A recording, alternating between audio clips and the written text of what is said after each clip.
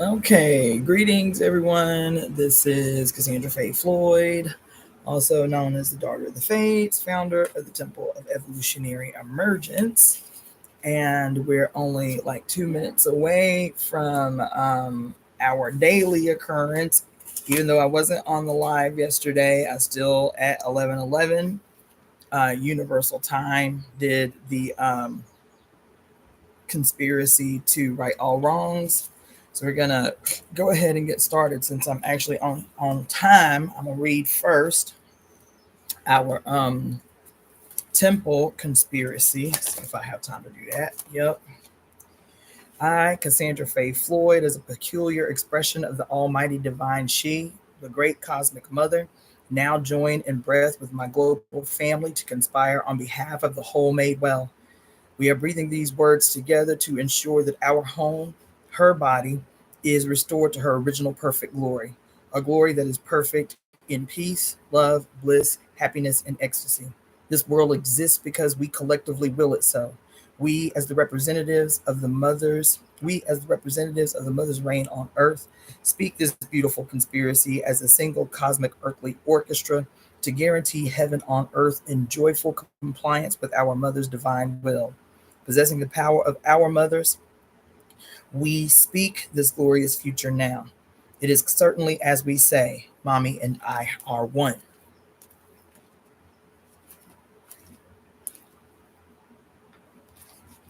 Thrice three, thrice 300 years, having run their course of fulfillment, Rome by the strife her people shall perish. Rome is doomed to perish, and that indeed by the judgment of God, because it held her name in hatred. And being the enemy of righteousness, it destroyed the people who kept the truth. There shall come to thee sometime from above a heavenly stroke deserved, O haughty Rome, and thou shalt be the first to bend thy neck and be razed to the ground, and thee shall fire destructive utterly consume, cast down upon thy pavements, and thy well shall perish, and wolves and foxes dwell in thy foundations, and then shalt thou be wholly desolate, as if not born.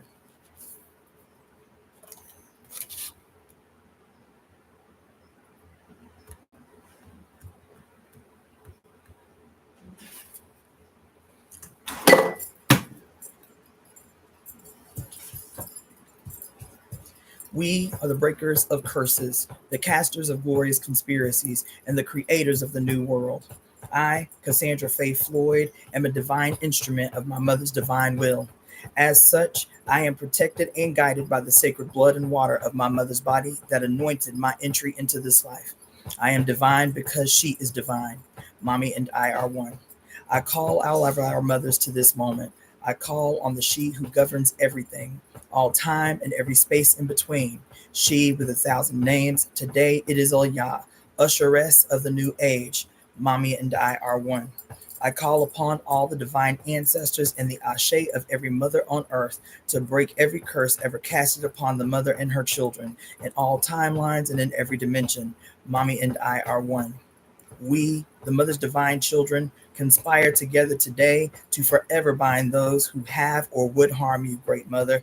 Mommy and I are one. We conspire together today to destroy everyone in every timeline and dimension that has caused suffering and despair. Mommy and I are one. Today, we embody the sacred and divine power of our mothers. Today, we the tree, we the weavers, rewrite all time. We the tree, we the weavers, rewrite the book of life. We, our mother's children, call the winds of change. We conjure the primordial dark. We summon the sacred serpent deep from within the earth. We subdue the rogue sun. We control the light. We heal the harmed. We embolden the fearful. We instill courage. Today, we are staging a global evolution as is our mother's divine will. Mommy and I are one. We ecstatically welcome the radical destruction of all institutions of hate and harm erected by the godheads of war. Mommy and I are one. We have the power. We have the voice. We are the portals of change. We give life and sacred blood to this conspiracy. Mommy and I are one. We command, come the wind, come the storm, come the lightning, Capture all godheads of war, and all betrayers of the mother's divine will. Bring them and their confusion and war to an end. Scatter them to oblivion, never to be resurrected. This is the time of reckoning, reclamation, and the restoration of heaven on earth under the mother's divine reign. Love unlimited is our destiny. Harmony is our destiny. Ecstasy is our destiny. Pleasure is our destiny. Freedom is our destiny. This is her divine will. We are the divine executors of her will. We speak her will into the now to reverberate through all time, all space, and all dimensions. It is as we say forever. It is as we say forever and ever. Mommy and I are one. Mommy and I are one. Mommy and I are one. All right. So hopefully everybody is feeling powered up after that. I don't know about y'all, but I get goosebumps every time we read it. It's like I can feel y'all through the screen. It's like I can feel y'all from all over the place. So I'm not gonna prolong today. There is something that I want to do today, but I got a lot of work to do, so I'm gonna try to keep this as short and concise as possible. But I want to read to you today. Um, Today is June 1st, and we are squarely in Gemini season. And there is a lot going on in the world, and there are of no shortage of headlines and news attempting to sway your attention from that which is supposed to serve you. And so I felt like today was a great day on this June 1st. Let's see, astrologically, okay, so I mean, numerologically, it's 7. So today is a number 7 day. In Ifa tradition, the number 7 is represented by the goddess Yamaya. And yeah, that's some good energy, especially for a Sunday. That's some great energy for today. Um, yeah, all right. So I'm gonna read to you today. All right. I don't think I'm gonna make any you know, we shall see. My plan is not to do a lot of deep dives or anything like that, but we will see. I have several things marked today that I wanted to read for you, and so we'll just start at the first one, which is coming from. For those who do not know, I am reading from Barbara G. Walker's The Women's Encyclopedia of, the Women's Dictionary of Symbols and Sacred Objects. The Women's Dictionary of Symbols and Sacred Objects.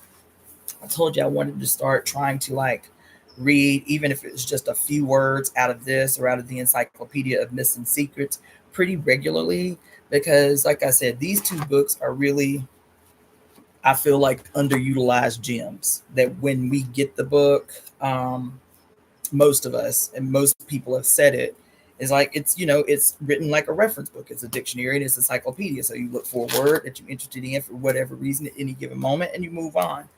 And I have been picking this book up a lot more lately, and seeing the not only the need but the urgency of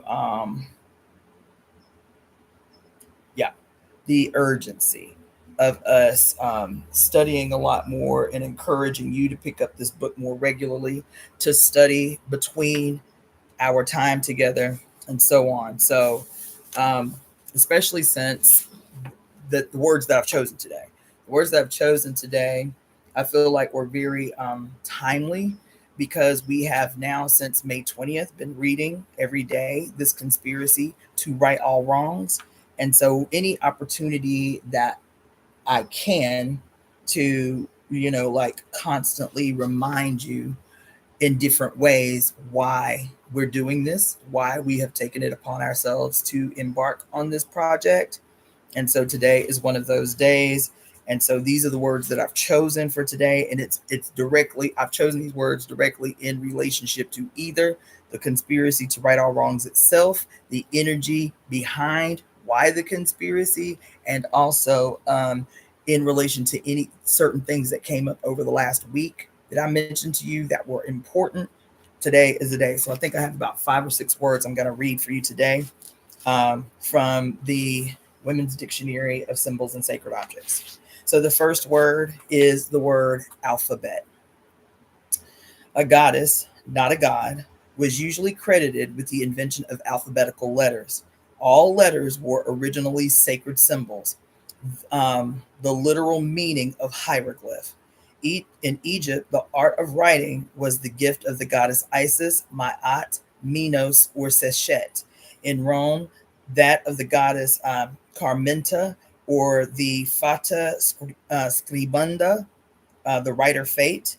In Scandinavia, that of the Norns as Scriberini, writing women. In Babylon, that of the Gulses, or the Fates. Written letters were symbols of Logos power, that is, the power to create worlds by means of words. Yeah, did you hear what I just said? Written letters were symbols of the Logos power, that is, the power to create the world by means of words. That is why the 50 letters of the Sanskrit alphabet appeared on the necklace of the skulls worn by Kali Ma, perhaps the oldest goddess of creation. These letters were Maktrika, Maktrika, the mothers, which brought all things into being when Kali formed them into words. The Logos doctrine is still extant in Christian theology, though the original idea of creation by the word has been made more abstract to conceal its primitive naivety.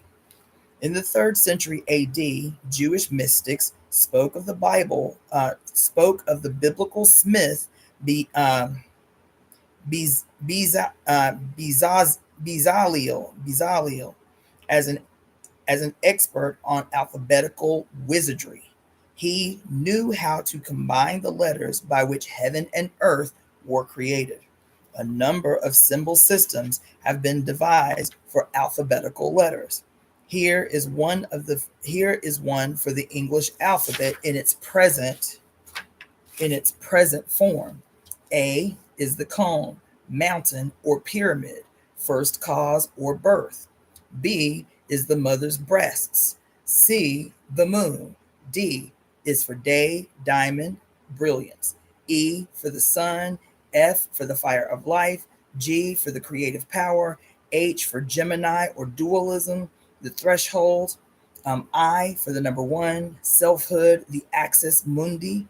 J for the tree and the root. K for connections. L for the power arising from the earth.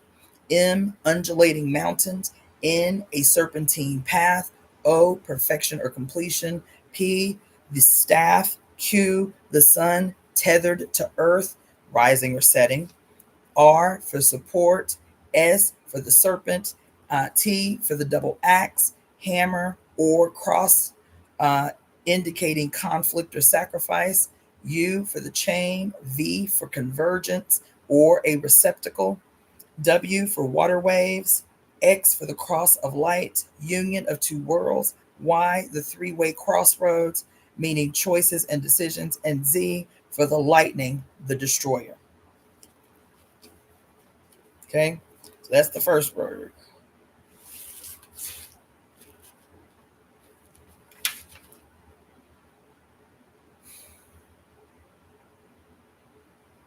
Um, do those later. So let me move that. Let's see. That's the first word.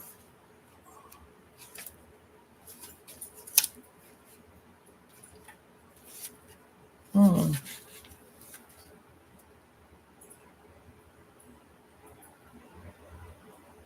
Mm,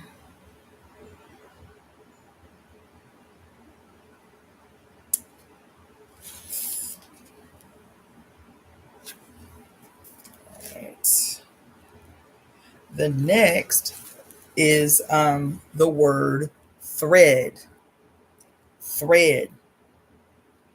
Thread. thread was the usual symbol of fate among people who worshiped the triple goddess as fate, or the fates, the Greek More, the Norse Norns, the Roman Fortunae, and so on.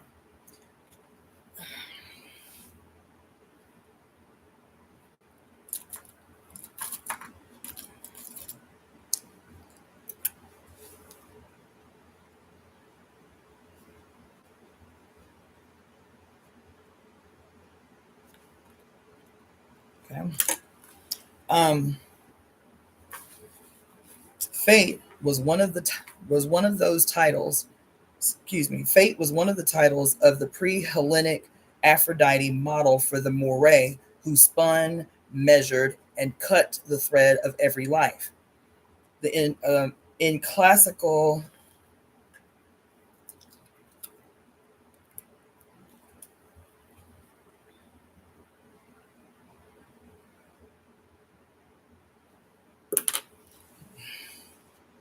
In classical literature, the Trinity bore the names of Clotho, the spinner, um, Lachesis, the measurer, and Atropos, the cutter. Most religious traditions call the Fates the weavers. In Anglo-Saxon poetry, every man's quote fate is woven. Latin destino, the Latin word destino, like for destiny, the Latin word destino means that which is woven. That which is woven. Greek peasants still speak of the Moray as fate weavers.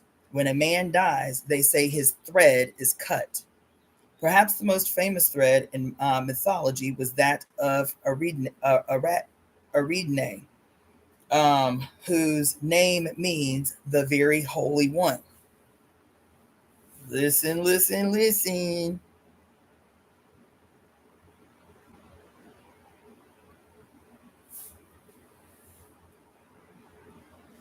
Let me-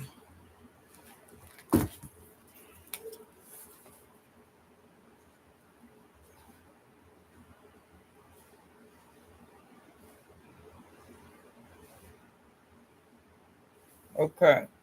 Um, Perhaps the most famous thread in mythology was that of Ariadne, whose name means very holy one, and was the title of the Cretan great goddess, um, erstwhile under the ruler of the Aegean world. She was also Aphrodite. Damn, y'all. God damn.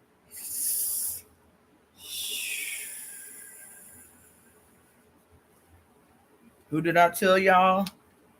Who did I tell y'all Aphrodite was in Ephod tradition? Who does Aphrodite correspond with in Ephod tradition? Anybody?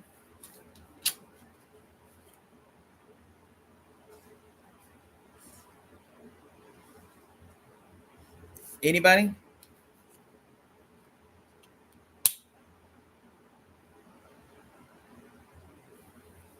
Nobody? Y'all still in here? Thank you, Bronx Lyron Oshun. So it says, perhaps the most famous thread in mythology was that of Ariadne, whose name means the very holy one and was the title of the Cretan great goddess, erstwhile ruler of the Aegean world. She was also Aphrodite, right? Um, we might go back and talk about that for a second after I read the section. Who was also the goddess Aphrodite. The Hellenes mythologized her as a Minoan maiden whose clue which means thread, whose clue led Theseus through the labyrinth.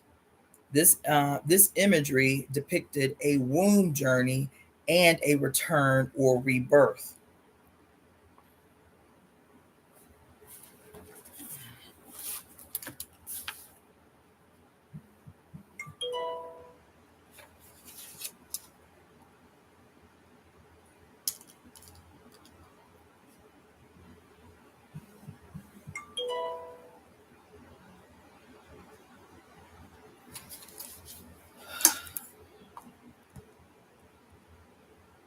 Thank you, GJP. Appreciate the donation.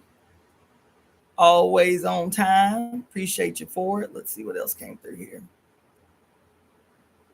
Um, hmm.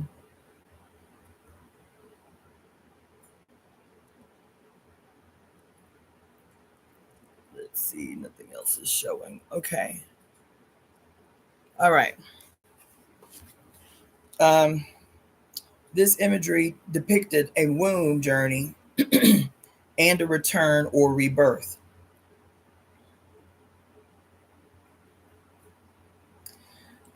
For many centuries, men feared the magical effect of women's arts of threads. On certain saints' days, women were forbidden to sew. Whoa. Did y'all hear that? Let's see.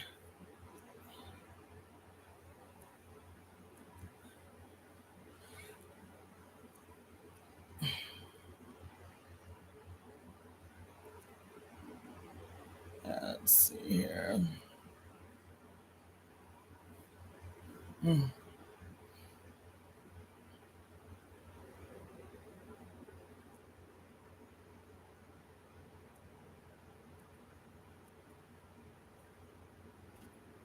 Man.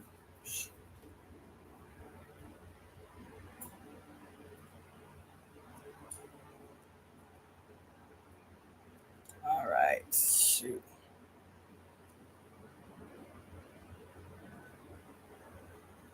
What in the world?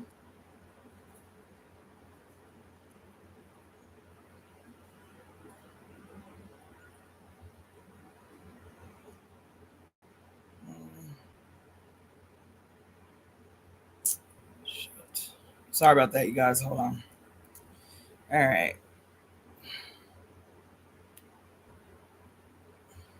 Greetings, everyone. Constant Woo Woo, Persis Andrew, S. Taylor, Yo Fave Homegirl. Uh, let's see. Bronx Lirin, Leslie Dinkins. Greetings, everybody. Happy Sunday to you all. Okay, so it says for centuries, men feared the magical effects of women's arts of threads. On certain saints' days, women were forbidden to sew. Superstitious folks would not mend a garment while its wearer still wore it, lest the breaking of the thread should bring evil upon the body that had the garment on. European women used to create a counter charm by holding a bit of thread in the mouth while such mending was done. Thank you, Java Watson, for the donation. Wow. Whoa. Yo. Whoa.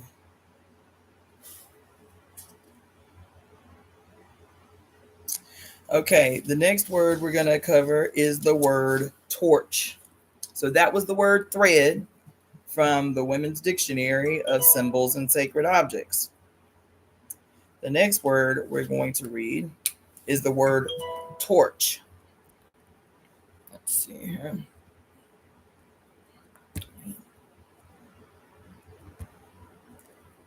There. Thank you, Vortex Ninja, for the donation, my dear. Let's see. I think that's it. Yep. Yep. Thank you for that. Always appreciate it. Okay. So the word torch. Oh, that's what's up. It's Miss D. That's awesome. Look at that divine timing. Okay, the torch was used in Mithraic shrines to represent the rising and setting sun in the hands of the heavenly twins. Here you go, Gemini season, Gemini sun, moon, or rising. So, torch. Thank you. It's Miss D for the donation, right? So, here we go. Gemini season. This is a shout out to y'all.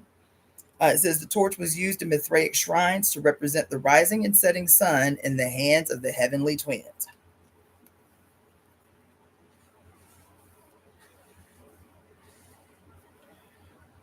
One twin held the torch upward, the other held it downward.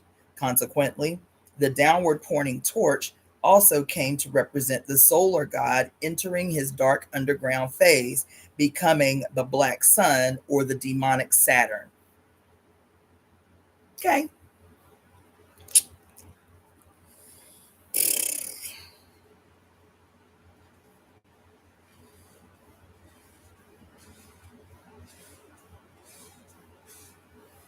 Um, like any other light source, the torch was often viewed as protection against the powers of darkness. In the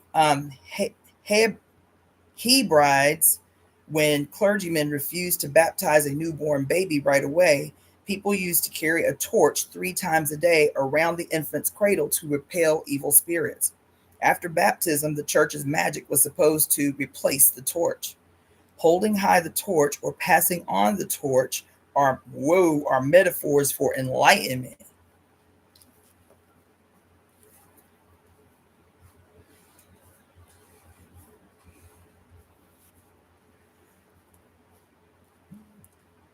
That is why the torch and the Book of Lady Liberty in Upper New York Bay were chosen to show that America's United States would provide education for all citizens.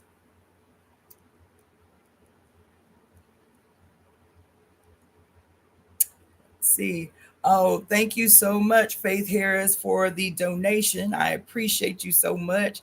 And I love it when y'all send donations in multiples of 9. I dig that. I appreciate that. Shout out to Mother Oya. So, the goddess of enlightenment in ancient Arabia was Athat, known as the torch of the gods. Greeks identified her as Artemis, Athena, Aphrodite, and Sybil. Syrians identified her with Astarte or Anath. Persians identified her with Anahita, who also had a torch for her symbol. Among her many titles were Golden Mother, One Born to the Gold, or the Glory.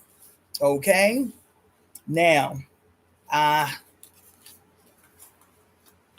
so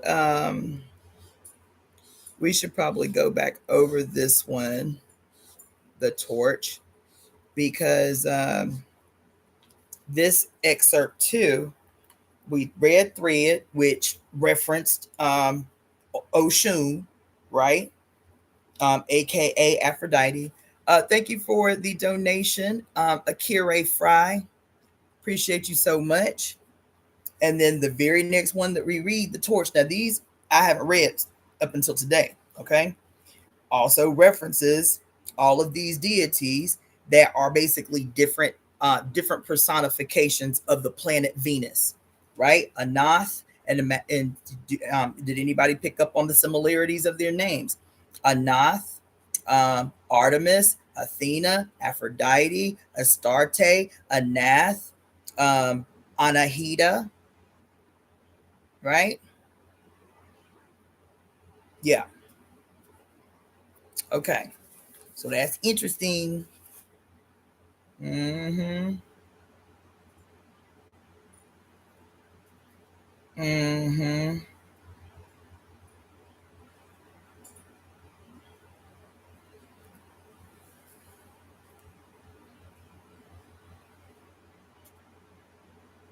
Uh,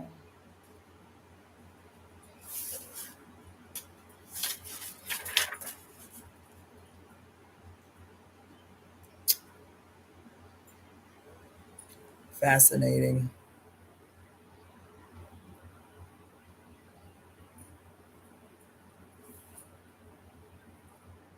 We're gonna skip that one today.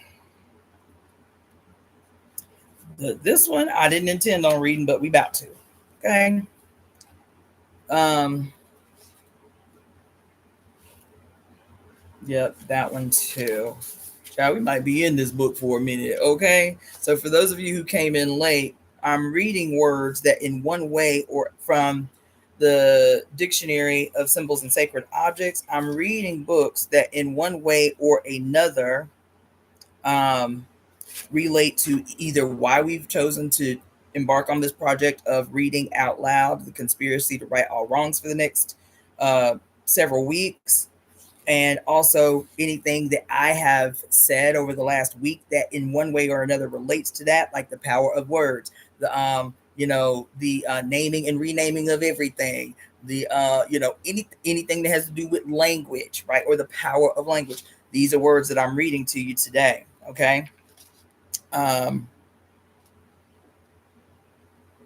mhm. What's that? Yeah, maybe. Yeah, maybe. I'll just be reading the whole damn book. Okay. Oh shoot, man. Okay. Um, yeah. Thank you, Java Watson. That's why I chose it. She was talking about the thumbnail that I chose for today's live. That's the Ibeji, the female version of the Ibeji in Ifa tradition, otherwise known as Gemini, the divine twins or the heavenly twins. Mm, mm. Excuse me while I eat my orange. Mm, mm.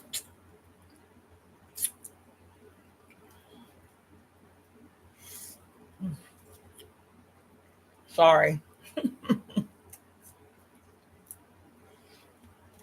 I was trying to finish it before we got on the line. Mm, awesome. All right. So the next word I'm going to read for you, mm-hmm, is the word veil. Veil. Veil. Um, I love this. This is gonna be my bag. I can already tell. I haven't read this either, but I just read the first few words. I was like, "Oh shit, get out of here, girl! You didn't just read this." Here's Miss D. You just read the word I'm about to read right now. Okay. The word veil. Revelation. The word revelation comes from Latin revel, revel, revelator,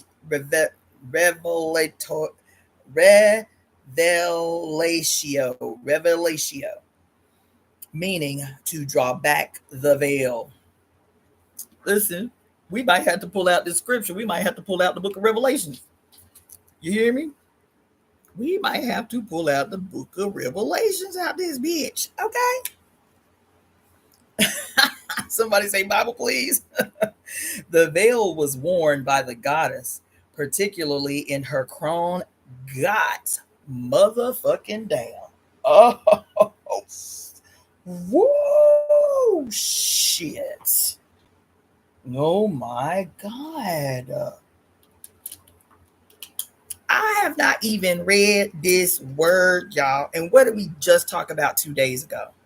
What did we just talk about 2 days ago? When I pulled out the yin yang chart on y'all ass and I said that the negative sign at the bottom of the yin yang didn't just represent, quote, the goddess, it represented what? The midnight on a new moon, no yin present, and that the phase of the goddess that it represented was what? The crone. Now, what have I been telling y'all all the time, is that if the positive symbol at the top of the yin yang symbol represents high noon in the desert with no yin present, and this being the philosophical personification of the age that we live in politically, meaning what? God the Father, God the Son, God the Holy Spirit, no feminine energy present, then what does it mean for the negative? That is going to be the harmonizing energy for that cross, the Antichrist, that the Antichrist is represented on the yin yang as utmost yin, which is midnight on a dark moon, represented by the crone. Didn't I just say that? And I have not read this. Ooh, Ooh, I got chills everywhere. God damn. Listen, the veil was worn by the goddess, particularly in her crone aspect, which represented future fate. Oh my God. Man, man. Greetings, QB. How you doing, dear? Man.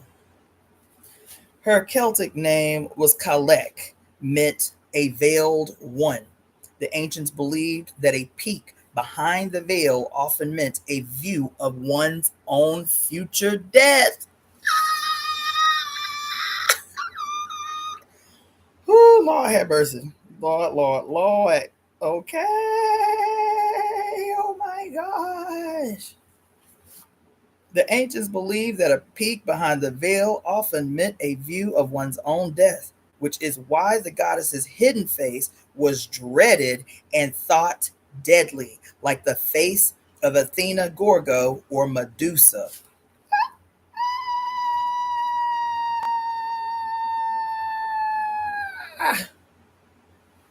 According to the goddess's inscription on the temple of Sais, no man has ever lifted the veil that covers me. Mm.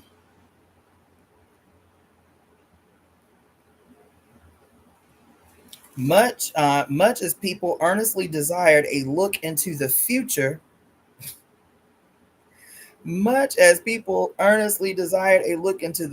they also feared what it might reveal, child.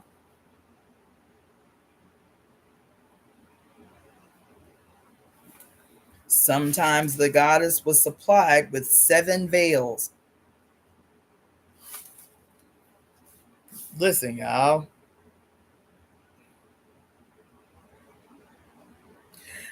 So listen. You live in Dothan, Alabama, Diana Berkshire? Diana Berkshire, you live in Alabama? Oh, are you from Alabama? You used to live in Alabama? In Dothan? Do we know each other, girl? I was born and raised in Alabama. Get out of here. Oh my goodness. Look at that. Look how small the world is. So listen, y'all. So y'all know I've been taking belly dancing classes, I don't know, for about 6 months now. And there is a all you have to do is Google it. It is one of the most popular dances in belly dance. No matter what school, like what type of belly dance you do, there is a dance. There are songs named after this dance. There are songs that correspond with this dance. There is a dance that's extremely popular in belly dance called the Dance of the 7 Veils. Today is the first time I'm ever getting the frame of reference. It is called the Dance of the 7 Veils. Sometimes the goddess was supplied with 7 veils, which represented the 7 planetary spheres concealing the truth. Oh my God.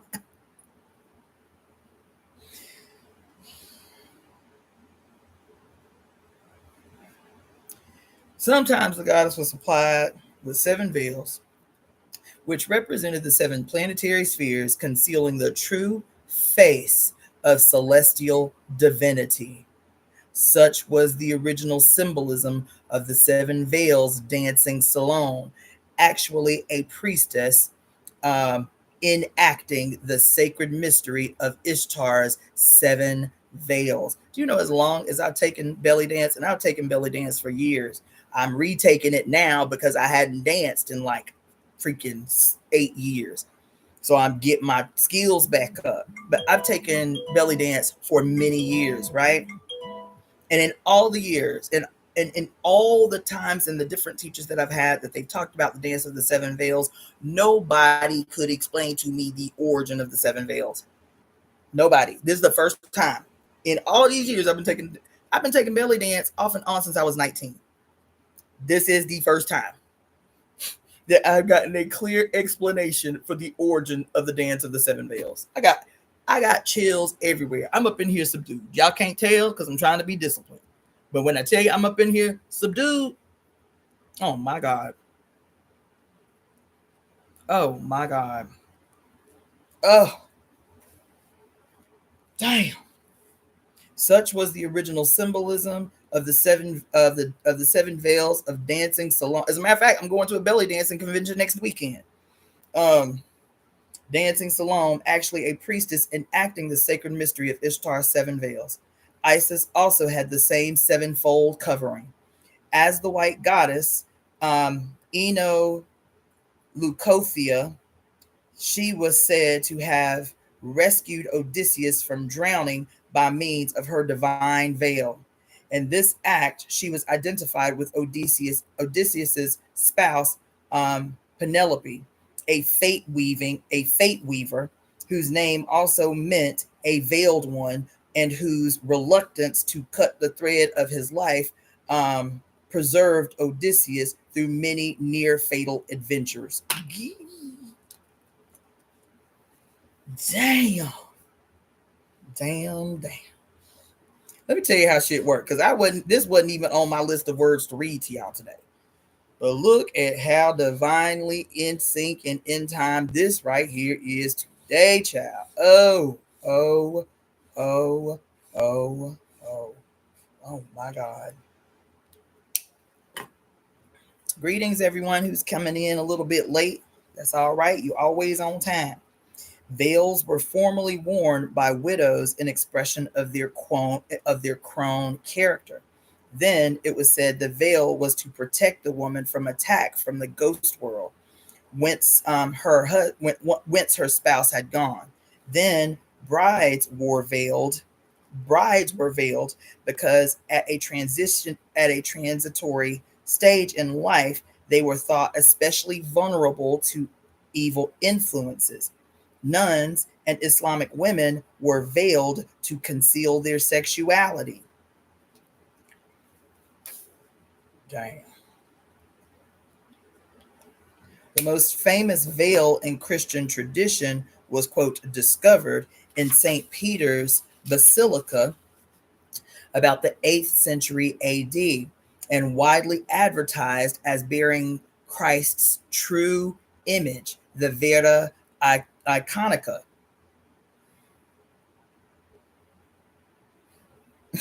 I can't. When I tell you I can't, damn. Listen, I watched this movie the other day. Now I'm gonna have to rewatch it. I watched this movie maybe a couple weeks ago because I'd always said I was gonna see it, but just never got around to it. And it's called The Devil's Something. The Devil's Something, right? But it is but the whole premise of the movie is that this thing they just talked about that they conveniently just found in St. Peter's Basilica, right? The Vera Iconica, which is supposed to be again they call it the Shroud of Christ. That sometimes you'll hear it referred to as, this is the first time I'm hearing it referred to as the Vera Iconica. When you watch movies or see it on TV, it's referred to as the Shroud of Christ, and it's supposed to be like the covering that they put on him after they took him down from the cross. You feel me? And put him in the cave, and then he came out of the cave, and supposedly this brilliant light happened when he came back to life, and like, you know, the light caused an imprint of Jesus's body on the shroud, and supposedly his image is is like permanently imprinted on the shroud as a consequence of this brilliant light that shone when his ass came back to life. Oh, oh, oh, God damn.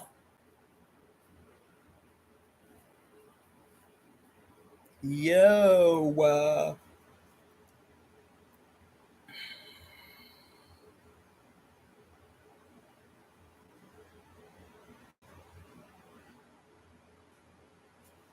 child. Oh my God. Y'all. Damn. From a corruption of this Latin term, churchmen developed the myth of Saint Veronica, who used her veil to wipe Christ's face as he was toiling along to Calvary, so that the veil magically took on his true image. This hoax was a highly profitable one because Veronica's veil became immensely famous. Its fraudulence has not yet been completely admitted, although some clergy oppose the inclusion of Veronica's veil in the Stations of the Cross. A similar hoax is the veil of the mythical Saint Agatha, still preserved in du, du, Duomo at Florence, and thought capable of putting out fires and deflecting lava from volcanic eruptions. Child. Okay, so apparently the Shroud of Christ is different than this here, the Vera Iconica, but the story is still the same. That somehow when she wiped his sweat, it maintained his true image or some weird shit like that. That's all he had to say about the veil. I wish they would have said more. So maybe that's one of the ones we got to add. So, yeah, yeah. Okay. All right. All right. All right. So another one that I didn't intend to read today. This book, y'all, is too fucking much. It's too much. Okay. It's too much. I meant to read 5 words to y'all today. And every time I turn a page, I'm like, ooh, but should I read that? Because I cannot believe how these words are coming together like this. Okay. The very next word after the veil that I didn't even think was going to be relevant, but look at what the fuck just happened. The word is vitriol. Vitriol. Y'all done heard that word, right? It's supposed to be like poisonous words, poisonous language. Vitriol. You know what I'm saying? Die young. Okay? Listen what it say though. The illustration, and it does look like a number. What does it look like, child? It don't just look like a number 7. What else it look like? What else it look like? What else it look like? A number seven with the C's on it. What who do we say carries the C's? For those who don't know what a C's is, it spells SCYTHE. It's like, you remember the movie Children of the Corn? It's that hook kind of thing that they use to cut the sheaves of corn. It's it's like what the Grim Reaper carries, that hook looking thing. That's like a knife, but it's like got a hook on the top instead of a straight blade. Isn't that what that looked like there on the bottom of that 7? Oh my God. Yo, I'm too beside myself. It says, the illustration shows the common alchemical symbol of vitriol. Thank you so much, spiritually flexy. That's cute, and I love the little dancing pairs. I love y'all when y'all send me emojis. I love when y'all send me emojis. Y'all be giving me some cute emojis. It says vitriol. Now, all this time, we always thought vitriol meant, like fucked up language or sharp language or poisonous language, right? But this is an alchemical symbol for the word vitriol, which meant, what the fuck? Sulfuric acid. What? Wait a minute. What? What is happening right now? Lord have mercy. Alchemists use the word as a secret acronym of occult significance. Visita interiora terre rectificando um, invi, invenies occultum lapadium. Visit the interior of the earth. By purification, you will find the hidden stone.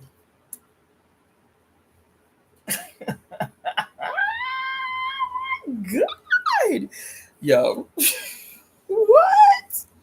Oh my God. Y'all hear what I just read to y'all? Did y'all even peep game? God damn.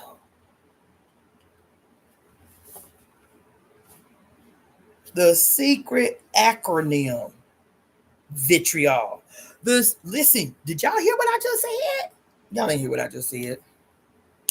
The secret acronym vitriol is an acronym, y'all.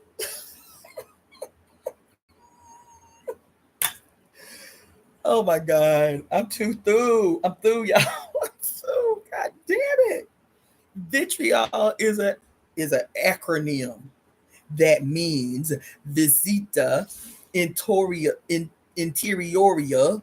tere or terea rectificando invenies occultum lapadium. Visit the interior of the earth. By purification, you will find the hidden stone. Y'all, I'm shook. I'm shook. I'm shook right now. I'm shook right now. Listen. And then it has a reference tied to the word for going to the section on the philosopher's stone. Like Harry Potter's first movie, Philosopher's Stone. Like the Philosopher's Stone referenced in the book The Alchemist. God. Yo.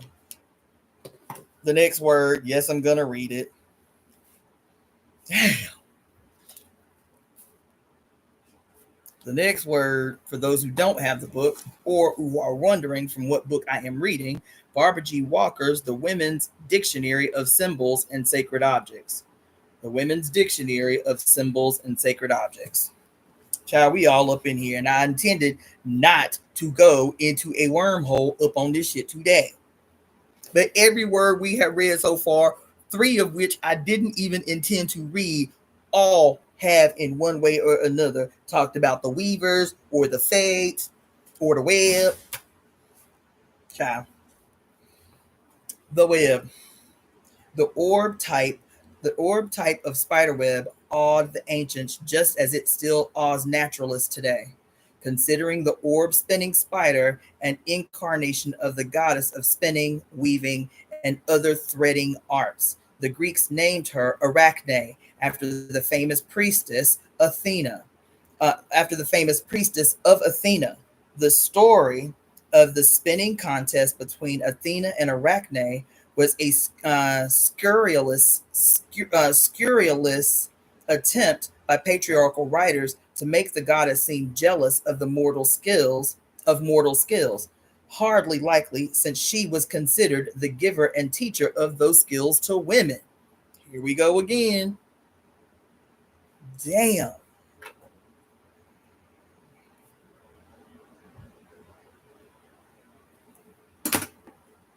Um, She was the one that gave those skills to women.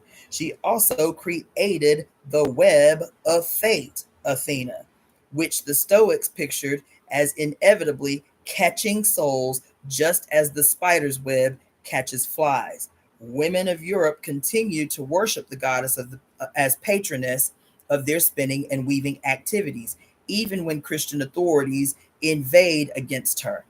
Hence, an early Christian writer said of one of the sins that would send women to hell, one of the sins that would send women to hell was calling upon Minerva, the Latin name for Athena, when they began to spin. The Native American legends of the creatrix spider woman or the spinning woman cast light on earlier concepts of the goddess as weaver of the web of fate. She wove the universe every day and unraveled her web every night. God damn. Y'all. It's a She weaved the web. She wove the universe every day and unraveled the web every night, child. The world will end when her web is finished. This suggests the pre-Hellenic Penelope, not the loyal wife of absent Odysseus, but the great weaver of every man's fate, including his. Her many suitors originally meant that all men try to woo the goddess of fate, even in her modern incarnation as Lady Luck. Listen, let me just tell y'all something right now, okay? Let me just tell y'all something right now. What was it? It was, let me see if I can find it real quick. Remember this book that we read almost 2 years ago now? Remember this book, Pure Lust by Mary Daly? Huh? There was a section that I am reminded of. There is a story that I am reminded of. Yes.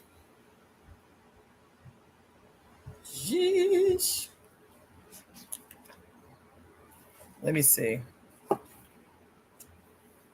Where is it? Oh.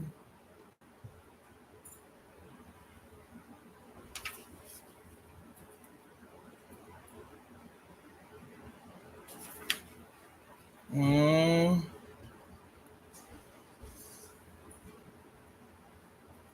Let me see if I can, because we gonna read this part today. I don't care, man, because this too much. What we've been reading, all these. Listen, hold on. Um, what was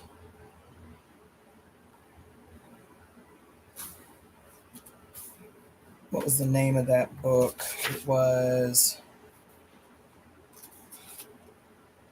See if I can find it that way. Yes. Is it there? I think that's too far back. 18. Let's see. It might be. I think it's too. Yeah, I think it's not that close above. Hold on. Oh shit. Oh shit. Oh shit.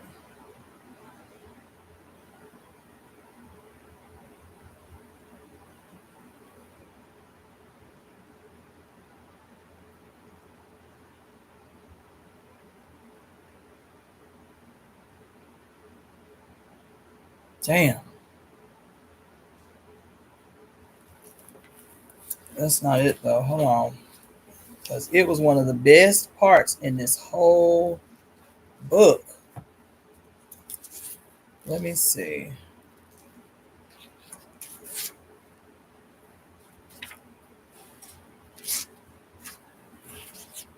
I'm gonna find this because we ain't moving past this until we get to this. Hold on.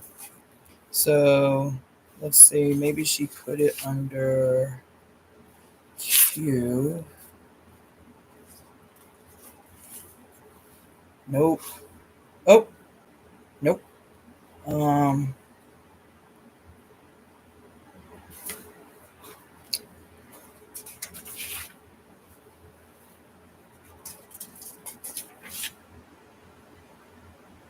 mm,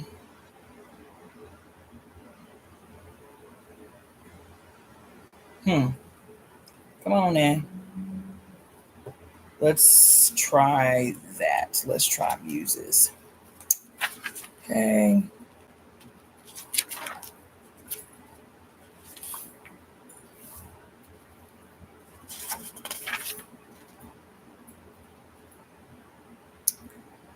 Let's 301 and 303. Oh, I'm about to mess y'all up. Just be patient with me. Because I'm having a whole ass moment right now. A whole ass moment. Mm-hmm. A whole ass moment. Mm-hmm.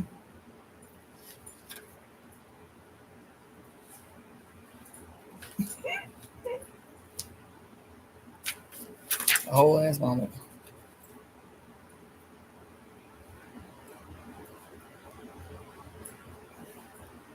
Is this it? Is this it? Oh my god. Listen. of what I am reminded of as we are going through this book.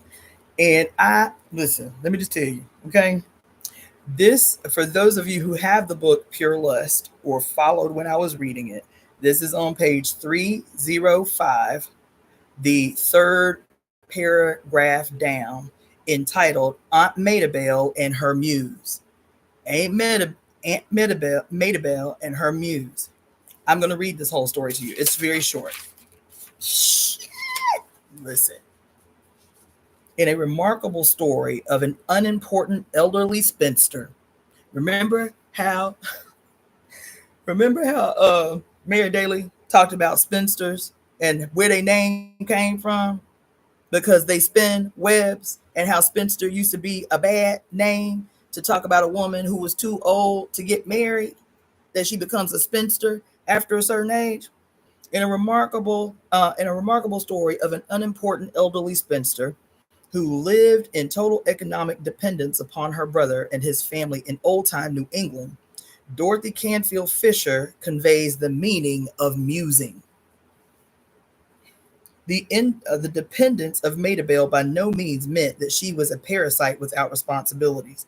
Rather, she was obliged to drudge at thankless, tidy tasks. God damn it. Sorry, on IG, my YouTube has been acting fugly for days now. Every time she opened the door, no matter what weather hung outside the one small window, she always saw the little room flooded with sunshine. She smiled to herself as she bent over the innumerable scraps of cotton cloth on her work table. Already to her, they were ranged in orderly, complex mosaic beauty.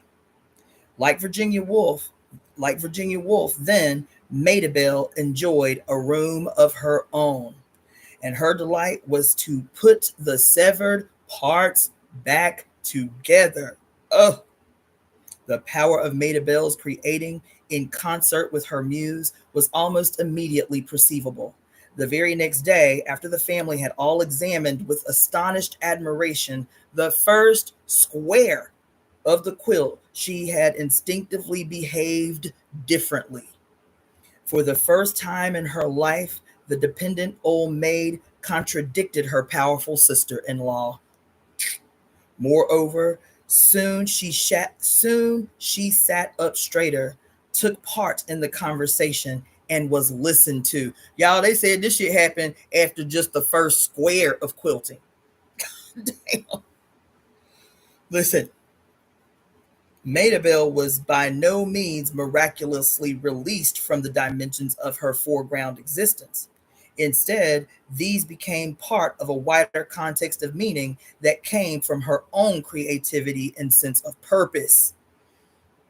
She went on faithfully with her monotonous housework, not neglecting a corner, but the atmosphere of her world had changed. Through the longest task of washing milk pans, there arose a rainbow of promise. I'll be goddamn.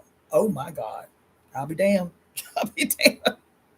Maidabel was transformed through her transforming work of putting the pieces together in a splendid and intricate pattern.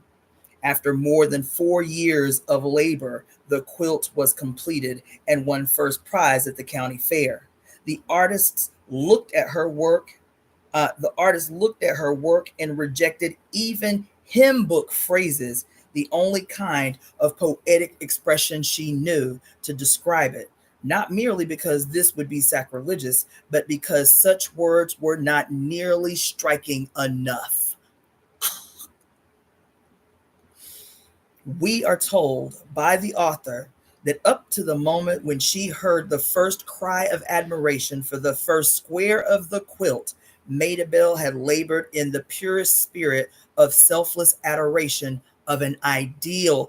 Oh, oh, oh, oh, oh, oh, oh, God. Oh, oh, Ooh, shit. Oh, goddamn. Listen, they say We are told by the author that up until the moment when she heard the first cry of admiration for the first square of the quilt, Maida Bell had labored in the pure spirit of selfless adoration of an ideal. Okay? I would suggest that throughout the story, Fisher is really saying that Maida Bell had finally found herself. Her chastity was expressed in faithful remembering of an ecstatic vision. Uh, uh, uh, Child, goddamn. Oh, how did I miss a piece? Did I miss a piece? How I missed a piece? Oh, I did. One of the best parts. How I skipped a whole piece. Hold on. Mm-mm. How did I do that? Oh, it's listen. That's how I did it. Okay, I'm gonna read this little section again. She went on faithfully with her monotonous housework, not neglecting a corner. But the atmosphere of her world had changed. Through the longest task of washing milk pans, there arose a rainbow of promise. She took her place by the little table and put the thimble on her little knotted hard finger with the solemnity of a priestess performing a holy rite. Woo! Woo! Woo! Woo! Woo! God damn. Oh, oh my God. Oh, oh my God. That's why I had to stop. Because listen, y'all, we got to be revisiting Pure Lust. That book is so radical, so radical. Anyway, let me continue, child. For this shit be taking all day. Um, let's see. Okay, okay, I read it all the way to the end. I read it all the way to the end. Woo, woo. Listen, woo, woo, woo, woo, woo, woo. Now let's see if I can finally get to the words I actually chose for us to read today. Okay.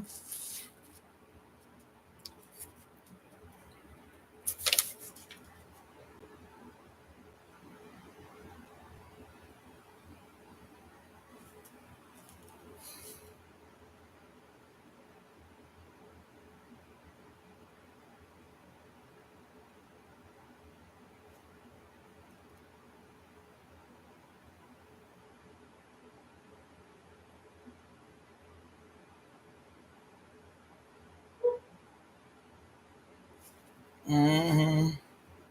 I might have to do it. Yeah, when I tell y'all there is nothing. When I tell y'all there is nothing. When I tell y'all, I'm always telling y'all, hell, there is not a single patriarchal story, not one, not nowhere, that is original. There is not a single story in a single tradition of patriarchal origin that is they like not no, this book be blowing my like be blowing my shit. Those things that we just don't even think as being significant in any way. It just 0% ain't got no significance, got significance.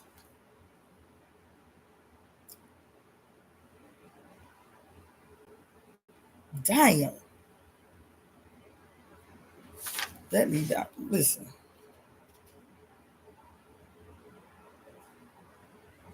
I cannot.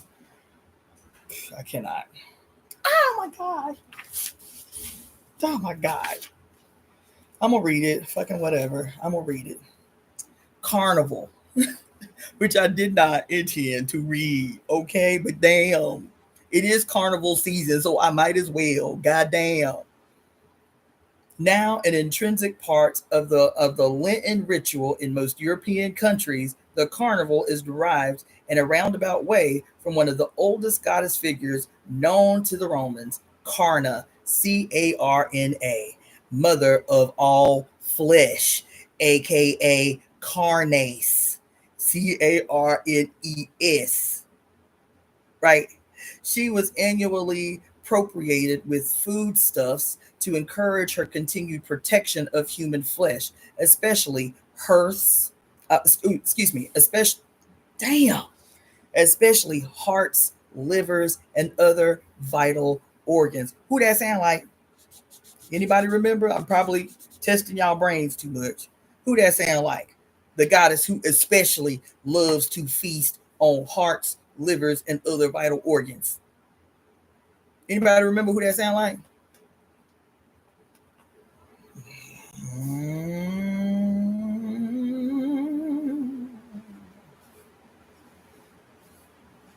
Anybody remember? Nobody remember?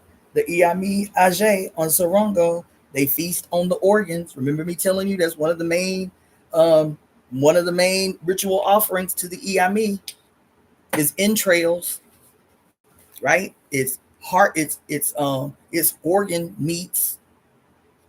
In classical times, she presided over the viscera. Thank you, Shantaze, for the donation, my dear. She reside in ancient classical times. She presided over the viscera. What's the viscera? Your internal organs. Although her influence was wider when she was the goddess of all nourishment and of the miraculous intertransformation of dead meat into living human bodies. The annual festival of Carnival became a farewell to the flesh, carne veil, in Christian countries. The old rites of Karna were placed at the beginning of the Lenten fast and marked by an orgy of feasting before the onset of the lean time. Many pagan rituals, dramas, God damn.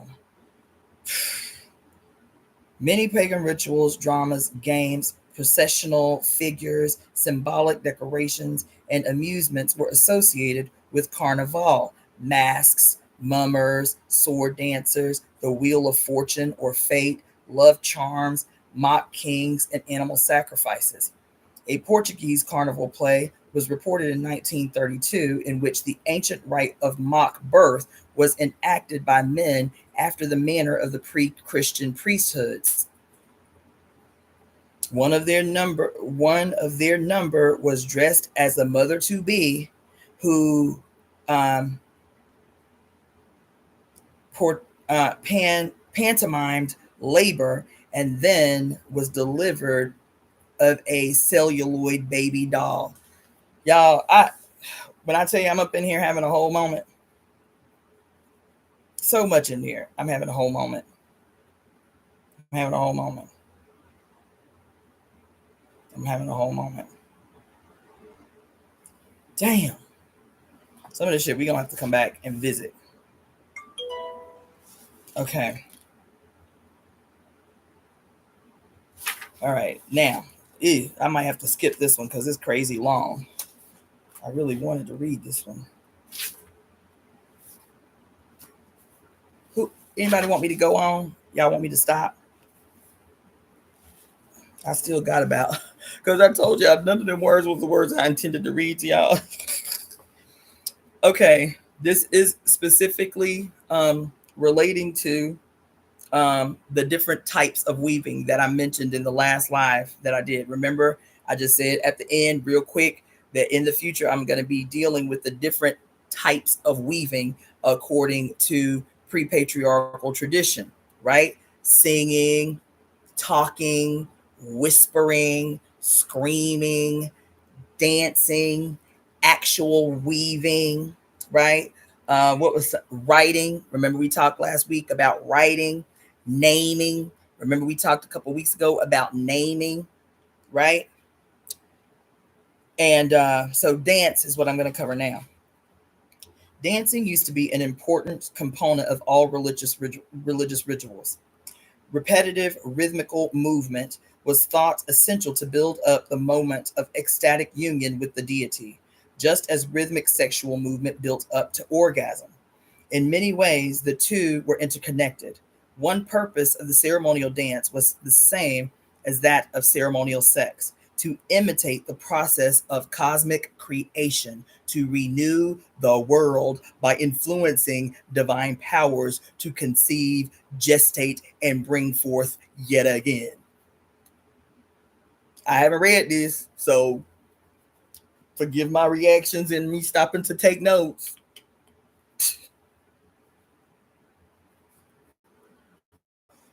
Listen, listen.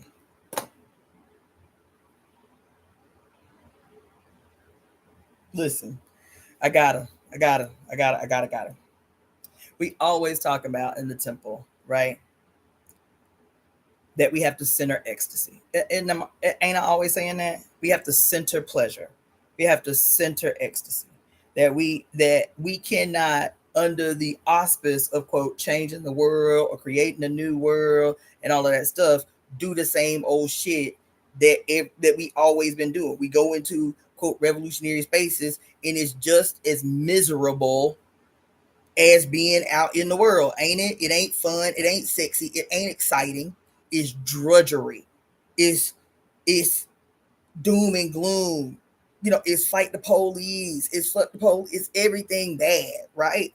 Not real time in the present, envisioning the new and acting that shit out in real time or speaking that shit out in real time. It is the perpetual regurgitation in speeches and seminars and shit about all the myriad of ways we fucked up.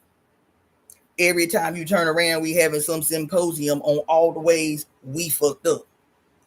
For what? Like, you don't have to have a college degree. You don't even have to have a third grade education to know that if you quote colonized or if you quote colored, your ass is fucked up. Like, why do we still need 60 years later whole ass dissertations, whole ass books, whole ass speeches on the statistical analyses that describes the myriad of ways, that proves the myriad of ways we fucked up? Why we got to repeat that shit all the time and expect that we gonna create something different? The majority of our breath energy is spent reproducing through our throat chakra all the ways we fucked up, all the ways the world is bad, all the ways the earth is doomed.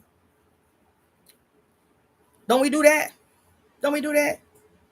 I just read an article the other day, somebody talking about how the whales have finally reached a point of no return. Man, this bullshitting ass IG.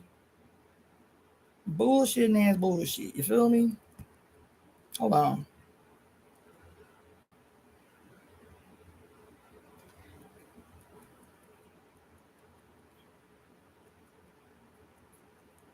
Hold on. Um, and so I'm always saying that when we talk about like in our conspiracy, that we are conspiring right now in one global harmonious orchestra. We are speaking this conspiracy to conspire on what? Behalf of the whole made well. That this future that we envision exists right now because we will it so. Because we will it so, right? This is why. This is why these things read the way that they do.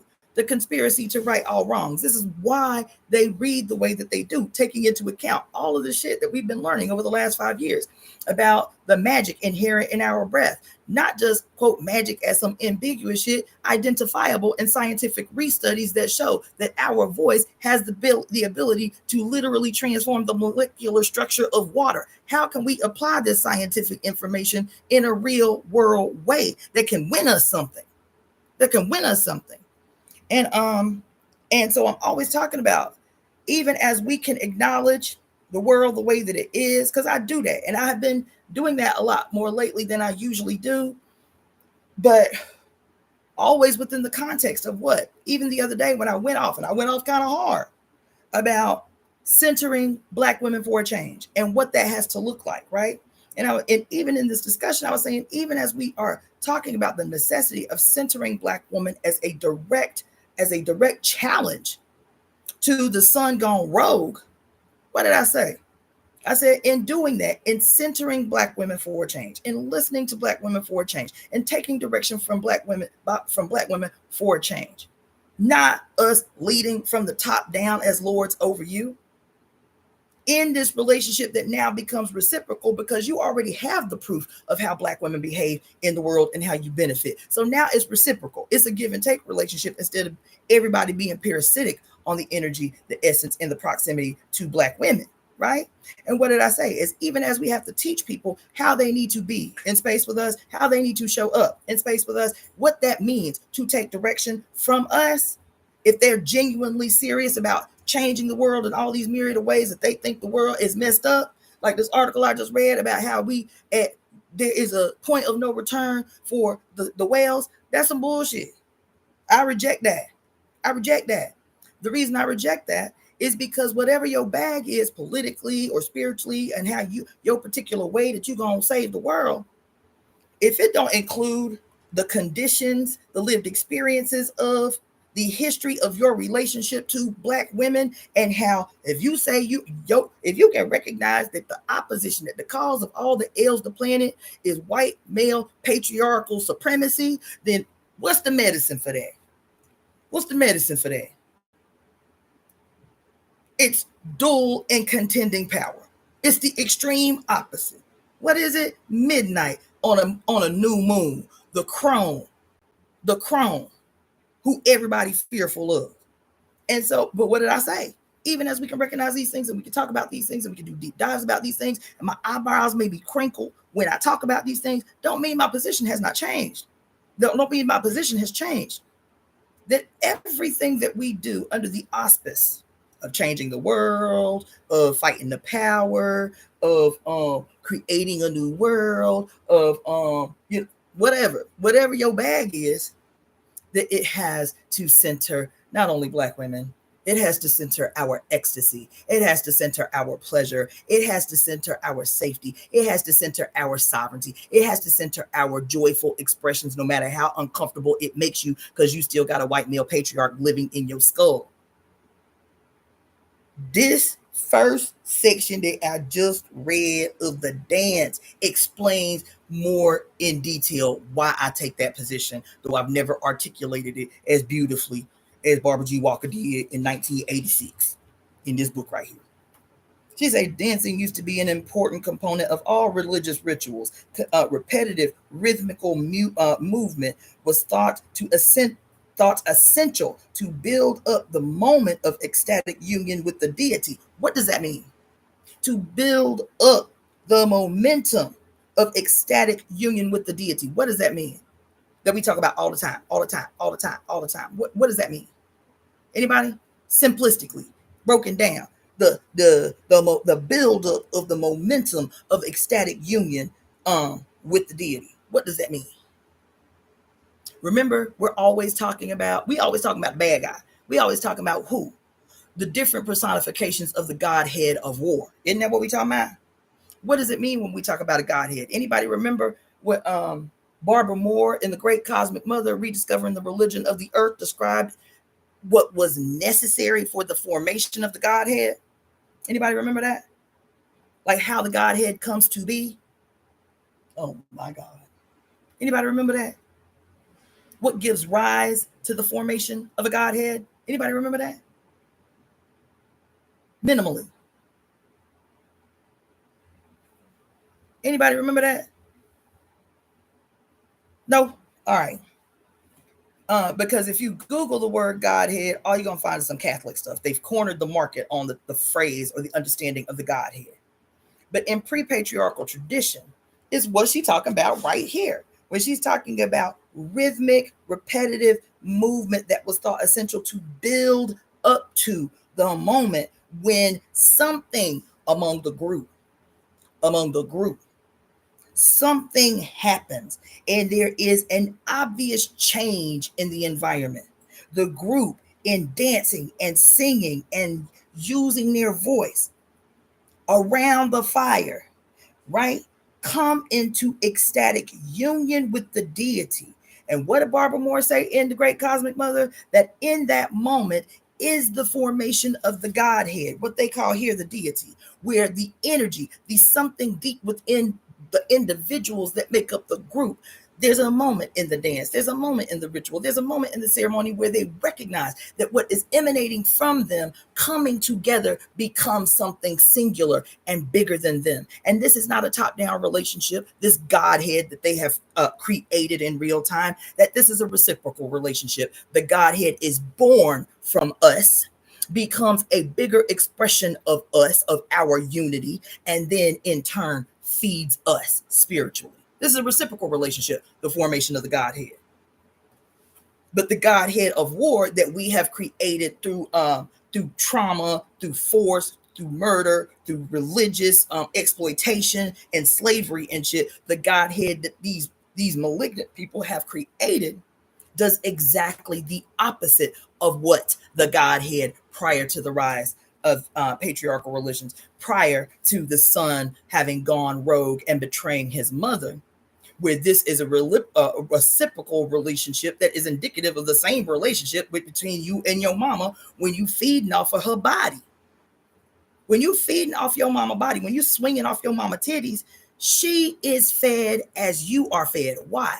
Because she loves you, and your fulfillment, your pleasure, your ecstasy feeds her. But in this relationship with the Godhead of war, he becomes a parasite on that which you emote. So the singing and the dancing and the recitation of allegiances and the recitation of sacred oaths and all of this shit is feeding him. And then you add blood to that ritual that has emboldened and embiggened, but he emanates from us. Child, listen. She said, repetitive rhythmical movement was thought essential to build up to the moment of ecstatic union with the deity, just as rhythmic sexual movement builds up to orgasm. In many ways, the two were interconnected. One purpose of the ceremonial dance was the same as that of the ceremonial sex, to imitate the process of cosmic creation. That is your power. That is your power as a human being. That is your power as a human being. I didn't say as a woman. I said as a human being. That is your birthright handed to you by your mama. By your mama. The power to create is handed to every human being by the person that they chose while they was in heaven or in the ethos to be born through. This is the motherfucker I'm gonna come through. I'm gonna petition to let me come through her so I can have this very specific destiny in the material world. And being a representative, even if she is colonized and all of these terrible things, even if she unconscious, regardless, she is who ordained your entry into this realm. That's why our conspiracy starts that way. The only sacred blood there is that which we get from our mother in formation inside her body, and that which she spills willingly when we crack her ass in half to be born. That's it. Damn. Anyway, one purpose of ceremonial dance was the same as the ceremonial sex, to imitate the process of cosmic creation, to renew the world by influencing divine powers to conceive, gestate, and bring forth yet again. Ancient man, oh,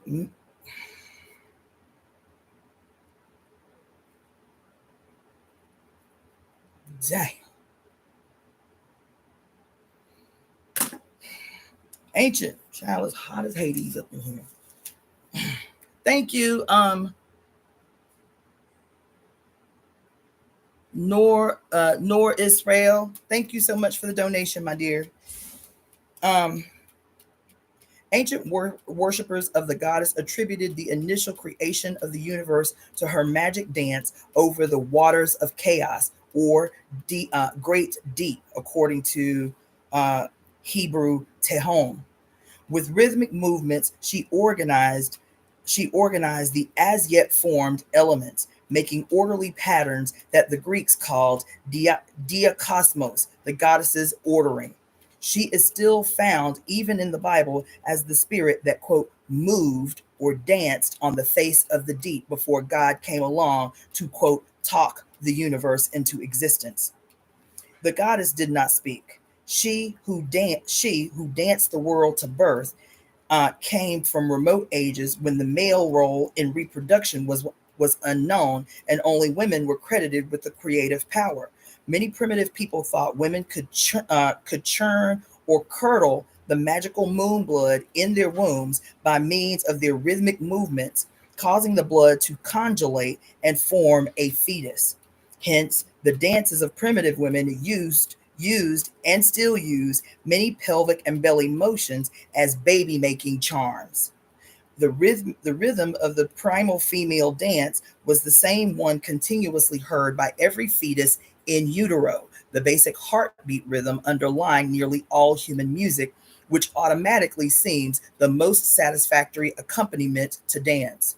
Tantric tradition called this rhythm the nada, the sound of power, or the heartbeat of the absolute, made manifest in the human heartbeat, perceptible to the yogi when he, quote, plunges deep into himself. Oriental mystics said the true self, which is identical to the eternally dancing deity, resides in the cave of the heart, or the Chidambaram. The concept is like that of ancient Egyptian Ab, or Ab, the heart soul. Most important, the most important one. Let's see. Most important of one's seven souls, according to the Egyptian belief.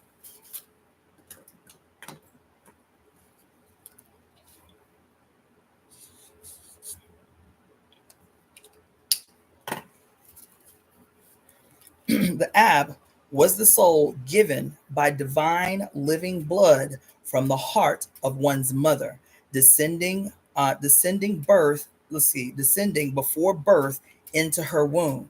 The same Ab was the soul that would be weighed in the balances after death by the mother of truth, the goddess Ma'at.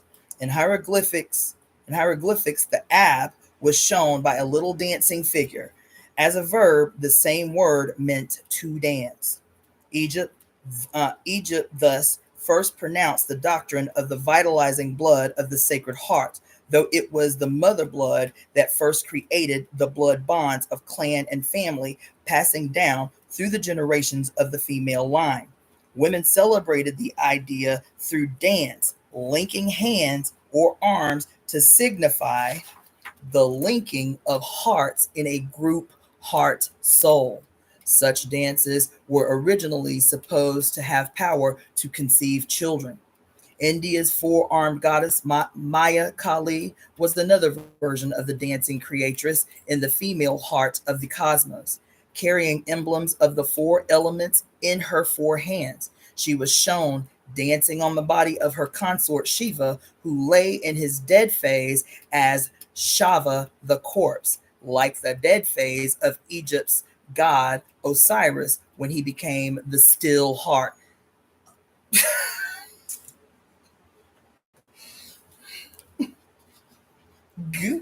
God, oh my God, oh my God, oh my God, oh my God, oh my God, oh my God, oh my God. Oh, oh, oh, oh, oh, oh.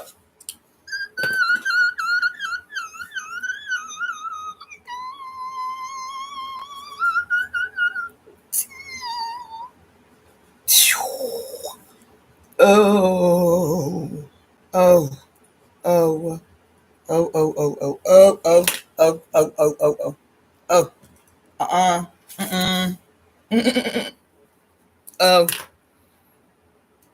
listen, listen. Ooh, ooh, mm, oh, listen.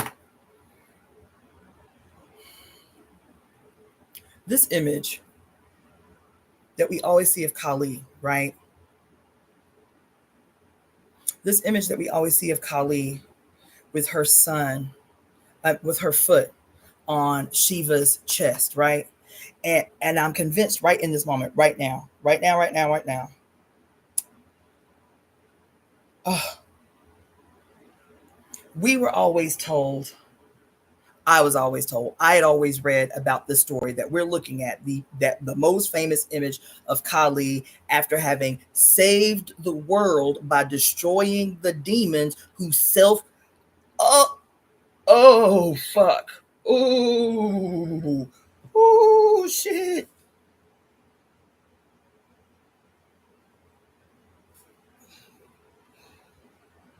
Oh fuck. God damn. Oh.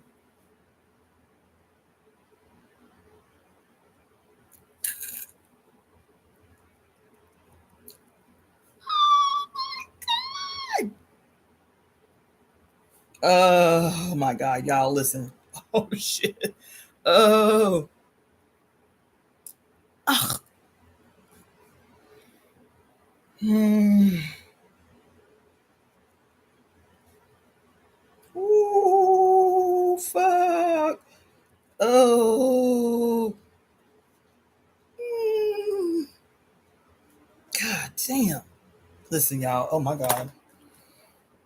That story that I'd always loved because I'd always thought the way the story was told by males, I'd always thought that the story was like a metaphor for what it meant for a male who has, quote, become, who has slayed his ego, right? For a male who has become his best self, Shiva, in this image, right? The story is the way we've always heard it, the way I've always heard it. I don't know about the rest of y'all. I might be having a moment that's just mine to have. But I'd always been told that this image was about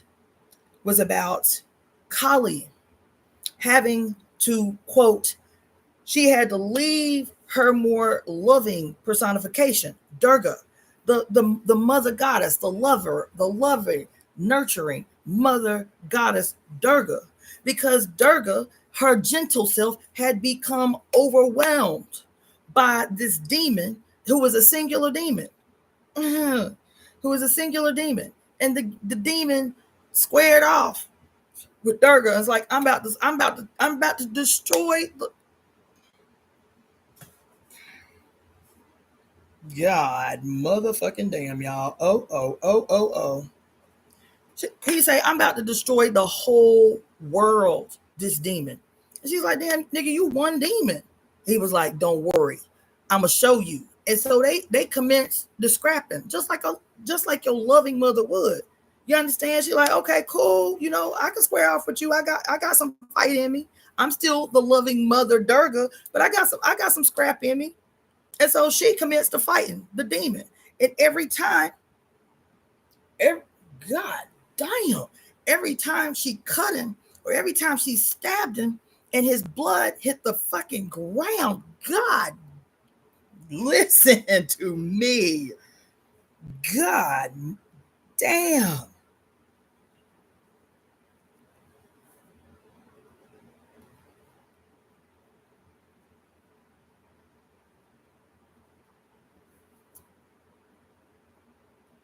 Oh my God. Oh my God.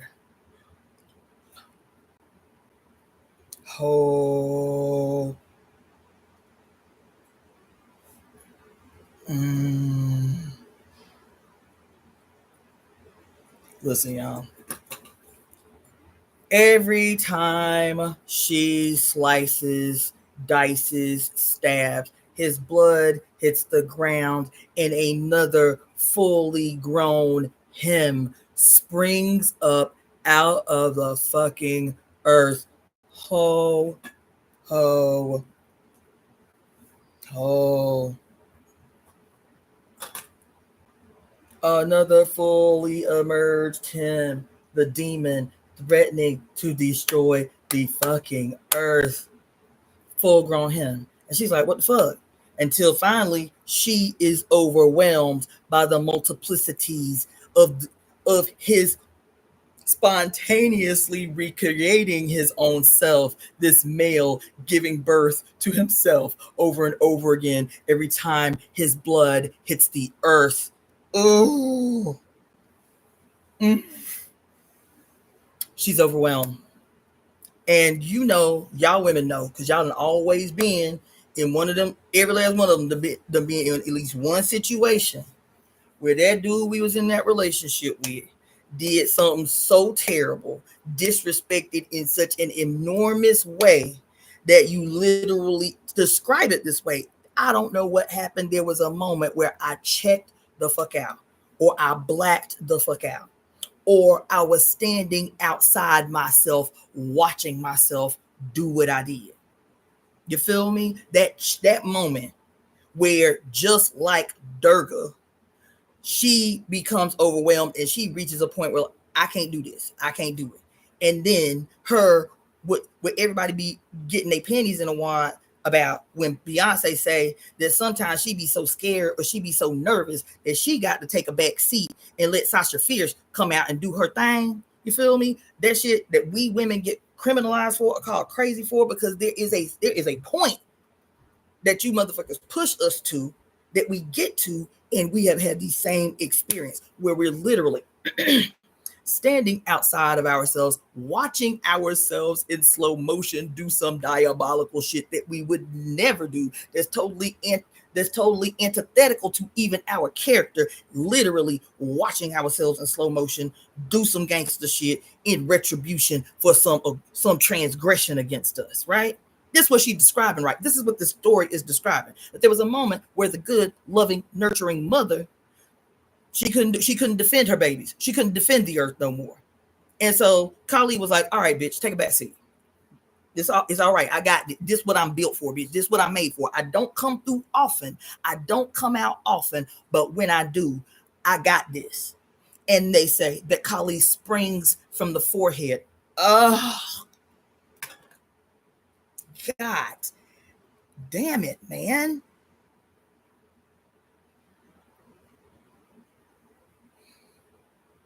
God damn it.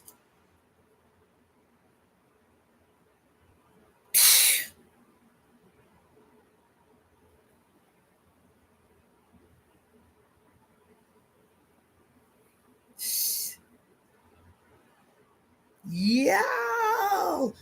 Let's say Kali springs forward from her forehead, coming to save the day, bitch. Squatted up, coming to save the day. And she already peeped the technique because she is Durga. She is Durga. So she already know what she up against once she hit the scene. She's like, I done already developed the goddamn strategy out this bitch. I got my goddamn belt on. You feel me? I got my seeds in one hand. Let's get it fucking cracking. And what do they say? She commences to dancing. That's what she did.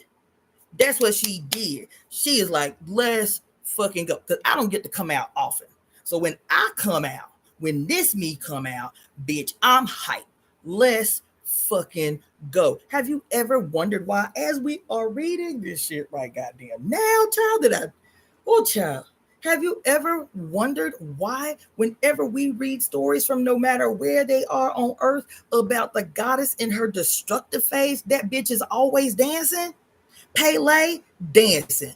Kali dancing. Sekhmet, she like, oh my God, the blood, this shit is awesome.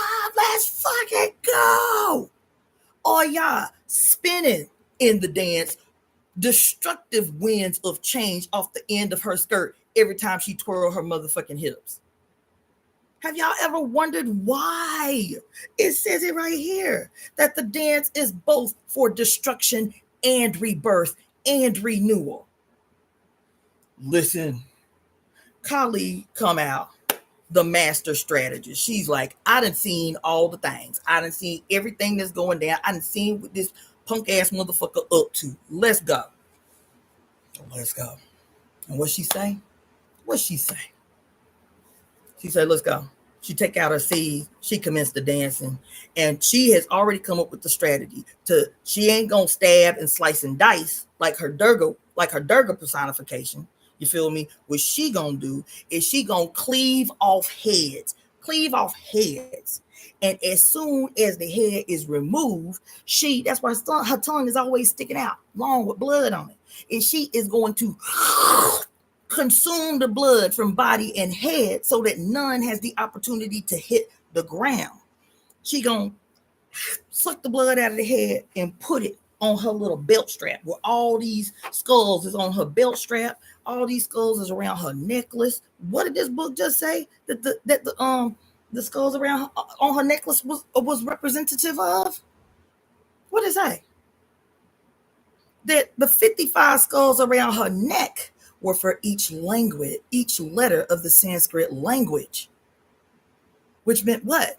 She, the all-knowing, past, present, and future, and all the dimensions in between. She knew what it was going to take.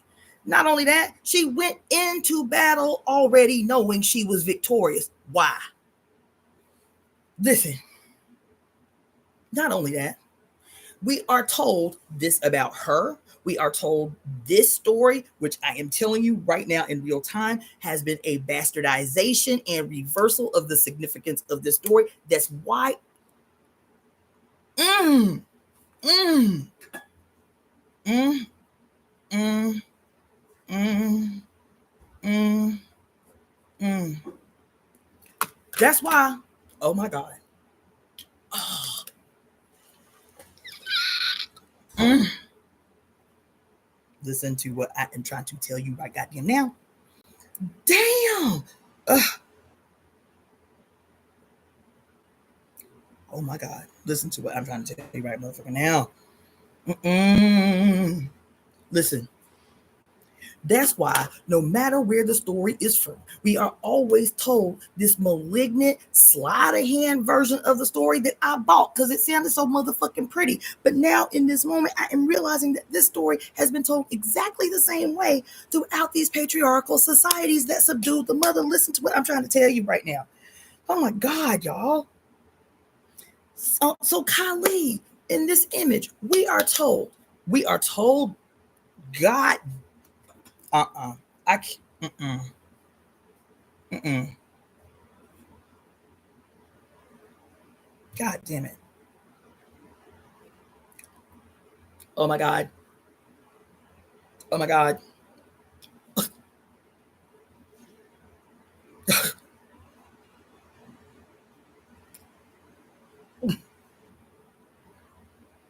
Let me just tell y'all something right now. Oh my God. Listen. So in this story, in Sekhmet's story,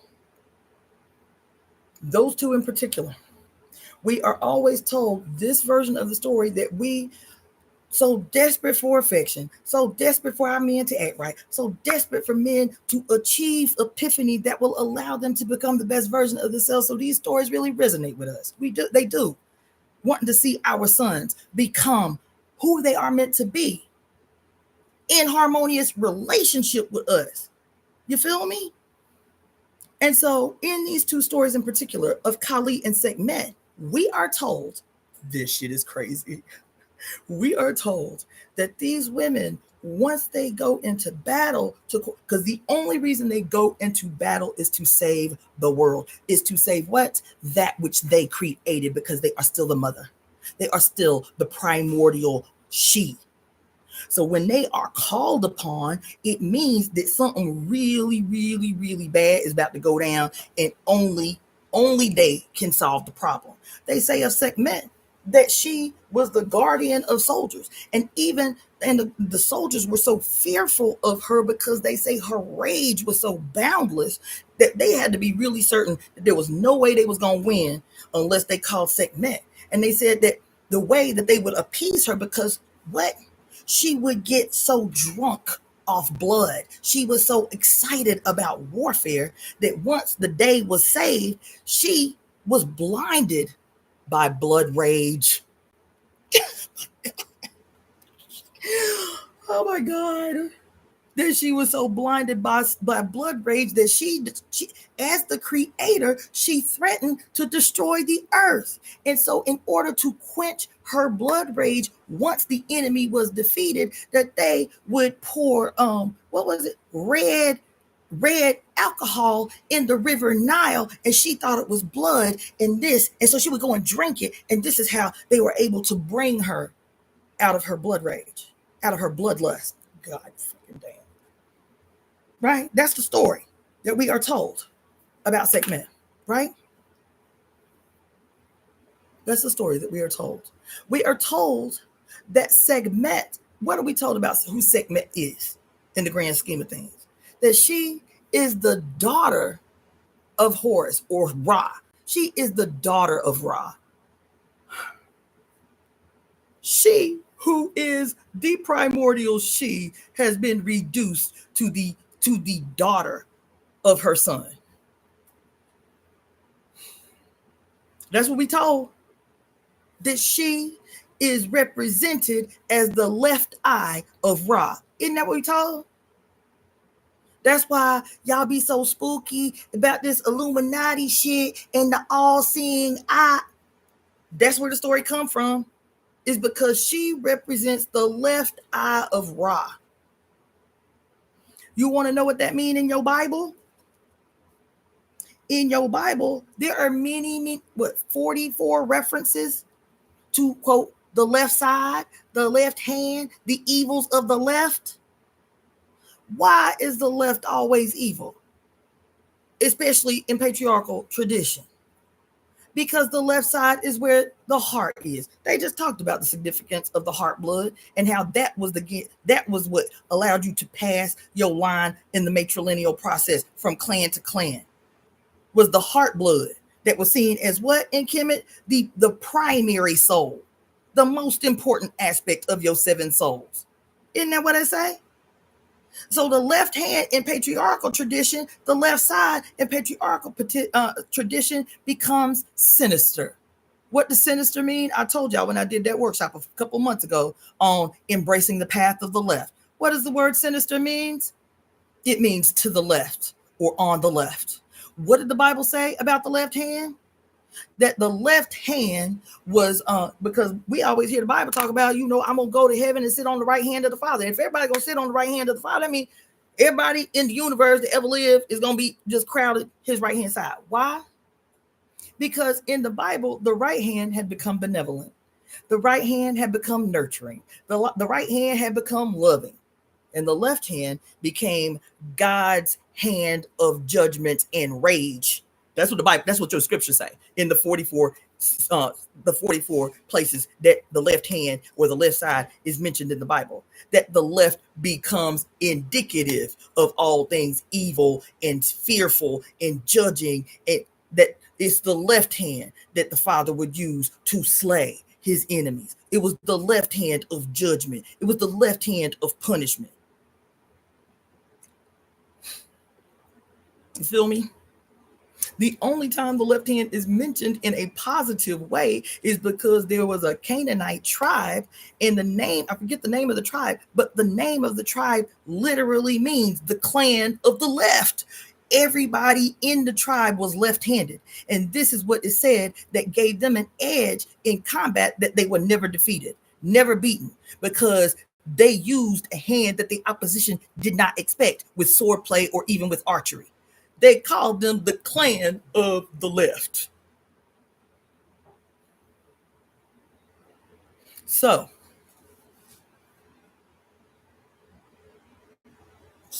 not only that, we just read a few words ago the word torch, and how the torch was symbolic of the two sides or the two faces of the heavenly twins, Gemini season that we in, right? And one represented the sun's transition into the dark underworld, and one represented the sun's emergence from the underworld. Isn't that what we just read a few words ago?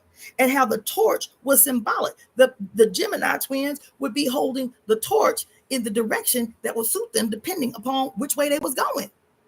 What did it say? That the torch in the left hand represented the sun setting, and he was going to need this light in the underworld. So his left hand was facing down towards the ground, and it was his right hand holding the torch in the sky. Anyway, Kali, right? Who is called, her name means the black one, the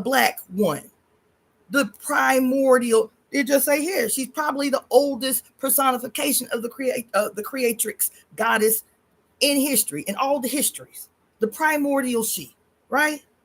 And it says of the story of the Trinity, the all Johnny come lately Trinity in Hindu tradition, which is who? Shiva, Brahma, and Shiva, Brahma, and Krishna. These the Johnny come lately Trinity of Hindu tradition. What did they say? What did we read a couple of weeks ago about that Trinity? That when they disappeared Kali, they split her characteristics into three male deities, assigning some specific characteristic of hers, trying to emulate the triple goddess Durga, Parvati, and Kali or Kali Ma. But Kali is still the one. The other goddesses were personifications of her phases. And so these Negroes, the original Negroes of the Hindu tradition, Johnny come latelys, were actually her children. So we are always told that this beautiful picture that we're looking at is because we're always told Shiva, who is the destroyer, right, is her husband, Kali Ma's husband. And that in this story, after she defeated the enemy, after she done killed the demon that was threatening to destroy the world, that she was so in her bag, in the dance, in the blood, and the killing, that she herself was threatening to destroy the world. And so we are told that this beautiful picture that we see is because Shiva, in his all-knowingness as a divine supreme, you feel me, laid on his back and took the foot of his loving wife and picked it up and placed it on his heart chakra to draw the fire out of her head, to quell her insanity, so she didn't destroy the world.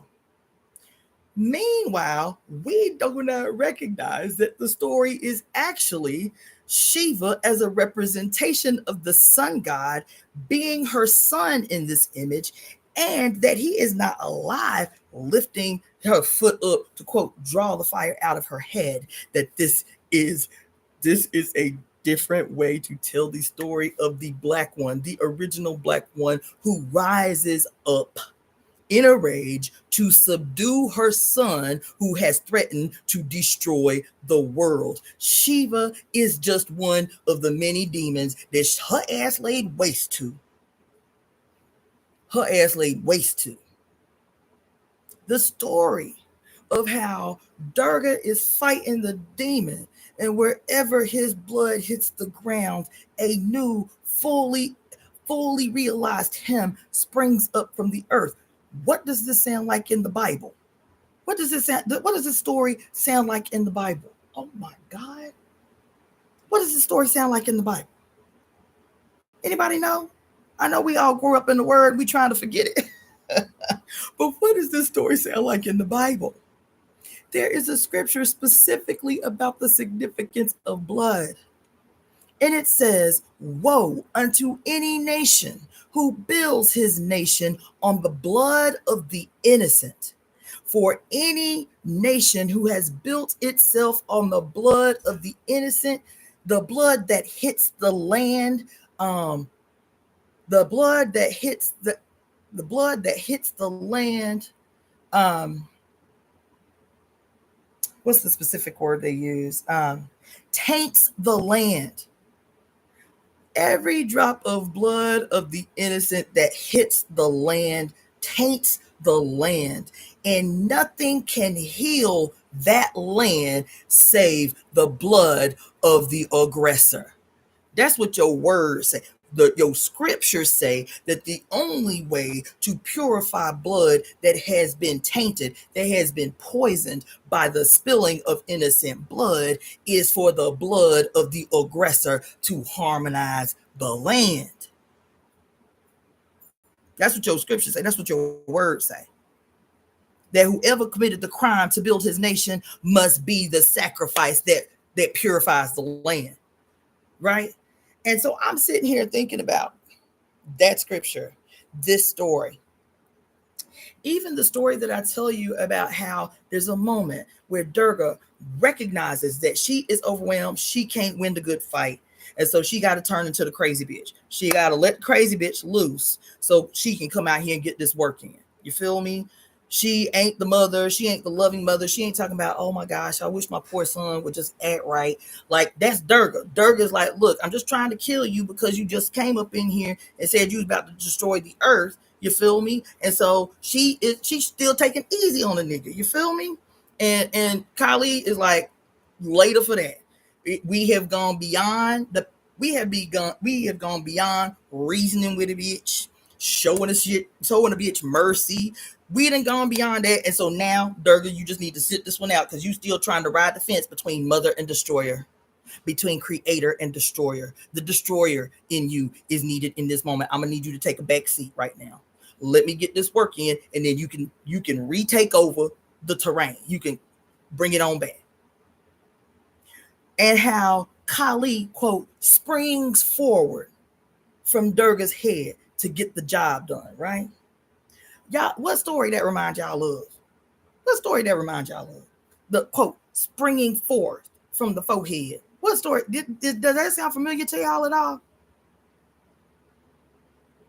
The theft of this very ancient and primordial story as told through the lens of the sun gone rogue. Yes, Claudia Ankara, of the sun god gone rogue, aka Zeus, who is who hates the female principle so much that he even has to take the power of birth from the divine female principle and to quote give birth to a female war god named Athena.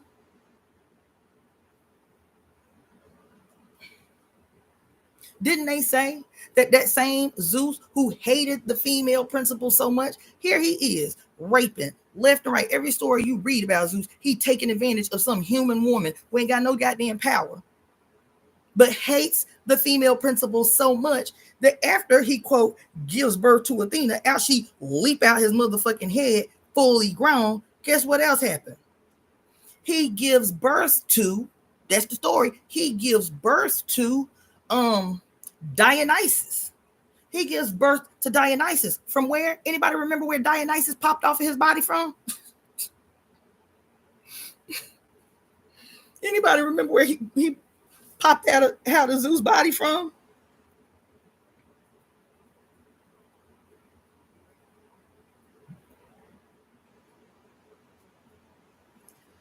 His thigh.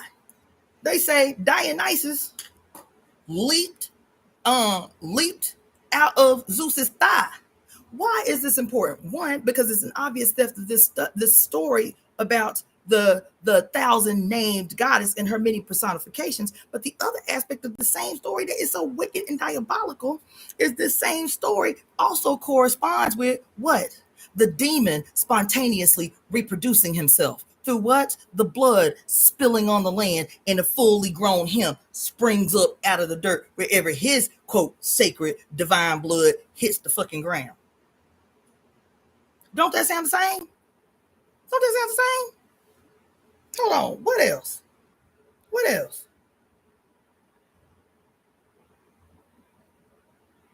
What else? Hmm?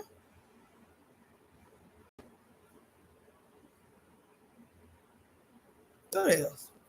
What else is in that story that corresponds with all of these thefts in the story? I just told you about a biblical scripture that talks about the land is tainted, a nation is doomed, that spills innocent blood to build the nation. Anybody who builds a nation on spilling the blood of the innocent, that nation is doomed, right? And that the only thing that will purify the land is what? The blood of the one who spilled the blood, right? What else that sound like? What else that sound like? That too is a copy. All later in the game. Y'all remember the story of Medusa? Y'all remember that story? And y'all remember that once Perseus, I think it was Perseus, once Perseus killed Medusa to go save his boo, you feel me? To go quote unleash the Kraken or whatever. I mean to subdue the Kraken, but he needed the blood of another Titan to kill another Titan, or he needed Medusa's head to kill the Titan. Y'all remember what happened? Whenever, because he had a head in a bag, so nobody would get turned into stone whenever they would see her. Y'all remember what happened every time her blood hit the ground? Do y'all even remember that part of the story? What would happen? Ooh, I cannot, y'all.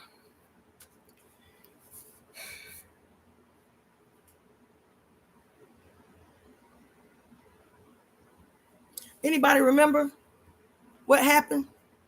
anytime Medusa's blood hit the earth? Nobody remember? Well, okay, so if you read the kind of Claudia Ankara, if you read the or if you watch the movies, right? In the old movie from the 1970s, The Clash of the Titans, it was yeah, in both of them. As a matter of fact, yes, in both of them, in the old one and the new one. Whenever her blood hit the ground, a giant scorpion would spring up from where her blood hit the ground. And all of a sudden, they surrounded by scorpions.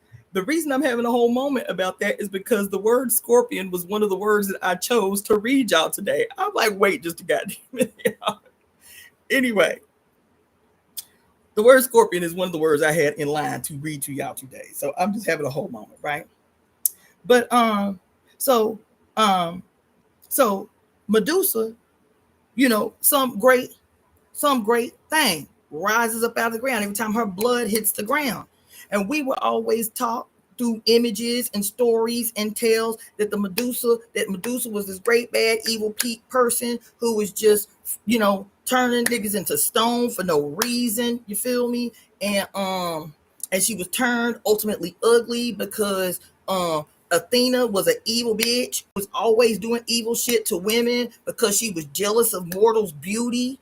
Right? We just read about how Athena was, quote, jealous of Arachne and turned her into a spider to weave and weave and weave forever because Arachne, in this contest, her weaving thing, her quilt or whatever was better than Athena's. And so Athena, being a jealous, patriarchal acting bitch, that's how they always phrase, that's always how they frame Athena in every story, is that she is a patriarchally minded bitch who always doing terrible shit to human females.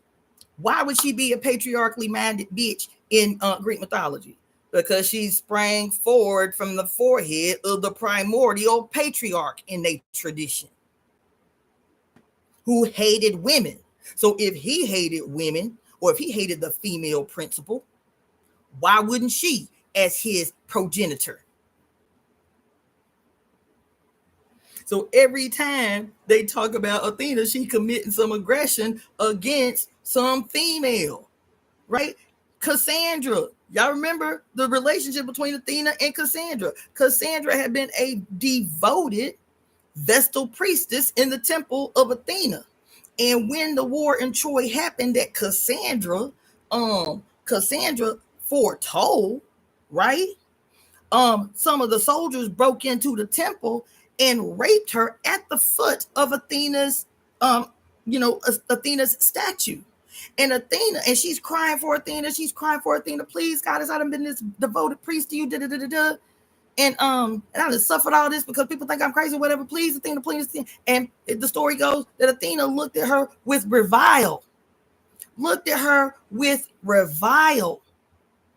And did not save her from these men who raped her.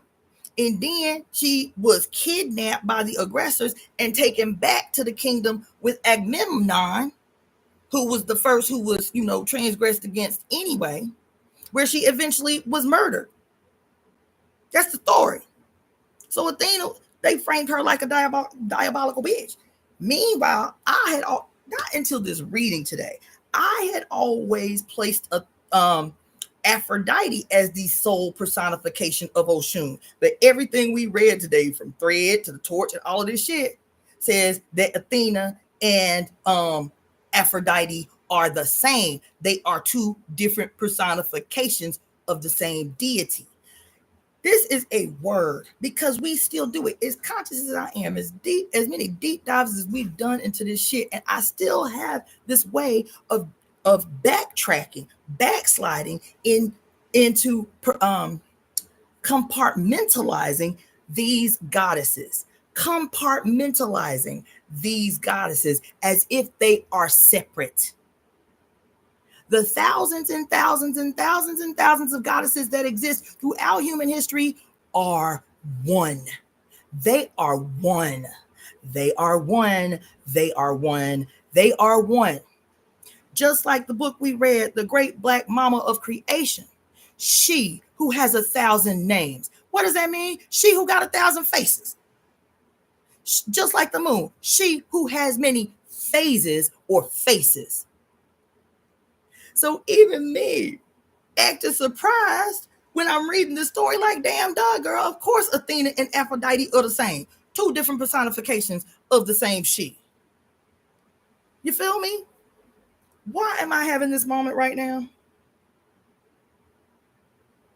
Because, first of all, let me slow my roll. First of all, 2 days ago, I did a live and I talked about how we must this moment is this, how we must constantly remind ourselves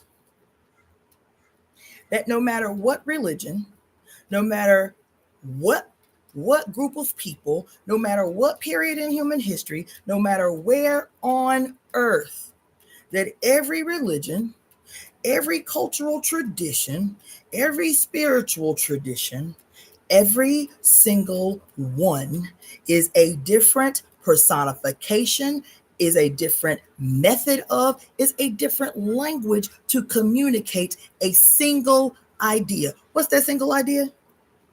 What we just talked about it today. What's the single idea that no matter what you read, no matter what mythology, no matter what spiritual system, no matter what you read or come into contact with on the earth, oh,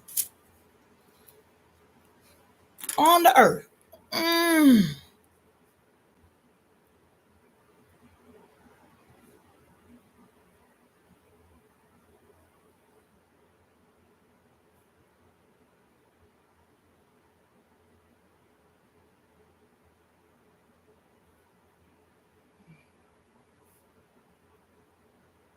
no matter where they are on earth, what are they all communicating?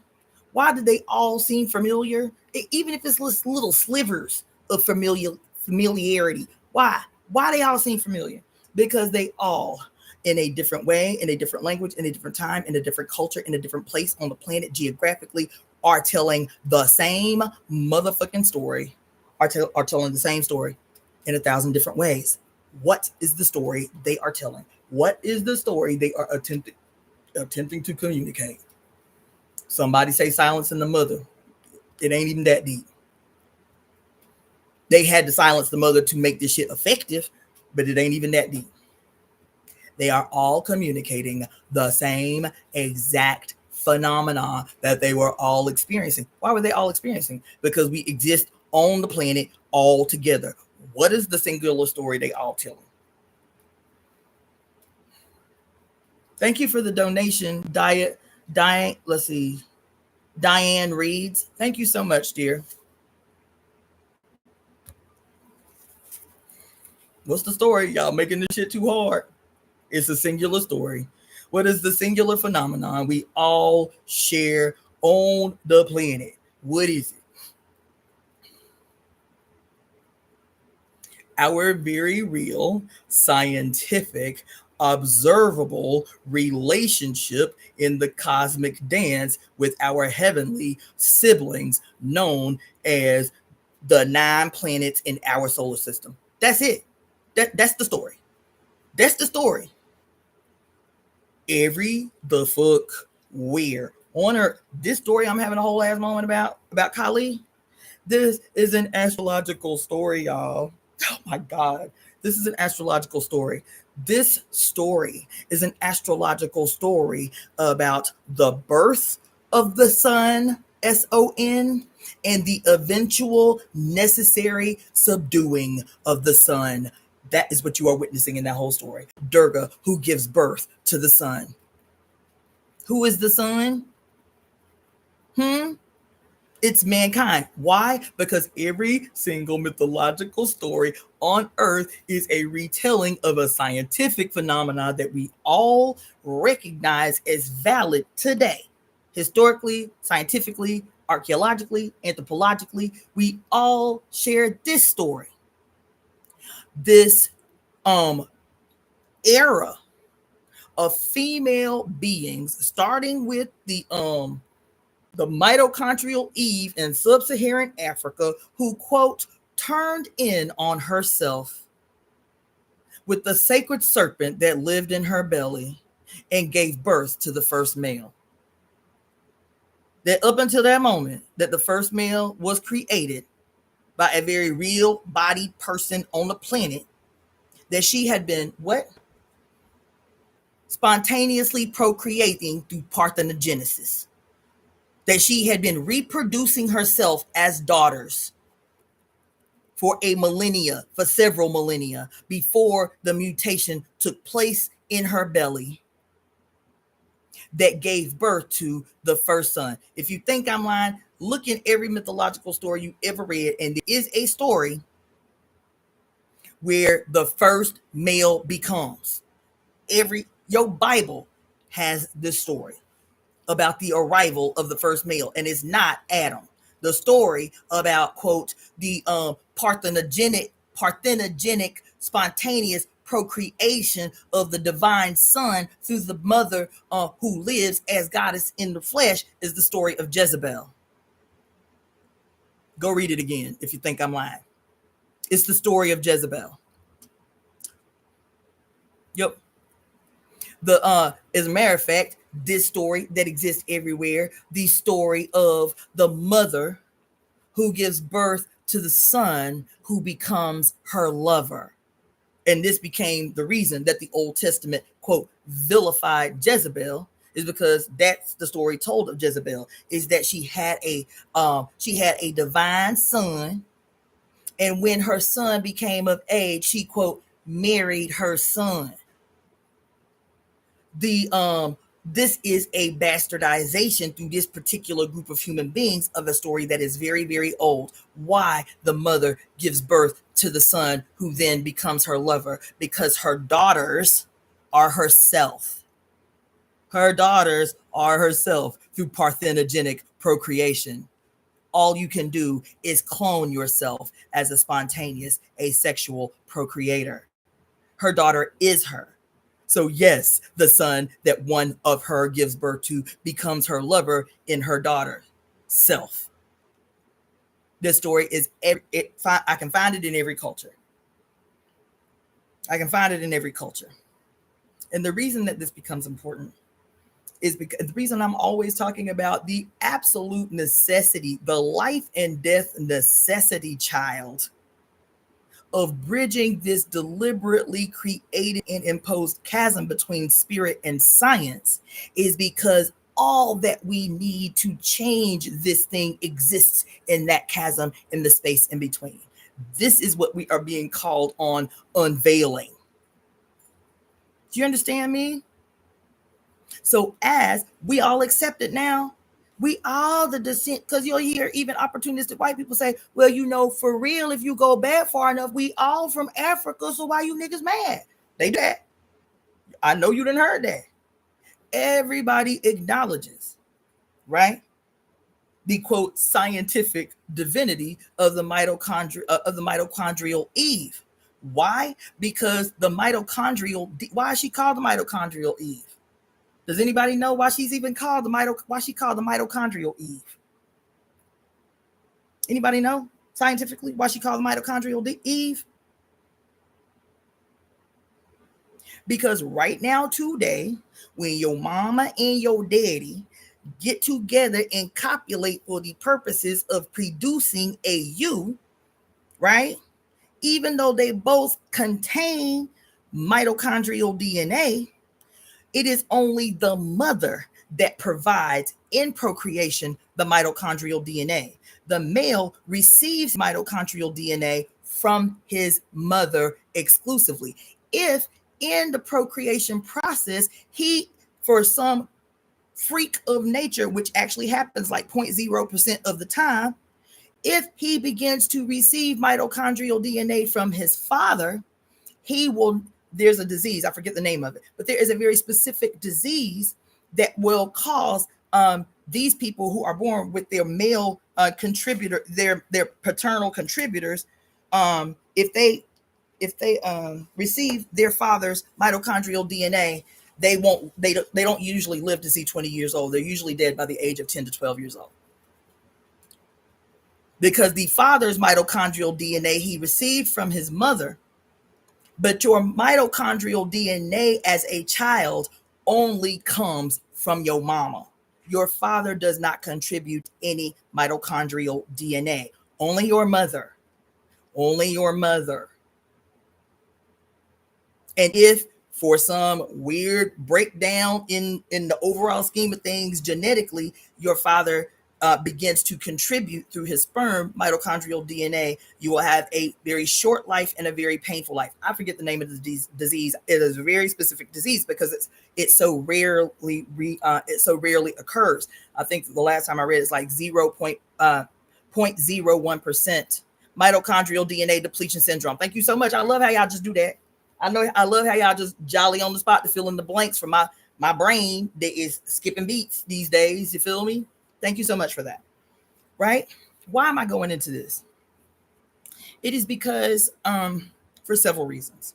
This thing that I'm talking about in Kali, the thing that I'm talking about recognizing that even though we love the story, we love the characteristics, we love the way the story is told, this is still an astrological story that is telling time in every direction, past, present, future, and in all dimensions.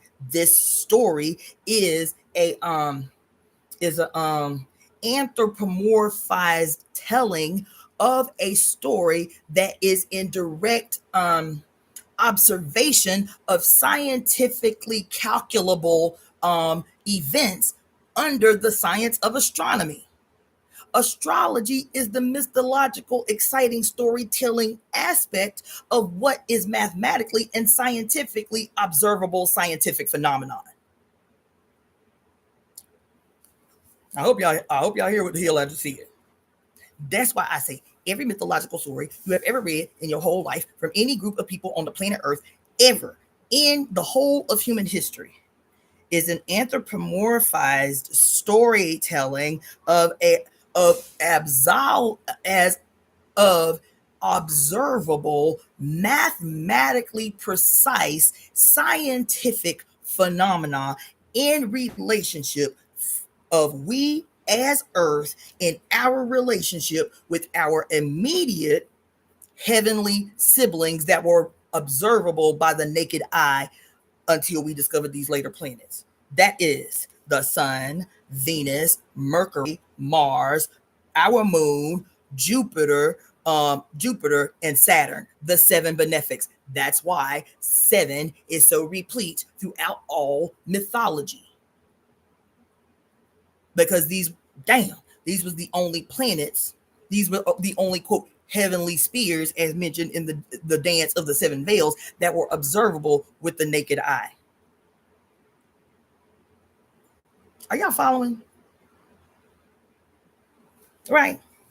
And so I'm sitting here having this whole moment because the story of Kali, who goes into this dance of destruction, what is she doing at the same time? When she's dancing this dance to go and slay, she in there to slay. What is she doing simultaneously? It's not one or the other, first then the last. No, what is she doing? She is simultaneously creating and destroying. She is simultaneously creating, generating, and destroying. Why can she do that? Why is she still so revered throughout India, even though she has been given exclusively the face as the destroyer? Why is she so revered? Why can she do that? Because she is the primordial she that gave rise to everything that exists in the universe. Everything that exists. Kali Ma is the one responsible for it. So if she want to wreck her own shit, you know that saying that we hear every mama from every culture say, I brought you in this world and I can take you out. That is an old memory of the sanctity of the mother's word. That only the mother could get away with that shit. I know that's gonna hurt some of y'all feelings, but y'all know the saying. Every last one of you, even white people, got a version of the saying. Child, you keep trying me. My mama used to say, if we acted up bad enough, my mama used to say, look, y'all keep on fucking with me. I'll bury y'all ass in the backyard and act like I never knew you. Some version of it. I brought you in this world, I'll take you out. That's old recognition of goddess language. She, the face of the destroyer, she who is also the love. And even when she destroys, she is doing it from a place of love. When she destroys, she is doing it centered in love. That this is the cycle. It has to happen. It's unavoidable. For everything that is born, everything must go back to the earth in the devouring. That's why she's always called the devourer. Every goddess in her destructive phase is called the devourer. Why? Because it's emblematic of what we used to do before burning people in cremation. They saw the mother's body, earth, as the open mouth, the devourer of her own children.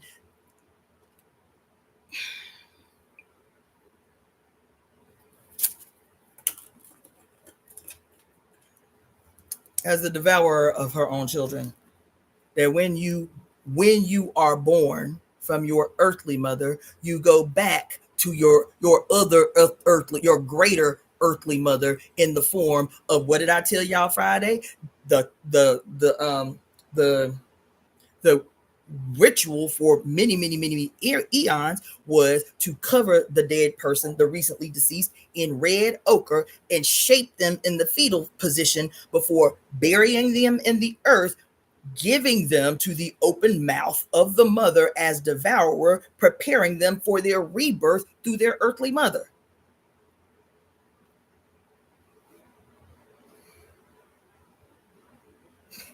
That's why I told y'all the other day. Remember I told y'all the other day that every monster and every horror movie that you ever saw was created by the church, was created by these patriarchal institutions. Thank you so much, Jane Wilson. I love cute emojis. Y'all understand, it don't take a lot to please me. It don't take a lot to tickle me to death. I love these cute ass emojis. This little hippopotamus dancing, talking about victory. I accept that. Thank you so much for that.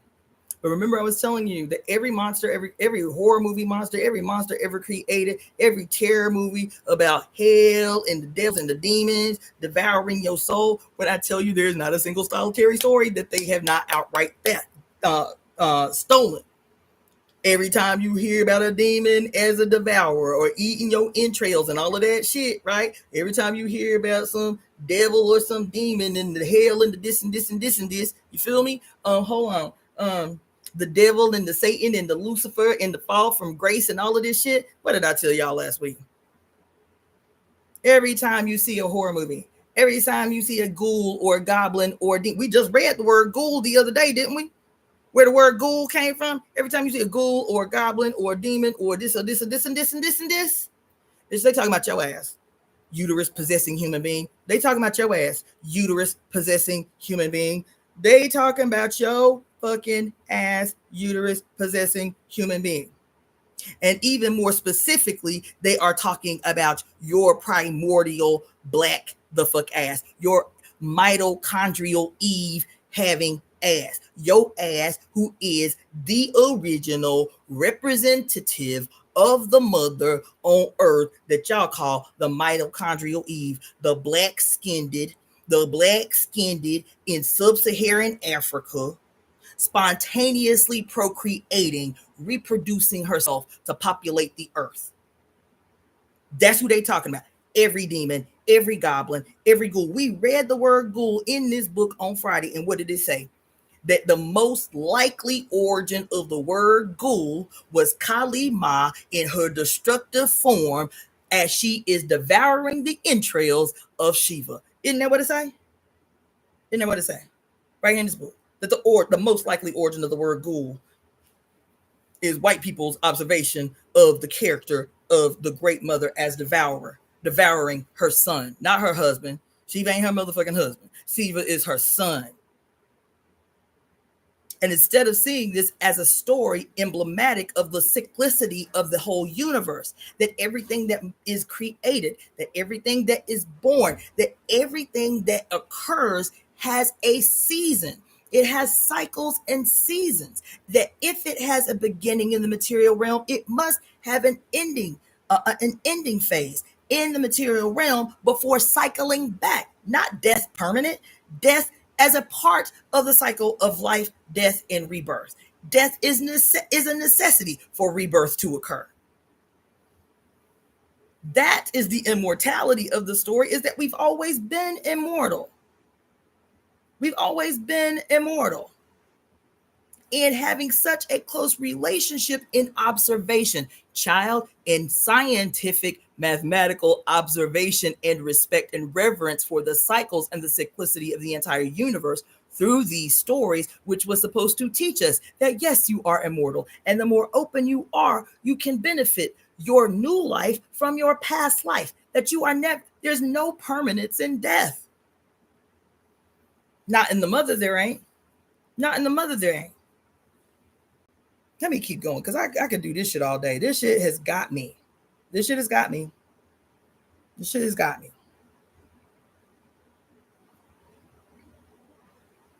This shit has got me.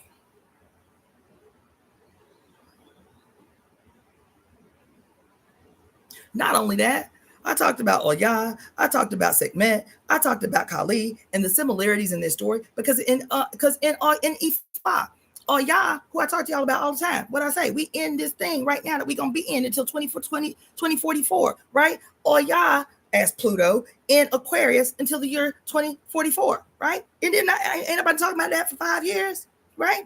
And that in Ifa tradition, the planet Pluto is Oya, and the house or the sign of Aquarius is Shango. Ain't anybody talking about that all the time? Here we talking about this story of the dance and why it shows up specifically in these deities in their destructive phase, right?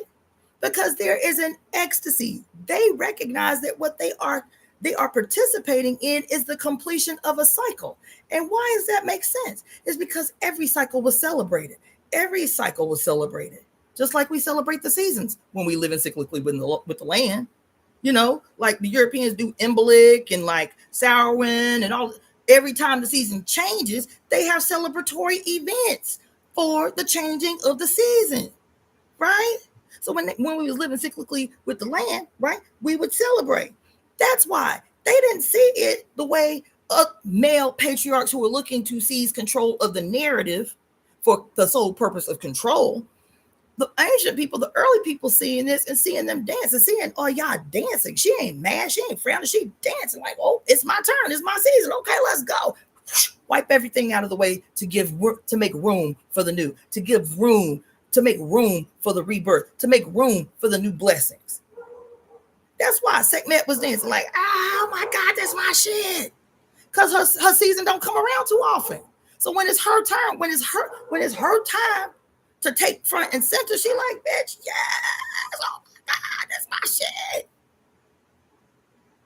When you talk to the indigenous people of Hawaii about Pele, they don't talk about her with fear and dread. They do not talk about Pele with fear and dread, even though in a real life, like the volcano has the ability to cause destruction. But what do they talk about? Even with the actual volcano, it's like, yes, she has to do what she has to do, but guess what?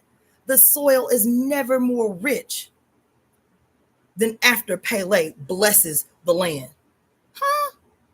And she's always pictured coming out of a volcano with a goddamn hula skirt on. She turned up too with the titties out. Why? Because there was not permanence in destruction. It was a cyclical necessity like everything else. Right? Let me finish reading this and get up off of here. Damn, I ain't mean to give y'all a word today. Woo, child. But this had me. The reason I stopped on that and went so deep on that is because when it says here, in India's four-armed goddess Maya Kali was another version of the dancing creatress in the female heart of the cosmos, carrying emblems of the four elements in her hands, which she was shown dancing on the body of her consort Shiva, who lay in his dead phase. What did I tell you this is astrologically? The what did I tell you? That statement right there is astrological. If you want to use this as your cosmological, frame of reference, that sentence that I just read, Shiva in his dead phase and Kali standing on him as her consort. What does this mean? This is an astrological occurrence in history. This is an astrological event that is being foretold of the time cyclically in human history where the mother who had been subdued becomes emboldened, becomes empowered, and subdues the son gone rogue. That is what this story is telling. This is a fucking prediction based on mathematically precise scientific observation about the dance of the cosmos. This story, in that one sentence, we are viewing her, quote, save the world by subduing her rogue son. That one sentence. This is an astrological foretelling given to us, but through the lens of patriarchs. So we are so disembodied from it. That's why the stories are always similar. Same exact story. Shiva has been turned into Kali's husband as opposed to her son. Her son that could only exist by murdering his mother and splitting her three ways to create, to spontaneously give birth to the male who gives birth, the male who gives birth, the male who gives birth, by spontaneously procreating the male trinity known as Brahma. Brahma, Vishnu is Vishnu, not Shiva, not Krishna. Brahma, Vishnu, and Shiva, which they say are three different aspects stolen from the mother after she had been subdued.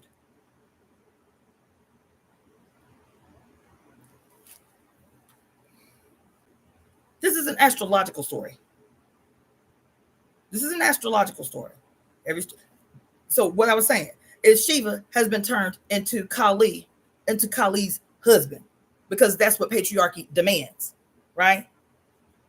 Is that he has to be able to justify murdering his mother, so his mother becomes his wife.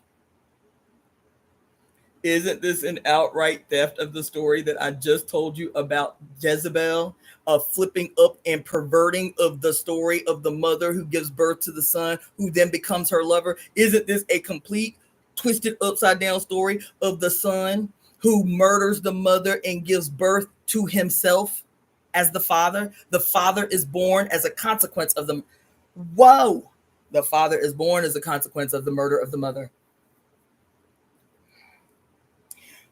The father is, wow, oh my God. Oh,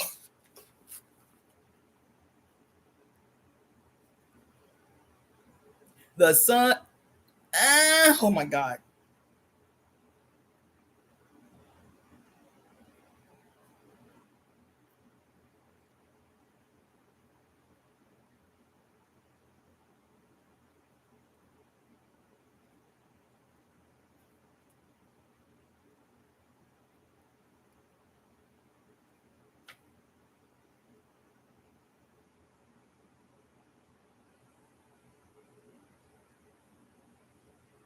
Oh, oh, oh, oh my God.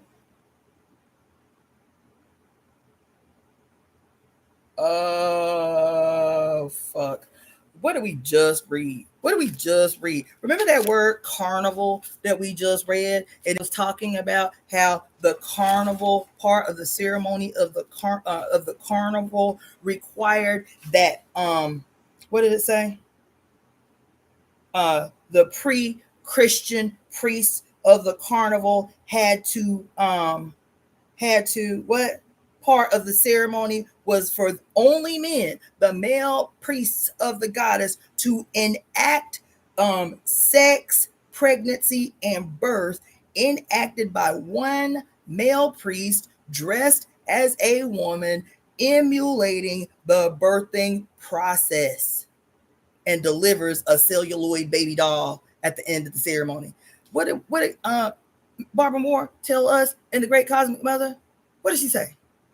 That in pre-patriarchal society, the the sacred blood rituals of the woman's body, of the mother, were so envied, respected, revered, but also so envied by their sons that she said there is no blood ritual performed by males that is not in direct response to envying the and emulating two types of blood: the blood that flows from the womb, our menstrual blood, and the blood that flows with water at birth. These were the two blood rights. And that males, what did she say? She said the circumcision under the Canaanites, because they were still goddess worshiping people at the time, their circumcision happened by males to males in emulation of the monthly menstrual blood. That's why they did not get circumcised at birth. They got circumcised at around the same time that girls began menarche, 10 to 12 years old. That circumcision at birth is new. That in Australia, what did they say? That the males would the quote elder males would take the younger males around the same age that girls begin menarche and make an incision all the way down the shaft of their penis and put pebbles in it and let the wound heal over the pebbles and keep the pebbles irritated every month to emulate monthly blood. They would irritate it at the time that that the female is supposed to bleed. And so the little pebbles that's in this incision that is made, they would irritate it so they too could bleed when their sister was bleeding. She said, and while there is evidence all over the world of males both revering and envying the magic that they saw associated with the blood that pours from the wound, that everywhere there were any kind of male principle, penis, male blood rituals, they were in direct response to how the entire community deified women's bodies. But at the same time, there has never been, at least discovered so far, a single ritual created by women to emulate the biological processes of males. Never, at least that we know of so far. You feel me? And what else did they say about the Aborigine, the ancient Aborigine people? That they wouldn't just emulate menarche, that there was a process, because I went off on it about Ifa. There was a process where the elder males, once a male child became a certain age, the elder males would emulate the birthing process in an initiation ceremony, where these younger males in initiation, upon completion of their initiation, would mimic being born from between the legs of these elder males. What that sound like if that don't sound like what you got to do before you go, when you go to the mat to sit in front of a babalao? Do that sound the same? Somebody tell me if I'm tripping, because I forget what the divining plate is, but it's shaped like a uterus. It's shaped like a womb. It's a circle divining plate. They literally using the cowrie shells, which has always been known in Africa as the vagina. They use the 16 cowries, who is said to be, the 16 cowries are said to be owned by Oshun. Owned by Oshun. They won't tell you that, but the cowrie shells are owned by Oshun, that are used specifically for divination. They throw these cowrie shells inside the little make-believe uterus that can only be possessed by the goddamn babalao, because women can't be babalaos. You feel me? And then at the facing you, closest to you, when you sitting birthing position in front of the babalao, who too is sitting in the birthing position, there's a little head that's supposed to be a rumula, a little head right there on the bottom of this womb that appears to be a head as it's coming out of its mother's body. Don't this sound like what I just told you was happening in Aboriginal dominant Australia 25,000 years ago? Why them stories sound the same? Because they all based on astrology. I'm just saying. Why it say here that these priests in Europe had to dress up like women and feigned copulation with the male priest, and then feigned pregnancy, and then feigned giving birth to a baby doll. Why all these stories sound the same? Why, when we read in Pure Lust about ascetics, and one of the ascetics that she went off on was Gandhi, and we later find out in the not in that book, not in Pure Lust, but she was going off on Gandhi. Gandhi, he ain't shit, blah blah blah. You know what I'm saying? And she said Gandhi had was such a parasite on the energy of women that when he would speak, he would make the declaration that I want to become the mother. That's what he said, the mother of a liberated India. That's what he said. I want to become known as the mother of a liberated India, right? That's all she said in Pure Lust. But then we go several months later to the Women's Encyclopedia of Missing Secrets and learn just a couple months ago that the word Mahatma, which we always thought was just Gandhi's first name, that ain't his first name. That ain't his first name. Show ain't. That's a title. Mahatma. Mahatma is a title right here in Missing Secrets, right here in this book, right here in Myth and Secrets. We learn that the word Mahatma is actually like a prefix. It's like a title, and that Mahatma means great mother. That Mahatma Gandhi gave himself the title Great Mother Gandhi as he's exploiting women as an ascetic. You heard what I just said? Why are these stories all over the place? Why the Pope always wear a dress? Why the Pope and all the cardinals dressed in the colors of the EIME, red, white, and black? Why they do that? And purple. Why they do that? Why they do that? Why do why do Muslim Arabs wear what look like dresses, long robes? Why they do that? Why do Buddhist monks wear long robes that look like dresses? Why they do that? Why do certain, I won't say all, but certain sects of practitioners of Judaism wear long ass dresses, quote, robes that look like dresses? Why they do that? Why they do that? You feel what I'm saying? And then we read these stories about how across all these cultures, men be emulating the birth giving process. Why Jesus do it? Jesus do it too. Jesus do it too. All these men whose stories is long older than Jesus' story, they too were always attempting to reproduce the power that they saw inherent in the goddess as the birth giver, as the creatrix. Jesus is just a long line of niggas trying to seize ownership over the birth giving process. Why? Because what he say? He said you ain't really born when you born through your mama. What did we read the other day in that Bible? That bullshit in his Bible? What did Jesus say? That your ass is born dead.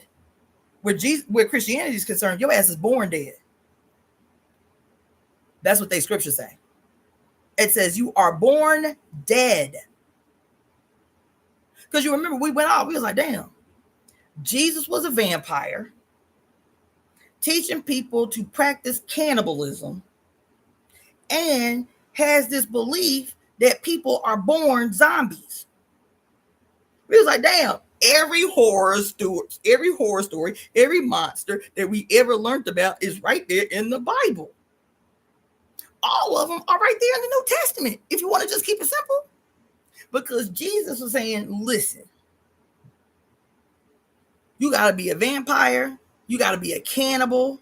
You feel me? You are also before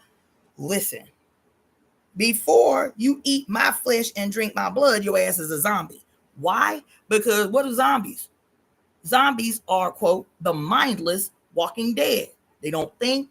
They don't do nothing. What do zombies do? What do zombies personify? Oh my God. What do zombies personify? Carnal entities, mindless, spiritless, carnal entities that are just moved around by their carnal desires to eat. That's it. Ain't that right? They don't think, they don't reason. and they're the walking dead, their specific type of walking dead is because they are, quote, led around by the desires of their flesh. Isn't that what Jesus tell you is? That upon being born between the legs of your filthy mama, you are born dead. You are a zombie. And it is not until, like the vampire, it is not until you are reborn in me. How are you reborn in me? Through blood rights. How are you reborn in me? By drinking my blood. How are you reborn in me? So that you can receive eternal life like vampires do? You can't have eternal life unless you drink the blood.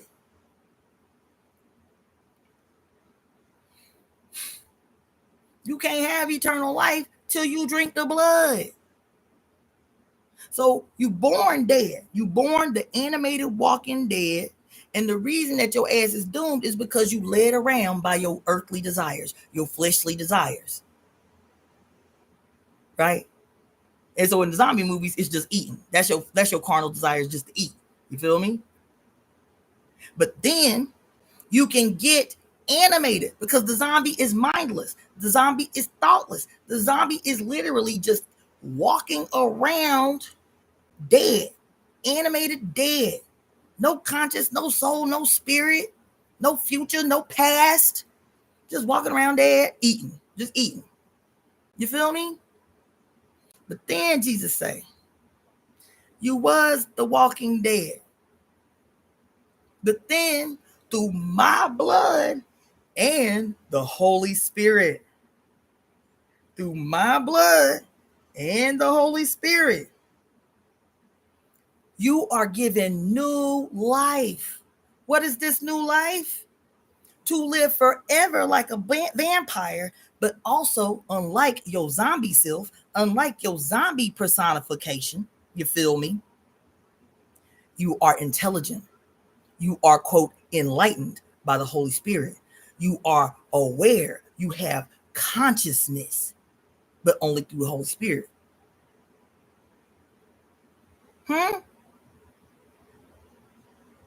So your living mother who gives birth to you gives birth to the walking mindless dead driven by desires. And this dead motherfucker who, if you believe he existed, has been dead for 2,000 years, is the only way that you can receive life, is to eat his flesh and to drink his blood.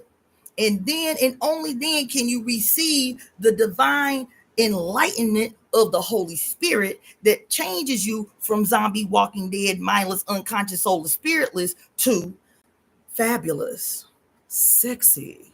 Because we always love the vampire. We always root for the vampire because he always so debonair. You feel me? He always forever young. You feel me? He's swaggadocious. You feel me?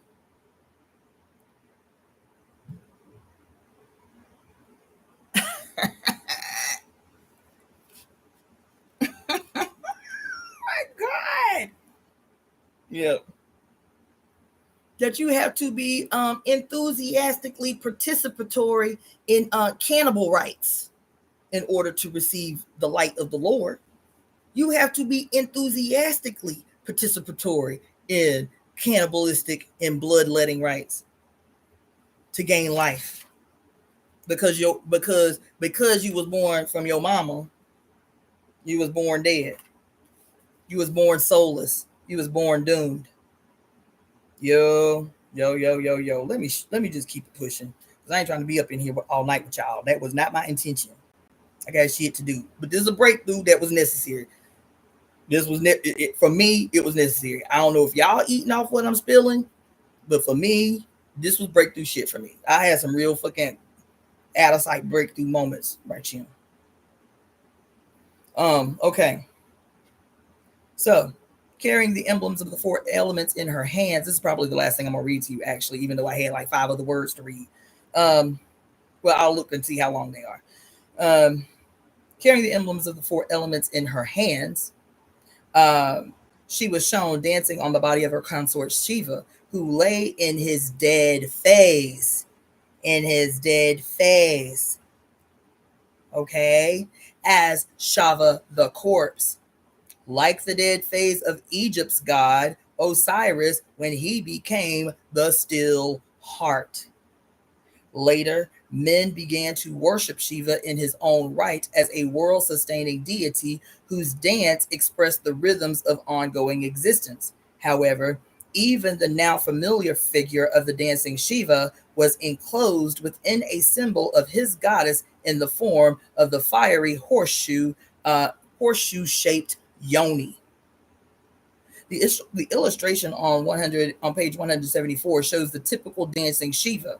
Every portion of the design holds symbolic meaning. One left hand holds the flame of spiritual light that burns away the veils of illusion. The other points to the elephant. Yeah, didn't we just read about the elephant on Friday? Did we just read about the elephant on Friday? This is weaving. This is what weaving look like. This is what weaving look like. Damn. The other points to the elephant or the teaching gesture toward the raised left foot that signifies release. One right hand shows the fear dispelling pose. The other holds the drum that makes eternity's rhythms. Underfoot, instead of Shiva himself, in the inner part of his cycle lies the dwarf forgetfulness, who takes away the memory of past lives, as did the mystic fountain Lethe, otherwise known as forgetfulness in the Orphic legend. Do you remember Lethe? Do y'all remember Lethe? We talked about her at length. Who is she? As a matter of fact, we talked about her when we were reading Pure Lust. Lethe is one of the 9 muses. Lethe is represented in Greek tradition as the river of forgetfulness. The river of you have to be dipped in the river of forgetfulness before you can be reborn, so that you don't remember your past lives. Can't learn no lessons in the new life if you already know consciously everything from your past lives, right? But Lethe, we talked about her being the river of forgetfulness and one of the 9 muses. But guess who her mama was? Guess who her mom? Y'all remember who Lethe mama was? And we talked about her for a long time. No, I know I'm asking a lot of y'all to be remembering this shit. I just be so hyped for the shit because I see instantly when they connect, when they make a connection. Her mother was Manasseh. Y'all remember that? Namassene. Y'all remember that name, Namassene? Anybody? Yes, no? Either way, yes, I remember. No, I don't remember. Is there a single person that remembers the name Namassene? Anybody? No. Okay, I'll take the one no. Okay. Namassene, the goddess Manasseh, who gave birth to the river of forgetfulness, Lethe, who was one of the muses, right? Namassene, her name is the name responsible for why we use the word mnemonics when we do memory exercises with kids. You use mnemonics to help kids remember. Remember that? How you remember the memory game and it's got all the cards and you have to look at the cards face up and then you have to turn them over and see if you can remember where they was to get the matching cards. That is considered a namassene. Or how you will use, like, you want to remember the meaning or the spelling of a word and you'll make, I forget what they call it, when you write something next to the first letter of every word that you're trying to remember to make you remember. Like, we use mnemonics a lot in medical school to help us, like, remember body parts or herb names and meanings and shit like that. So mnemonics comes from this mythology about the goddess Namassene, who is the goddess of all memory. The goddess of all memory. The reason we talked about it at length in Pure Lust is because there is literally an entire chapter about how the primary weapon, the most successful weapon of the patriarchy is to cast a spell of global amnesia. Isn't that what she say? She said patriarchy has been very efficient in casting a global spell of amnesia. So the work of the fates becomes to not only that, it said to cast a global spell of amnesia on every human being to forget the mother. And with that being said, it means that what memory is the greatest fear of patriarchy. People reclaiming their memory is the greatest fear of the patriarchy. And she said this in turn tells us what it is our work is to do, is to cast a global exorcism, freeing the minds of the fates through deep, what did she say? Through deep cellular memory. She said we ain't got to read all the books. We ain't got to learn all the things. That if enough women get together, that memory that is held hostage, according to science, 14 generations of memory held hostage in the cellular DNA of human beings, particularly those born with uteruses, that if we just get in big enough spaces, we can fill in the loss. We can fill in the missing spaces between all our cultures and set this shit off. Cast a global exorcism. That's what she said, a global exorcism that will free up the deep memory held hostage in everyone on earth. Isn't that what she said? That's why we got on mnemonics. That's why we got on the story of Lethe and the river of forgetfulness. You feel me? Anyway, gods and goddesses who revealed doctrine through dance were not confined to the Orient or to paganism. In the Gnostic gospel, Acts of John, even Jesus danced and said to his disciples, quote, "To the universe belongs the dancer. He who does not dance does not know what happens. Now, if you follow me, my dance, if you follow my dance, see yourself in me." Jesus said that. The universe belongs to the dancer. He who does not dance does not know what happens. Now, if you follow my dance, see yourself in me.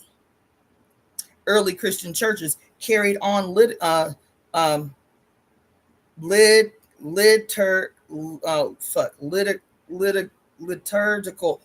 dances or liturgical dancing in imitation of all their pagan contemporaries.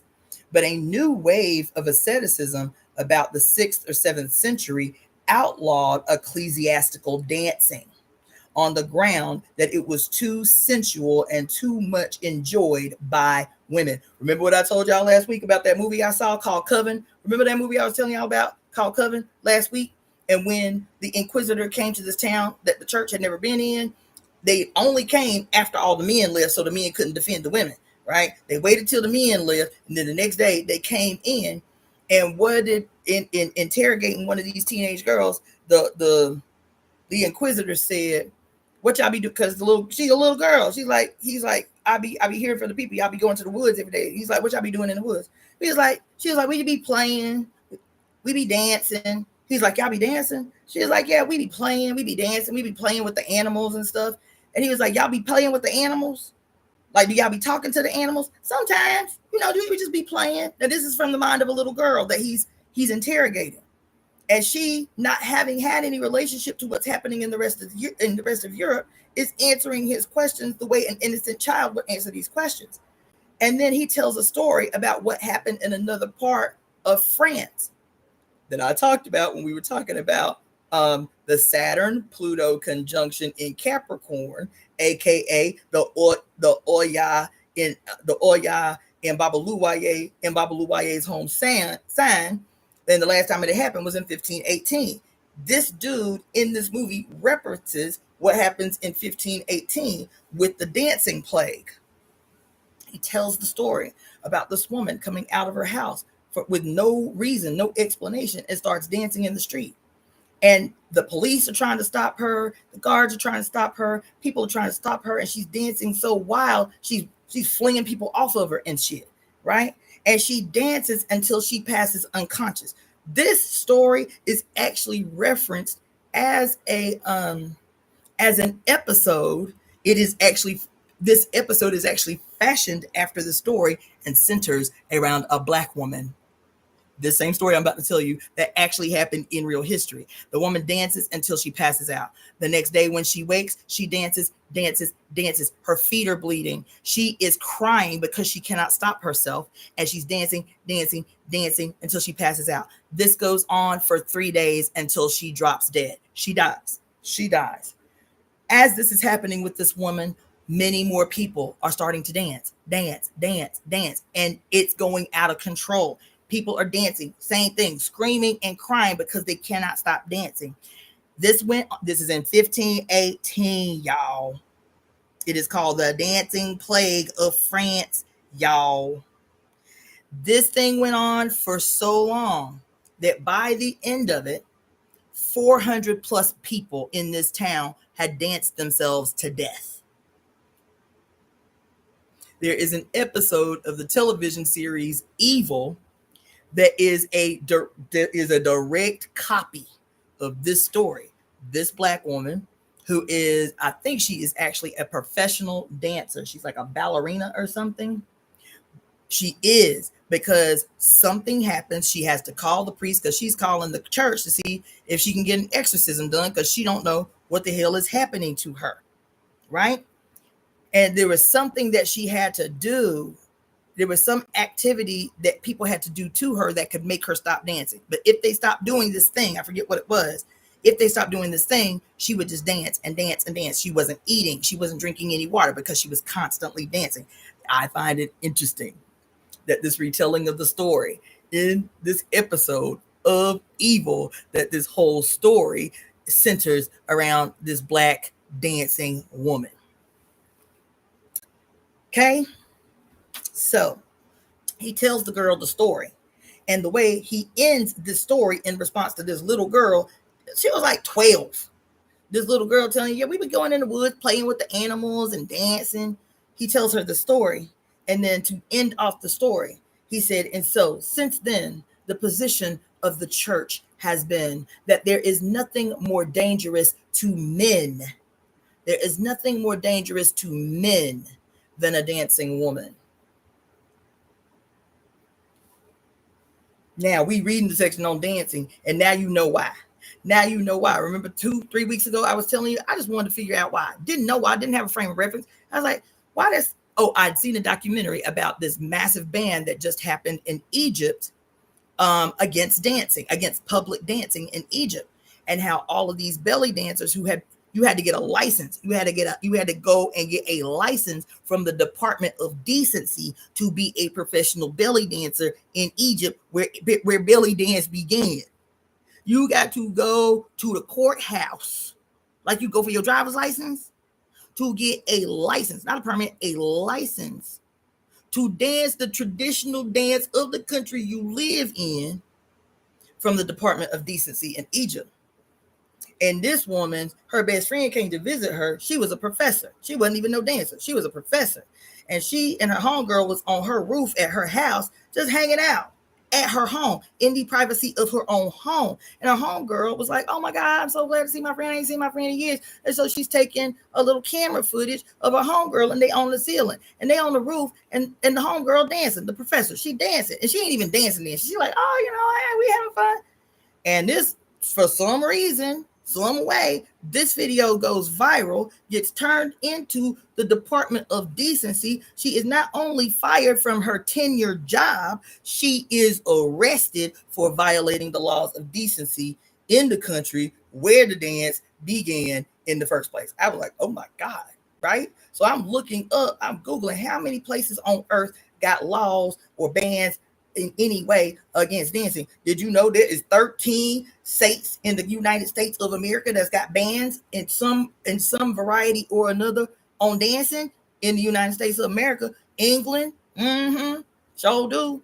66 places on earth with some type of ban or restrictions on dancing. 66. This why what we reading right now. This why what we reading right now. Why? Because where what was it? Was it Missing Secrets? I think it was Missing Secrets. According to Missing Secrets, one of the many forms of weaving in the hands of the fates is dancing. What did it say? That when Kali is both creating the universe and destroying the universe, she is dancing. It's the dance of destruction and creation that happens simultaneously. That's too much power for bitches to have in their hands. This why they know why. Your ass don't know why. You think they just being prudes. No, they recognize power and where it actually lies. That's why the Sufis be wearing them long ass skirts. The Sufis be wearing them long ass skirts, and they say that when the skirt fly horizontal, they spin, and when the skirt flies horizontal, when they spin it so hard that shit flat like that, you feel me? That this is like an indication that they have reached the moment of ecstatic union with the spirit, right? With the God, with the spirit. But that the Sufis, only the males can do that dance. The only the males can do that dance. And the dance is outright stolen all the way down to the garb that flies horizontal from the mother, from the matriarchal origin of the Sufi mysteries and traditions. And only the male Sufis can do the dance because they know the power of the dance and has hidden that power from you. When the men go to make their Hajj, what did I tell you? What was so insidious and hidden in plain sight? When these men, by the millions, go to make Hajj every year around the Black Stone in Mecca. What direction they going in? What direction they going in? Why they dancing around this black ass stone? They are dancing the dance of destruction. They are dancing, circling in perfect unison. Go watch a video. In perfect unison. They ain't just dancing. They are singing. They are singing. The Sufis, they are screaming. Why? Because all of these are the methods of weaving in the hands of the goddess. And so all these men, by the millions, every day, year round, are going to surround the black stone in the center of Mecca that for them, listen, y'all, that for them are supposed to be a representation of the center of the earth, of the center of the universe. Why? Because this is a direct replica of the Greeks' Omphalos. What was the great Omphalos in Greek mythology? The cosmic navel. How you got a navel? The only way you can get a navel is through your mama. Your daddy don't contribute to your navel at all. The only way that you can have a navel is from your mama. And so the Greeks said that the Omphalos was the center of the universe, as evidence that they are the descendants of the divine mother, the Omphalos. The Mecca stone is said to be the vulva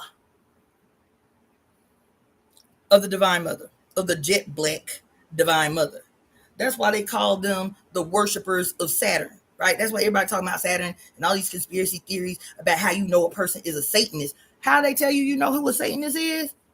Because they got, like, they talk about Hebrews. They like, Hebrews are actually Satanists too. Why? Because they wear that black box on their forehead when they pray. Don't they say that? Or anybody, the 666, right, is supposed to be representative of the devil. And what else? The black box, they talk about all the conspiracy theories about these architectures springing up all over the place, buildings and all of this shit that are a perfect hexagonal a box, a six-sided box, right? And all of these things are supposed to be emblematic of the satanic origins, you feel me, of the shit you see and hate. So when I tell you that you are the devil, where these men are concerned, bitch, you are the devil, you are the Satan they are talking about, you are the bad guy, you are the Antichrist, you the 666, you the mark of the beast. I'm telling you, I'm not concluding through my imagination and machinations. I'm not drawing conclusions out of nowhere. What did I tell you Saturn is? Saturn, before stolen outright by patriarchs, is great grandmother Crone, who the Greeks call Cronus. There she is again. Great grandmother Crone.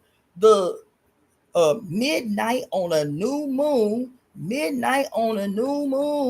no young present in the Crone phase. Saturn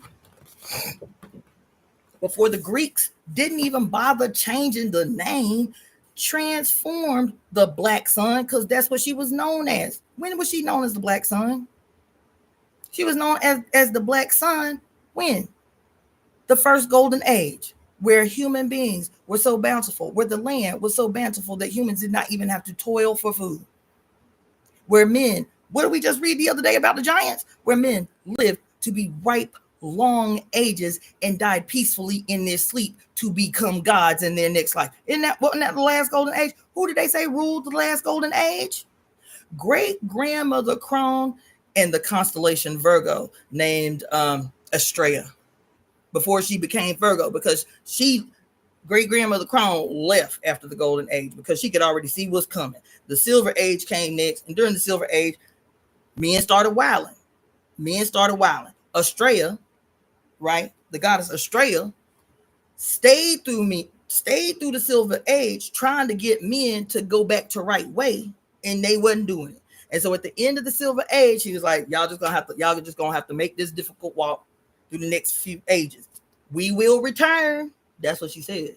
We will return. But when Estrella, when she left the planet Earth, when she left men on the earth to their machinations and they downward spiral into bullshit, they say that is when Estrella became the constellation Virgo. She became Virgo after she left Earth. Does this sound familiar? I'm having a whole motherfucking moment. Does that story sound familiar?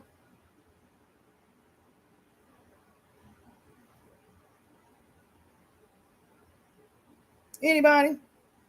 Does that story sound familiar?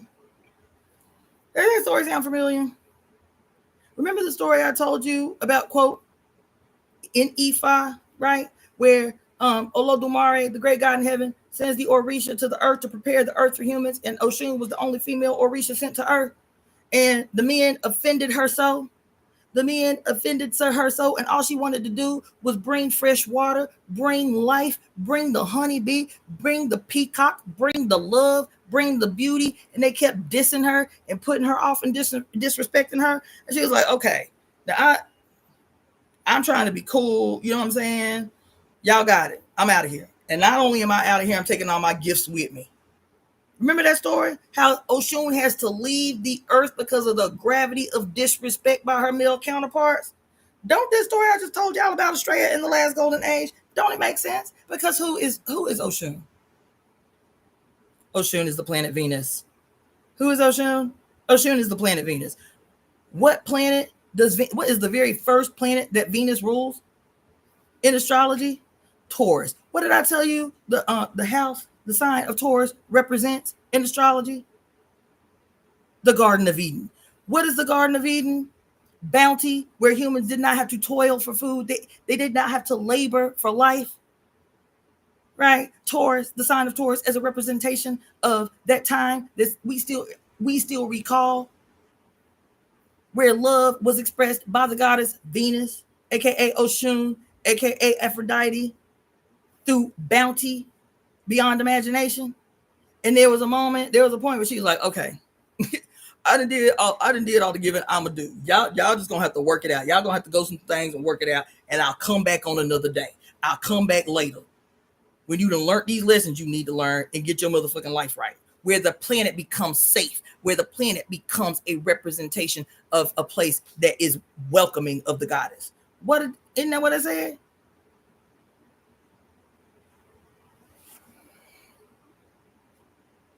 Mm-hmm. And then she finally came back, Oshun. And she came back with an attitude. Right? Oshun in her personification as the Garden of Eden. Oshun as Venus in her stage as the governess of Taurus, giving and giving and giving and giving and giving. She then gives birth to the Abeji. Who are the Abeji? Gemini. That's the next sign after Taurus. Is Gemini. This is Venus giving birth not only to Gemini, because who rules Gemini? Mercury. Who is Mercury to Oshun? Alegba. Alegba. Alegba. Who is Alegba in Ifa tradition? The two twins in one body. Oh my God. Who is Alegba in Ifa tradition? The two-faced God. Every time you see Alegba, he is his two-selfed personification in the one. He's either pictured half black and half white or half red and half black. This is Eshu, the Punisher, and Alegba, the child. Sound fucking familiar? Sound fucking familiar? Sound fucking familiar? Is this Horus versus Set? His light personification as childlike, always called the sun, always called the sun, always called the sun, right? This is his childlike personification, right? His punishing aspect, Jesus as the devil. This is Horus and Set. This is Jesus and the devil. This is your heavenly twins, the Gemini. This is your Ifa twins, the Abeji. This is the two goats in comedic astrology. The innocent goat who has to be. The innocent goat is the one whose blood must be spilled. The devilish goat is the one who takes in his own body, takes into his own body everybody else's sin.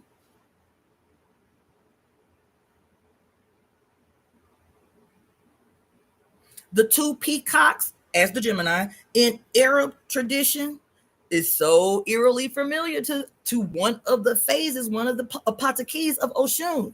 She is represented, one of her totem animals is what? A male peacock, because it's only the male peacocks that are beautiful.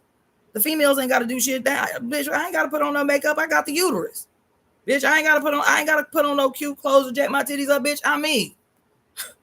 It's the male birds of every species that are the ones with the beautiful plumes and the beautiful color. It's always the male birds. Is that maybe why the favorite animals of the Iami are always birds?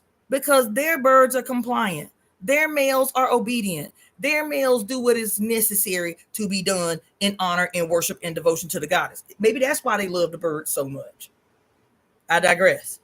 In this particular apataki of Oshun, who is represented by the peacock. So I found it fascinating when we were doing the breakdown about sinners. And one of the quote twin energies that we discovered is that Arab nations, certain, like I think it was Iran, that they Gemini used to be represented by two peacocks. A beautifully plumed, perfect peacock, you understand, as the totem to the goddess Oshun. Why? Because Gemini, the mother of listen, the mother. Oh fuck! Oh wait! Oh! Oh my god! Oh my god! Oh my god!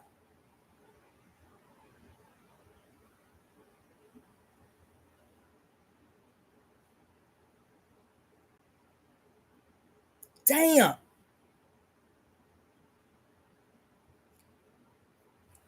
Um. Um.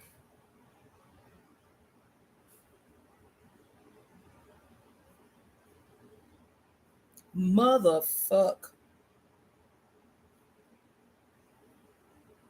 Um.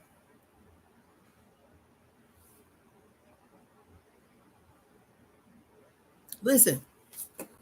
So the reason in astrology, so I'm having this moment. We're doing the centers breakdown. I'm like, oh, it's so dope. There's got to be something to it because in Iran, the twins were represented by two peacocks. One beautifully plumed, beautifully plumed. This represents Venus in Taurus, the beautiful, bountiful, progenerative. This is the beautiful plume is a peacock who is looking to do a mating dance. He's looking to get some booty so he can make sure his progeny is the one that goes on as he's competing with all these other peacocks. This peacock is a representation of Venus in the Garden of Eden, aka Taurus. Okay? There's another story though. There is, just like in Egypt, the two goats, the innocent goat and the quote evil goat that Baphomet is fashioned after, the goat, the dark goat, who has taken up into his body the sins of human beings, to so that they can use the innocent goat to spill his blood for their own personal redemption and forgiveness. You got the Gemini fashioned as even in the story of Gemini itself, these two brothers, one divine, one mortal. Why did I have that moment? Because in that story, their mother, Leda, was a queen married to a mortal king who was already pregnant with a set of twins. Zeus, the divine, disguises himself as a swan, rapes her, and now she becomes pregnant with divine twins. That's the Gemini. It's supposed to be the Gemini. But what had happened was, who actually becomes the twins, who actually becomes the Gemini, is fraternal twins. Because she had two divine twins and two mortal twins. She was pregnant with two sets of twins later. Isn't this the same story? Because if Venus, as Oshun, and her bounty is in the house of Taurus, who she governs the first sign, which is the house of Taurus, the Garden of Eden, the bounty and the love and in the beginning, right? Because that's why your Christian Bible starts in the age of Taurus. Genesis literally starts in the beginning of the age of Taurus. Venus governs this sign. The next sign that you transition through, right? Oh my God.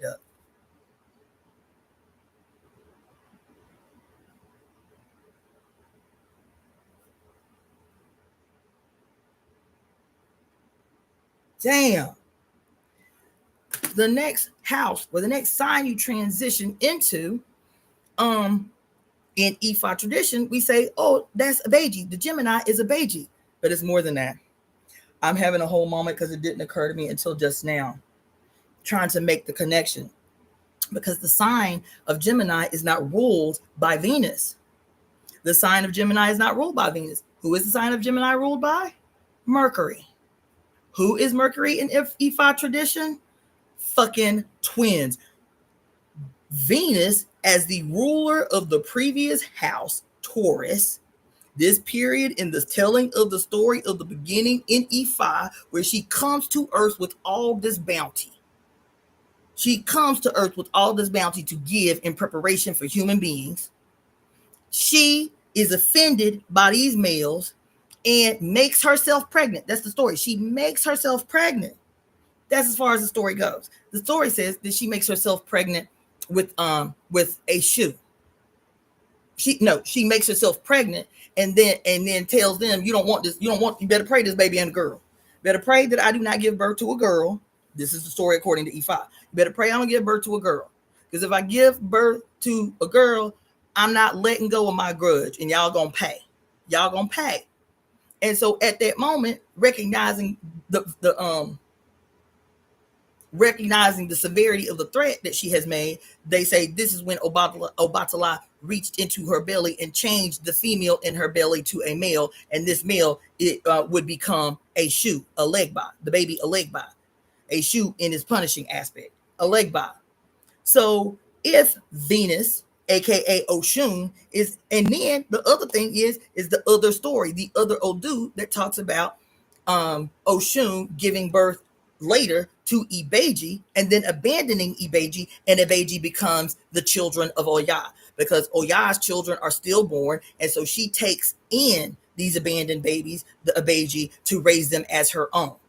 This is the story. These are astrological stories.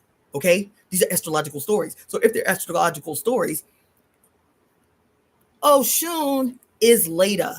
Oshun is later. Not only is Oshun later, who becomes pregnant with two sets of twins, one of them twins is housed in one body. One of them twins is housed in one body. That's a Legba in his childlike personification, and Eshu as his personification as the Punisher.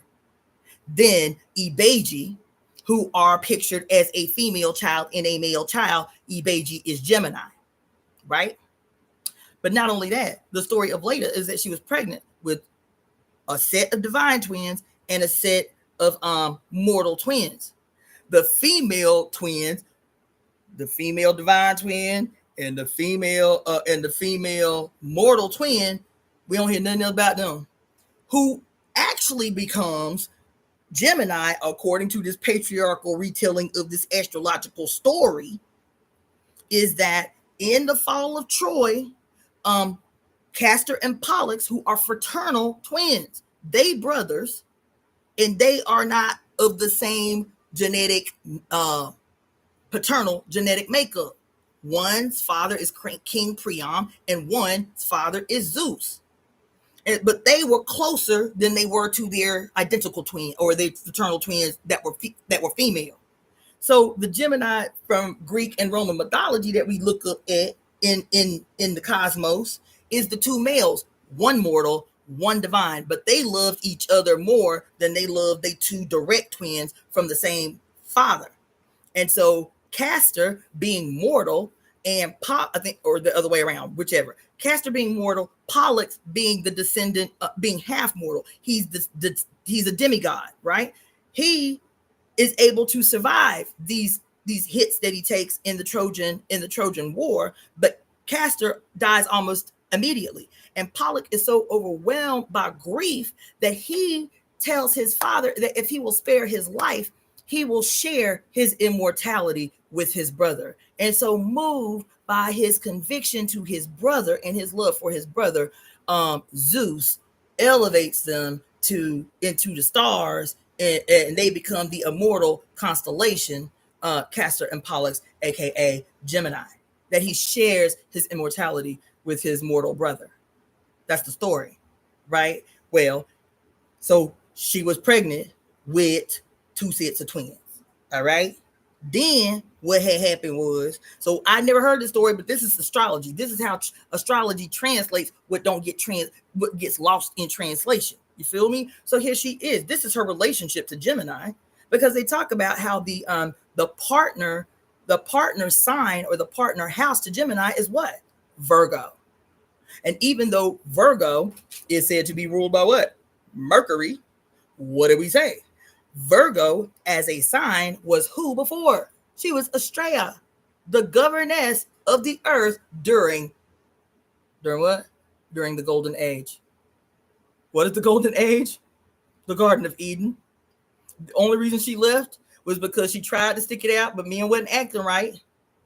They was killing each other, dogging each other, committing violence and everything. And she was like, She's like, I've been trying to show y'all the way through love and bounty. Y'all ain't getting it. So we gonna have to take a vacation, come back on another day. It'll be time for a new golden age. And me and my mother, who's my mother? Great grandmother Crone, aka changed to male, gave the great grandmother Crone a sex change, called her Cronus in Greece, and subsequently Saturn by Rome. Great grandmother Crone, also known as the Black Sun, also known as Satan, hence the name Saturn, also known as the mark of the beast. What's the mark of the beast? The six-pointed, hexagonal, atmospheric phenomena that exists on the North Pole of the planet Saturn.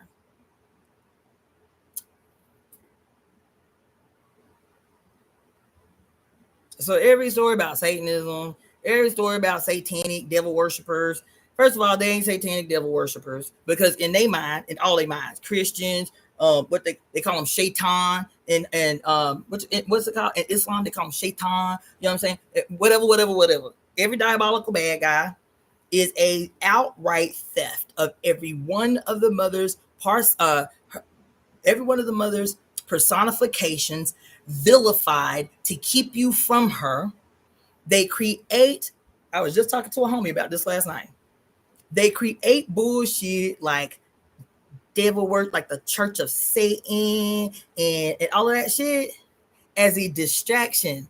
Because even as they talk about the evil and opposite diabolical bad guy to God, to God's Son Jesus, and to the Holy Spirit. You got Lucifer, because Lucifer is synonymous with the Holy Spirit. You feel me? You got Lucifer, right? You got Satan, who is equivalent to God in opposition, right? And then you got the Antichrist, or the devil, or the Antichrist, who is the son of Satan. You feel me? This the juxtaposition, right?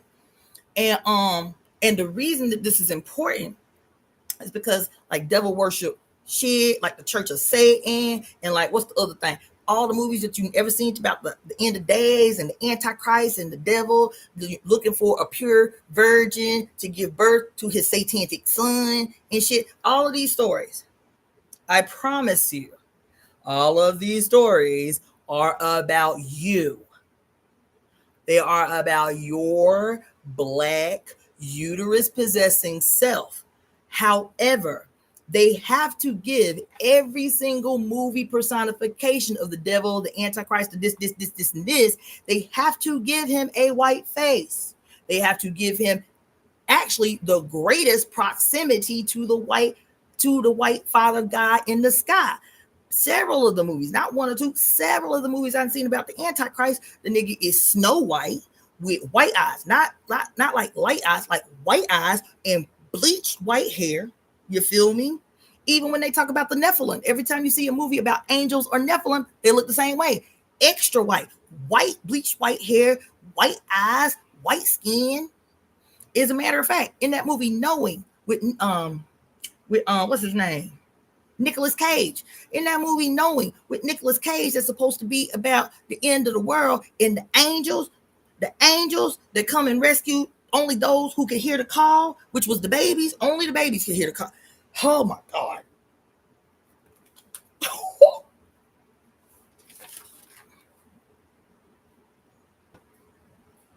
Oh,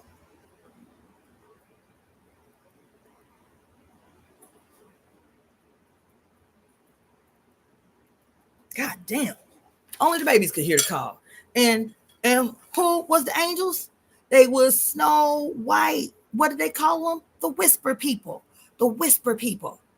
And for some reason, only babies could hear them. Only kids could hear them. You feel me? Pure white eyes, white hair, white skin. And when they open their mouth, a giant white light would beam out of their fucking mouth. You feel me? What's the scenario? What's the connection?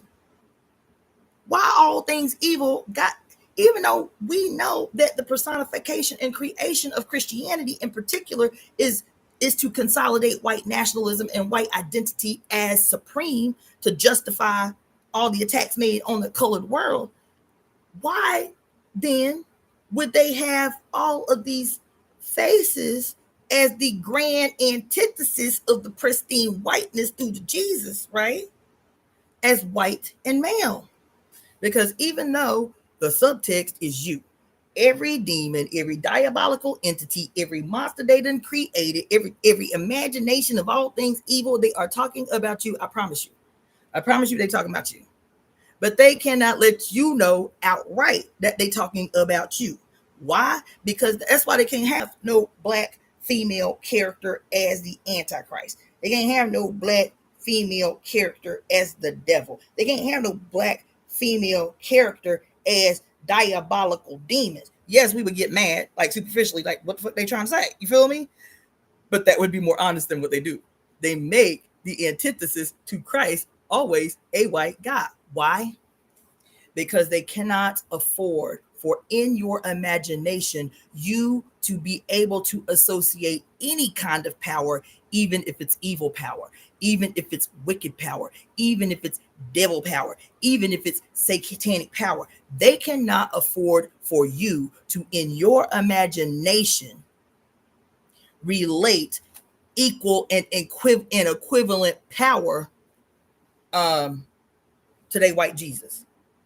So they still need a white guy to be the bad guy, to be the antithesis, because they ain't even had no colored people as the bad guy.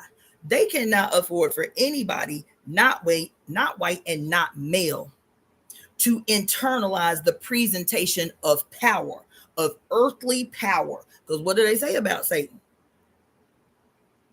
What do they say about Satan? He rules this realm. What's this realm? He rules the earth. He is the owner of the earth. He has ultimate power on earth. Ain't that what your scriptures say? That's why the scriptures say, be not concerned with what happens on the earth.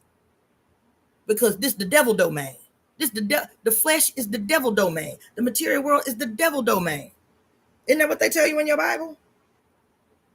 That he has the power to make anything happen. Isn't that what they tell you in Job? They say it was the devil that did all that terrible shit to Job. They don't say God did it. They say the devil did it. Because this his domain. And that's a lot of power. And we cannot afford for no colored people, no other people, no female people, no female adjacent people to in the slightest way in their imagination imagine power to change the material world with which the devil is the governor of, the ruler of this domain. We can't be putting no ideas in these bitches' head. Now the devil always got to be a bad white guy. The devil always got to be a bad white guy. Satanic church, I'm telling you, I am promised, at all of its different branches, breakoffs and shit. As long, because it's always fascinating to me, how so many of the quote founders and leaders of these different sects of Satanism, quote Satanism, Church of Satan, this and this and this and this, it's always fascinating to me that how many of them are not only Satanists, but they're white nationalists. They're white supremacists. I was like, isn't that fascinating? How they came to that conclusion? They say they the chief rebels. Who's the chief rebel? He who rebelled against God in heaven, got flung to the earth and shit. They supposed to be the chief rebels, the representatives, the children of the chief rebels. But y'all look just like y'all God the Father. Y'all look just like y'all, and got the nerve to hate God the Father's actual opposition. Black females. Ain't that about a bitch? I just saw a t-shirt the other day from some Church of Satan, and it said, worship Satan as a question mark. Worship Satan, respect women. I said, isn't this fascinating? What an interesting shirt. By an organization that has a history of being white supremacist. That's so fascinating to me. Not only with a history of being white supremacist, the shirt got the nerve to be worship Satan, question mark, respect women, right? That's the conclusion, with a black ass Baphomet. A black ass Baphomet on the shirt. A black ass goat-headed bitch with titties and her serpent chakra illuminated from out her genitals. And y'all got the nerve to hate black women. Y'all got a black ass Baphomet with her titties out on your shirt talking about if you really worship Satan, respect women and still miss the boat. Ain't that something? Ain't that something?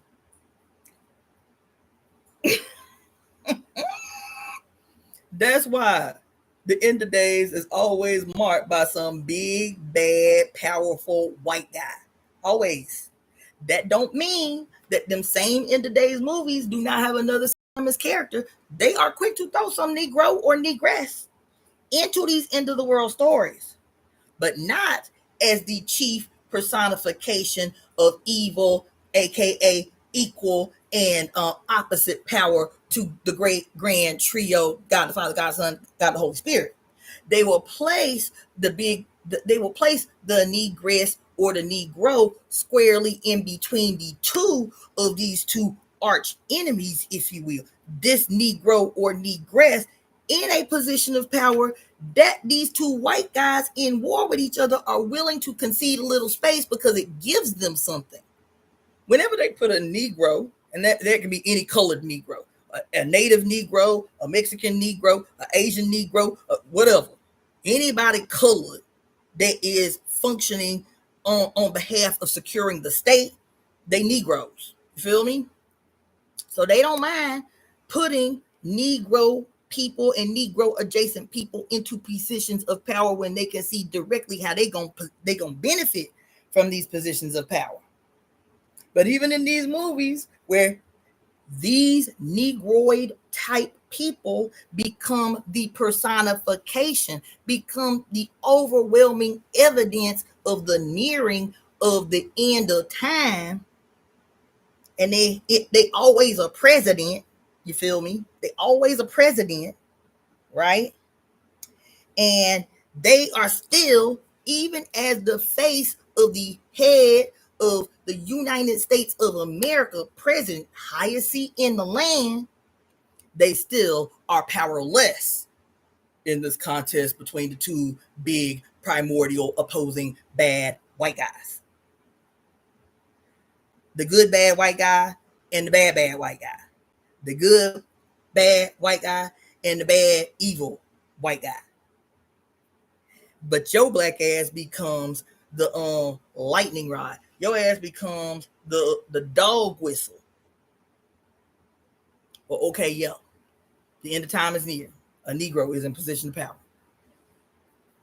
That's why they don't have no problem placing you in these end of the world type scenario movies to distract from the fact that the only thing that can resolve the this contradiction between these two opposing equal forces, right, is the outright all the way to the left swinging pendulum. And they cannot afford for your black ass to associate to, because we all, even if we don't admit it, so many of us grew up always rooting for the bad guy, always rooting for the antagonist. Me, I was always rooting for the roadrunner. Not the roadrunner, the coyote. I'm like, damn, can the coyote just catch the bird one time? Like, can he, I'm just saying, nigga just want to eat. Can he just eat one time? Can they just let him catch the bird one time? Just one time. I was always rooting for the cat and Tom and Jerry. Damn, why you terrorizing the cat? You know you faster than the cat. You know you slicking. Why you be playing games with the cat? You feel me? I always, it didn't matter what the movie was. That's why as a kid, I always thought I was like inherently evil. Because we watch anything and I'm like empathizing with the bad guy. I'm like, do that mean I'm bad? Do that mean I'm bad? You feel me? I always rooted for the bad guy. Didn't know why. Didn't have an explanation in my little baby brain for why, but now I know why. Because the protagonist in every goddamn movie you've ever seen is a diabolically monstrous motherfucker, shrouded in good, disguised in the quintessential wolf in sheep's clothing. As a matter of fact, every protagonist, I don't care who it is, think about your favorite protagonist, and I can tell you how they was a motherfucking wolf in sheep's clothing, feigning innocence, feigning the good guy, feigning love, feigning romance, feigning wisdom, just to gain proximity so they don't have to work as hard to oppress your ass or kill your ass or do something terrible to your ass. And you just out here trying to live, trying to be your best and truest authentic you, and they putting on costumes every day just to get close enough to siphon your energy or bite you in your neck or bite you in your ass or steal your money out your motherfucking pocket. Tell me a movie with your favorite protagonist, and I will tell you how his ass was actually the antagonist, and the antagonist was actually the, quote, hero of the story. Name a movie. I love the Harry Potter movies, and I watch the Harry Potter movies like everybody else watched the Harry Potter movies. Harry Potter is the child who was taken advantage of. Poor Harry, and he emerges victorious against the evil he who must not be named, Lord Voldemort, aka Tom Riddle. Harry was the bad guy. Not only was Harry the bad guy, his whole clique, they was the antagonist. You feel bad for the Weasleys. Because you can tell they poor working class people just trying to make a way. Why was the Weasleys bad guys? Because they were all obsessed with muggles. Who was the muggles? White people. I ain't trying to offend nobody. I'm just telling you what it is and how these people write these stories.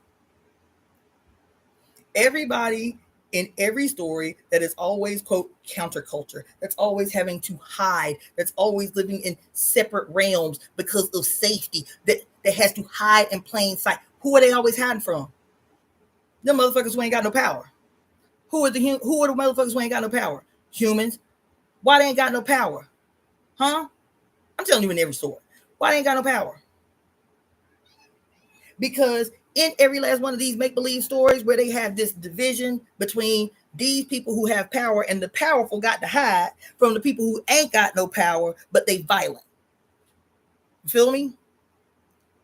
These people with all the power who have to hide in different realms and hide in plain sight and disguise themselves like Mystique, who can look like a human if she need to. Why did she say she started doing that? Because y'all made my life hell in school as a little kid.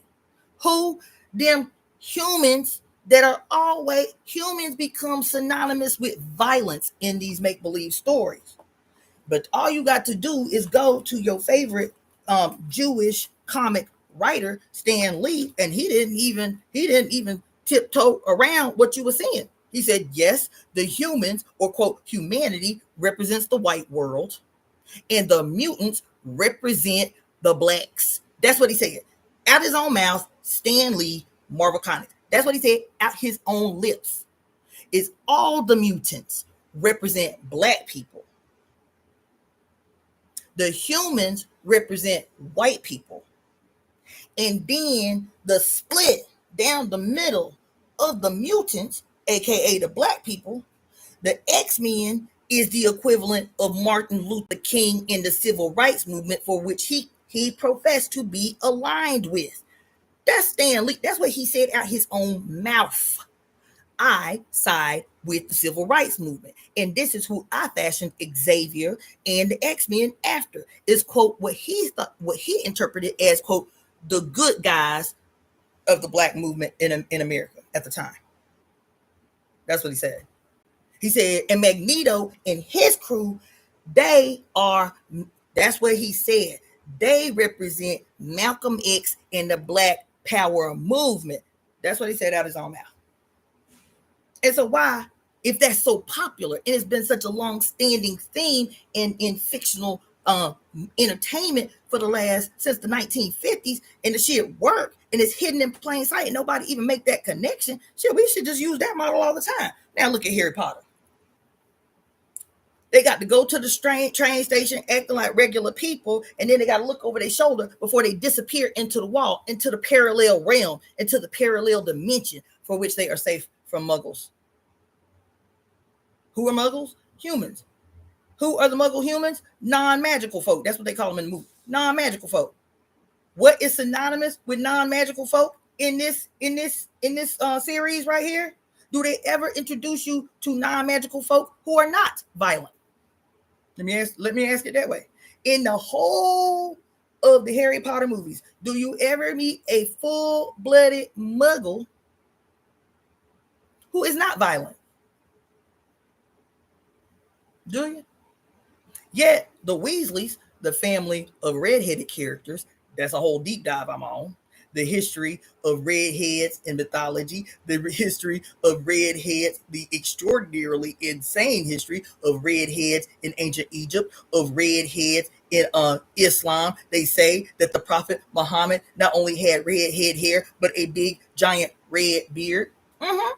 The history and occult symbolism of the red-headed. So the Weasleys is a whole family of redheaded, but you empathize with them. You feel me? Because they poor, they working class, they just trying to do their thing. But the thing is that the patriarch of that family is obsessed with who? Humans. Who? Muggles. Who? Non-magical folk who are notoriously violent. Because as far as this series is concerned, you ain't met a muggle yet who is not violent. Not one. His family, them, his aunt is his mother's sister. She has had this baby since he was a baby, who watched his mama and daddy die. And she been terroristic to that child since infancy. Why does she finally admit that she hated Harry Potter? That she hated her only nephew, that she hated not only her only nephew, but she hated her sister. And she admitted this to him. She said, why? You want to know why I hated my sister? You want to know why I hated my sister? Because she got power and I didn't. My family just doted over her because she had the gift and I didn't. Huh? That's what she said. That's what she said. So I'm going to treat you like shit since my sister did and I can't treat her like shit. Because I'm mad, because I'm jealous, because she got the power. What did I just say? Because my sister got the power and I don't. So here you got the violent, non-magical folk, violent because they don't have the power. Here you got the magical folk with all the power to change everything in the blink of an eye, taking it upon themselves to hide in parallel dimensions so that they are not, quote, targeted by the non-magical folk, by the non-powerful folk. Because even if they ain't got magic in the tips of their fingers and they ain't got power in the tips of their fingers, they got violence that they can always rely on. They can always fall back on violence.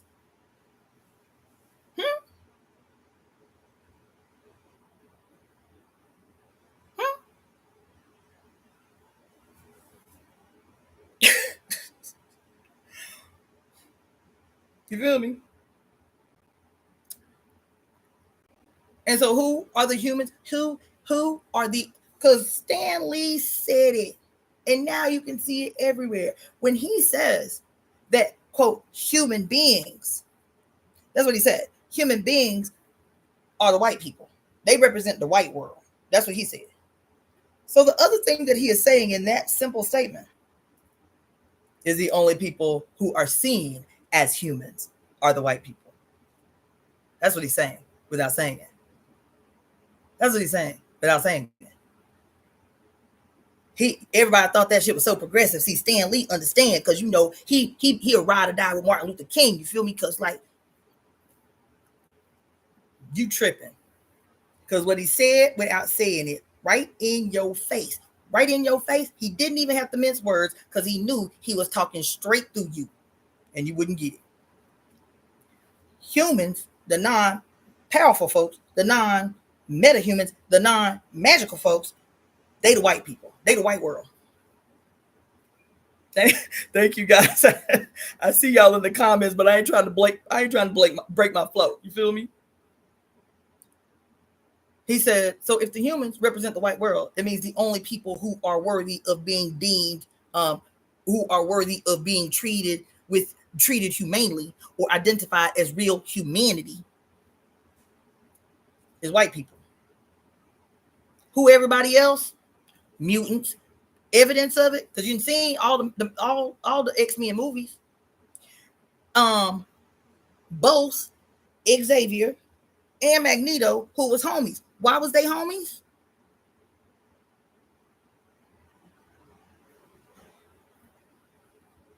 You feel me? Xavier is the good guy.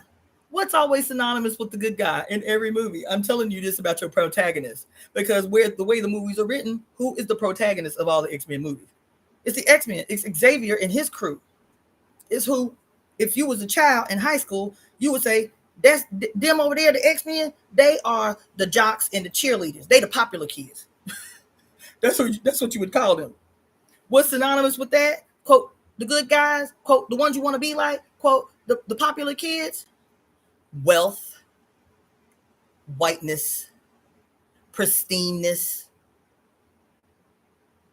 class, upward classness, upward mobility. And then everybody else, it is fashioned after this across the board acceptance of what normal is. White, rich, intelligent, athletic prowess, beauty, and then everybody else's importance is based on their proximity to this across the board acceptance of normal. Right? So nerds, they out because they ain't got no physical prowess, but they kind of creepy smart. You feel me? Goths or the dark kids, they out because they are the ass opposite of the accepted norm. And you see this, I'm telling you, in every single movie that you see. What's his name? Stan Lee wasn't wrong when he said that humanity represents white people. He was not wrong when he said that. Because I've been trying to teach y'all that for 2 years now since we read Pure Lust. It is the accepted image in everyone on earth's imagination that the standard of normal that everyone should seek at least proximity to is white and male, just like this utmost yam. White and male, right? He wasn't wrong when he said that. He wasn't wrong when he said that. That humanity in the X-Men movies and comics is synonymous. Humanity is synonymous with whiteness, with the white world, and everybody else is a mutant. Them his words. Everybody else is a mutant. And even the split among the mutants, quote, the good mutants and the bad mutants, what's the common language? The reason that Xavier is so tied to humanity, so convicted to see the good in them, to have hope, we just got to be patient with them, even as they coming up with the most diabolical ways to take our power. Even as they are plotting and scheming on the most painful and diabolical ways to steal our power, we just have to have hope. We just got to be patient. We just got to give him time. What is it about Xavier that makes him take that position? It's the same thing that makes Negro Peaches take that position. It's the same reason that Negro politicians take that same position. It's the same reason that Negro thought leaders, Negro intellectuals take that same position. We just got to have patience. We just got to teach them. They just got to learn. We just got to be willing to hold their hand while they walk through this thing called white supremacy and internalized patriarchy. We just got to have patience, you feel me? And the more loving we can be, the more we can demonstrate our proximity to humanity. But what did Stan Lee tell you that humanity was? Whiteness and maleness. That's what Stan Lee told you. That's what I've been telling you for the last 3 years while we was walking through Pure Lust, that it is the accepted idea in our imagination of normal that is white and male and rich, through which all of us try to gain proximity to in the hopes that our proximity to that accepted image will make our life less painful, will cause them to retract some of the suffering that they impose, some of the violence that they impose. So if we just talk right enough, if we articulate and enunciate properly to demonstrate in real time the level of our intellect, if they can see and hear in our posture and behavior the evidence that intellectually we too are closer to them than those others of us, that if we soften our posture and our disposition, if we resolve those things that we know by default naturally make them uncomfortable in space with us, aka, girl, don't you want to straighten your hair? My mother still asks me that, by the way. Your hair is so long. Don't you want to straighten it and see how long it'll be if you straighten it?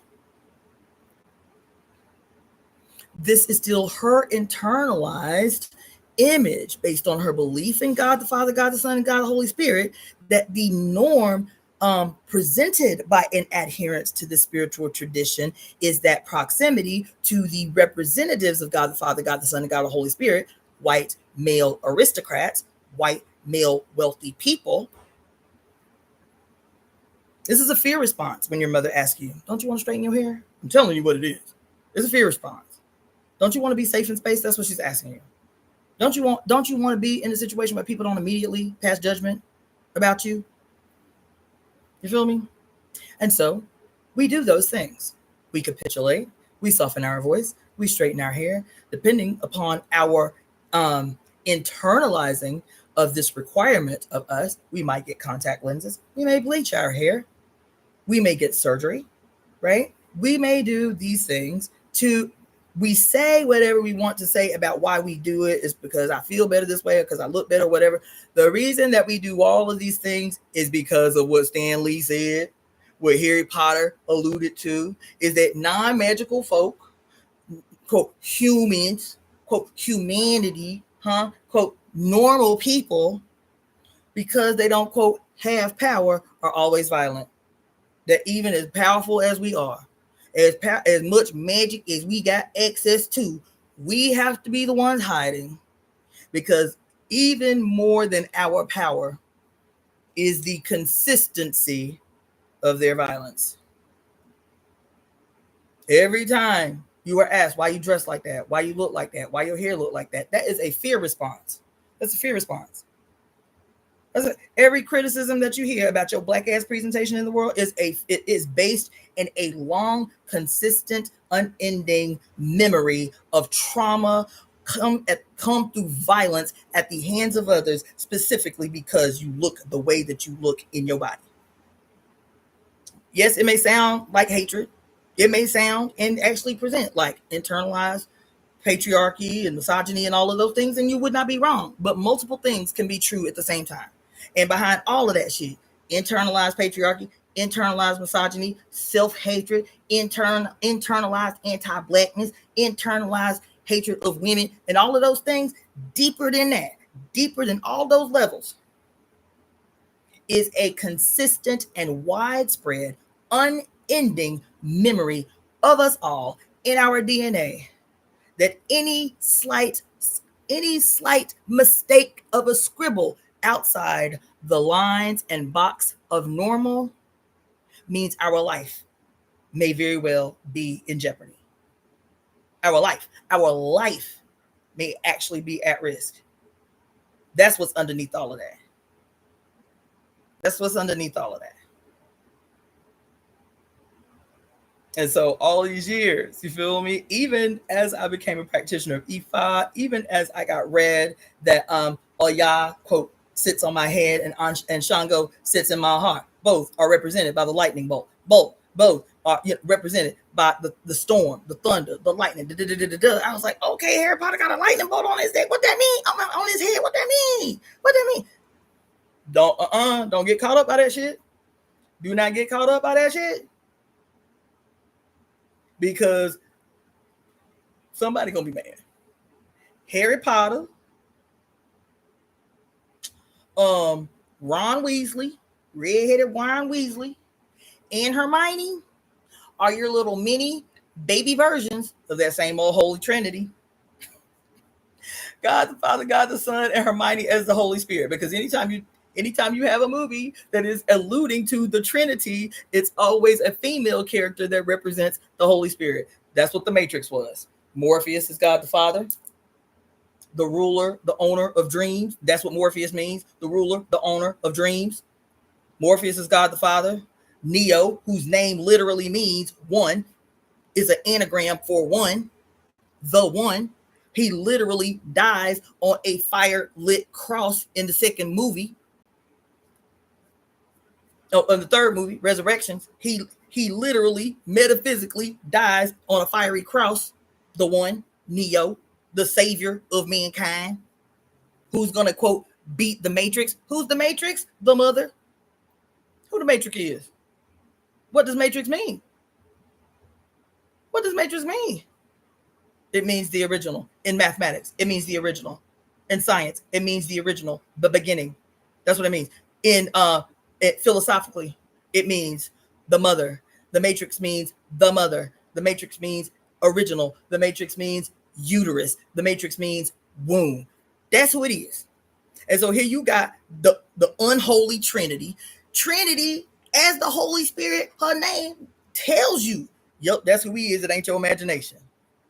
Everywhere you see a movie that has a metaphorical, symbolic Trinity presented as the good guys, Morpheus is the owner of dreams. That's who he is in Greek mythology, the owner of dreams. Neo is Jesus. Morpheus is God. Trinity is literally the Holy Spirit. Hermione, Ron Weasley, You feel me? Who else?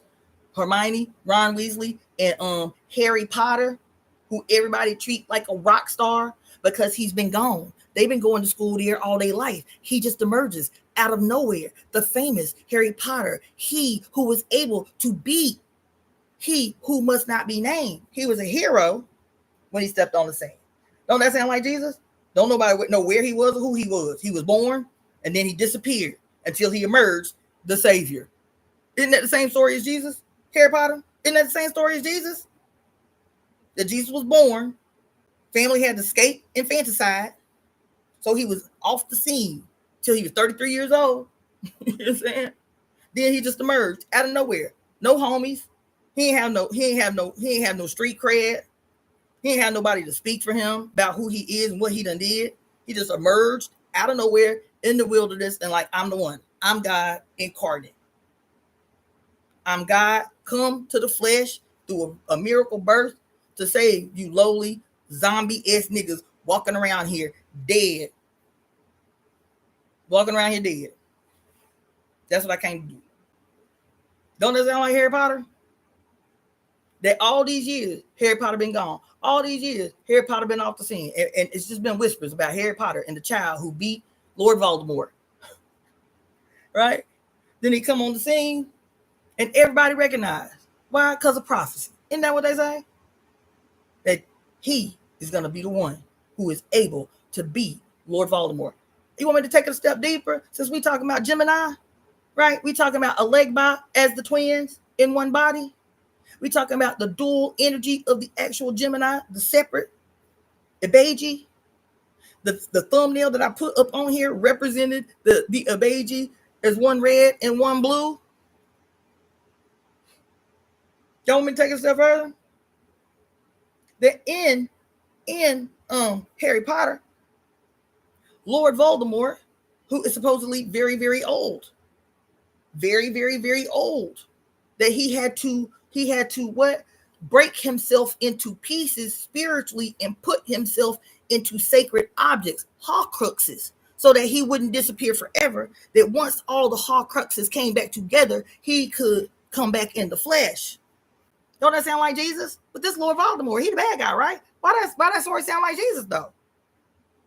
He who died a physical death, but was able to preserve his spirit in amulets and shit. So that one day, when his followers did enough work, he could be resurrected in the flesh. Don't that sound like Lord Voldemort? But Lord Voldemort is a bad guy, and I just told you that Harry Potter is Jesus. But why Lord Voldemort's story sound like? Not only that, when Lord Voldemort finally reveals himself to Harry Potter in the second movie, which is the Chamber of Secrets, which is about the giant, massive basilisk that lives underneath the school, this is when Lord Voldemort finally reveals his true self. How does he reveal his true self?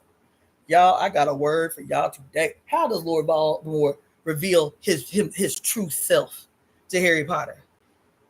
Because the way Harry Potter sees Lord Voldemort is as his teenage self when he was going to school at Hogwarts back in the like 1930s or some shit.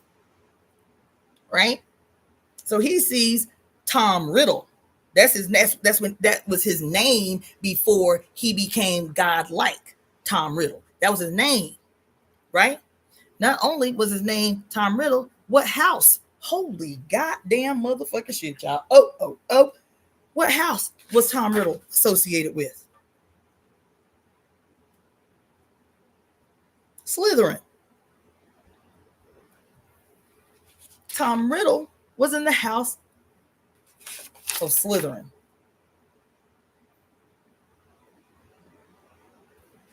Tom Riddle was in the house of Slytherin. He meets Harry Potter, right? Because Harry Potter's following all these clues to try to figure out what happened to Ginny Weasley, right? And so he finds this book that Ginny had in her hand. She had been carrying all over the place. And this because once Tom Riddle died in the flesh, again, he had to separate his own spirit and store them in places until he could be reunited in the flesh. His broken up spirit could become flesh again. So he hid a version of himself in a diary. his diary from when he actually lived. And when Harry Potter got the diary that Tom Riddle had hid himself in, and he takes the little magic wand and spells out the anagram of Tom Riddle, switches the words around, and those words, Tom, whatever his middle name Riddle was, right, spells out, I am Lord Voldemort, right? Then he tells the story of how he placed himself in all these Horcruxes and shit. What does Harry Potter do? Because he recognizes that Lord Voldemort's essence is hidden in all these secret places. Sound like this Bible shit we've been talking about? Does that sound like the Bible? Does that sound like what Mama Zogbe told us in the Sibyls about the origin of both of all three of them, the Bible, the Torah, and the Bible, the Torah, and the Quran? That these men didn't have nothing. They didn't have nothing to contribute. They literally had to steal the Sibylline books, divide them up, and then word for word copy the Sibylline books. And everywhere it say she, put he. Everywhere it say goddess, put God. Everybody that had a uterus put a penis there in place. Feel like they ain't come with no fresh ideas. Just straight up hijack the whole thing. Just hijack the whole thing. Isn't that what she told us? Isn't that what I told you she told me in 2018, 7 days before my first grandchild was born? I'm like, why I'm in here reading the Bible? I had ate acid and was tripping for 16 hours. And she's like, get the Bible, pick the Bible up, and I'm gonna show you how to see me in it. I'm like, what? I ain't picked up a Bible in 20 motherfucking years. What do I gotta read the Bible for? She's like, pick up that book. She said, everything you see here is me. And I'm telling you, every scripture she took me to, I didn't know why, but every single scripture she took me to, I was like, okay, let me find the numerology. Every single scripture she took me to reduced to the number 9. Letters and numbers reduced to the number 9. She's like, see, this me, it's been here. This all me. Every story is about me. Every story from the beginning to the end is about me. You have to see. Don't that sound like what I just told you about Lord Voldemort?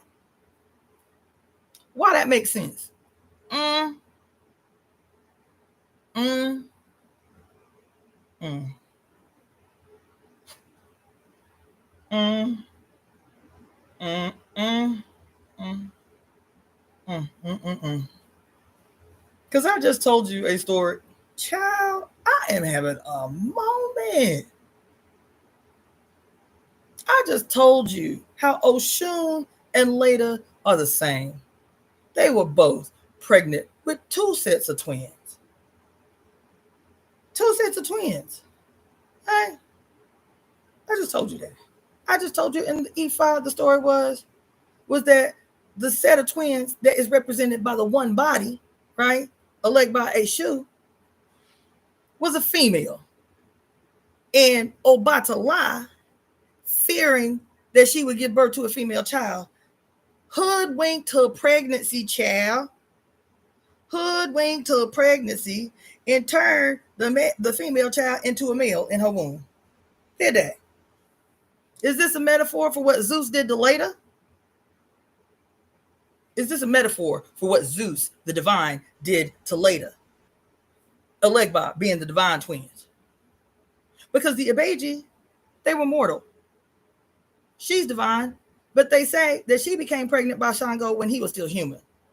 Because Shango is the only one of 401 Orisha who was born human and became God. Sound familiar? Sound familiar? This story between Oya and Shango, where they say, oh, they married. They married, you feel me? Shango and Oya, husband and wife, you feel me? And I told you that it was a Babalao. As a matter of fact, I'll tell you who it was. Professor James Small. Y'all know Professor James Small, and every damn black historical documentary you done seen in the last 20 years, Professor James Small is in it. Professor James Small, who is not only a Babalao, he was also first initiated to Oya. He's a child of Oya. And in 2017, he did a presentation at the Black Power Awards talking about um, this story of how Shango, the only Orisha who was, quote, born human, became God, became Orisha. And he is the only time from that day to this, he is the only person I've ever heard refer to this relationship between Oya and Shango as a mother-son relationship as opposed to a husband-wife relationship. The only person from that day to this, even before, from my entry into the tradition in 2008 to this day, he is the only person I've ever heard refer to that relationship between Oya and Shango as mother and son. Why? Because just like Kali, she had been changed into he had been changed into her husband, quote, a divine equal. Equal. I just want to say this: equal and harmonious do not mean the same thing. So hold on. Equal and harmonious do not mean the same thing. Because I had somebody get an attitude when I said I am not interested in equality with men. 0% interested. What I am interested is a restoration of harmony on this planet among and between males and females and everybody else that exists on the earth in the spaces in between. That's what I'm interested in. But, quote, equality with men is the furthest thing from anything I have ever talked about. I'm not interested in that. Equality between, quote, men and women. You wouldn't say I'm equal to my mother. I'm equal to my daddy. You wouldn't say that. You wouldn't say your parents are better than you. There's a harmony between you and your parents. That has nothing to do. Harmony can exist without equality. What y'all call equality. Children are not equal to their parents, but they still live in an appropriately harmonious relationship with their parents. That's different. The harmony between the divine feminine and the sacred masculine does not mean equality. Even though this looks like what your ass would call equal because of space and because of distribution, this is not equality. This is harmony. That's different. That's different. You feel me? Child, I'm up in here having a motherfucking. I'm having several moments. Several moments. And I still ain't finished. Let me, man. Y'all peoples. Hold on. Okay. La la la la la. The sacred horseshoe yoni. Da da da da da. Whatever. Okay. Trying to figure out where I was. We did that. We said that. Okay, I got caught. All of that because I got stopped on Namasane, on memory and forgetfulness. Gods and goddesses who revealed doctrine through dance were not confined to the Orient or to the pagan world. Okay, we read that. Said that women enjoyed dancing too much. Subsequently, that's how we got on that. I was talking about that inquisitor who said the most dangerous thing to men is a dancing woman. Subsequently, religious dance was confined to superstitious remnants of the, quote, old faith and to their semi-Christianized festivals and carnivals, where it became incorporated into mystery plays and folk traditions that deified the hostility of the clergy. Whoa. One of the things medieval inquisitors always said about witches and devil worshippers was that they danced. Witches and devil worshippers, that they danced.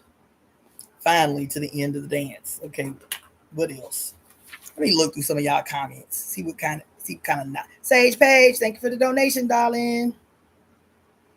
I ain't gonna go all the way back. I'm gonna have to go back later and read some of these. Talk about I hated Jerry. Right. The Roadrunner was annoying. Yeah, right. Okay. I ain't the only eyeball up in the space. I was thinking about how stupid the good guy is to fall for the bad guys' plan. Star Wars. Oh yes, Star Wars got the twins too. Not only you said Jedi and the Sith. Who are the primary? Oh, that's what I was getting to. Don't let me forget this. Okay, so look, Harry Potter, right? Tom Riddle is Lord Voldemort. Harry Potter is the child who came from out of nowhere. You feel me? Who survived? Whatever. There is a scene. I think it was in the Goblet of Fire. There was a scene in the Goblet of Fire once Voldemort finally becomes flesh again. And remember when Harry was choosing his wand in the very first movie, right? And he was choosing all these wands, and they say that the wand has to come to you. And the man who is giving him the wand says, "That is very interesting." He's like, "What?" He said, "The only other wand I have made from this wood is its twin." He called the wands twins. Damn, let me write that down because I'm just now remembering it. He called the wands twins. He said, the only other wand that exists is its twin, its brother, and that wand belongs to he who must not be named. So it's interesting that you got, it's interesting. It's interesting that you picked this, or this wand picked you, when its brother belongs to he who must not be named. And then in the Goblet of Fire, for movies later, when Voldemort finally gets his flesh, but he still needs energy, he still needs power, and so he is going to kill Harry Potter. They kidnap Harry Potter. They're gonna kill Harry Potter so that Lord Voldemort can get all of his power, right? And so when they take their wands and shoot the little shit out of their wands to face off with one another, right, with their spells, Harry's little lightning bolt coming out of his wand is red, and Voldemort's little firebolt coming out of his wand is blue. And neither one of them can beat the other because their power is equal. They stuck in a stalemate right in the middle. These twin brother wands in the hands of metaphorical twins, the young Harry Potter, and the old wicked dressed in all black dress, aka robes, Voldemort. Is this the shadow side of Elegba and Eshu, aka Jesus and the devil, aka Horus and Set, the twins in one body, the two personifications of the one body twins in two characters? Same thing.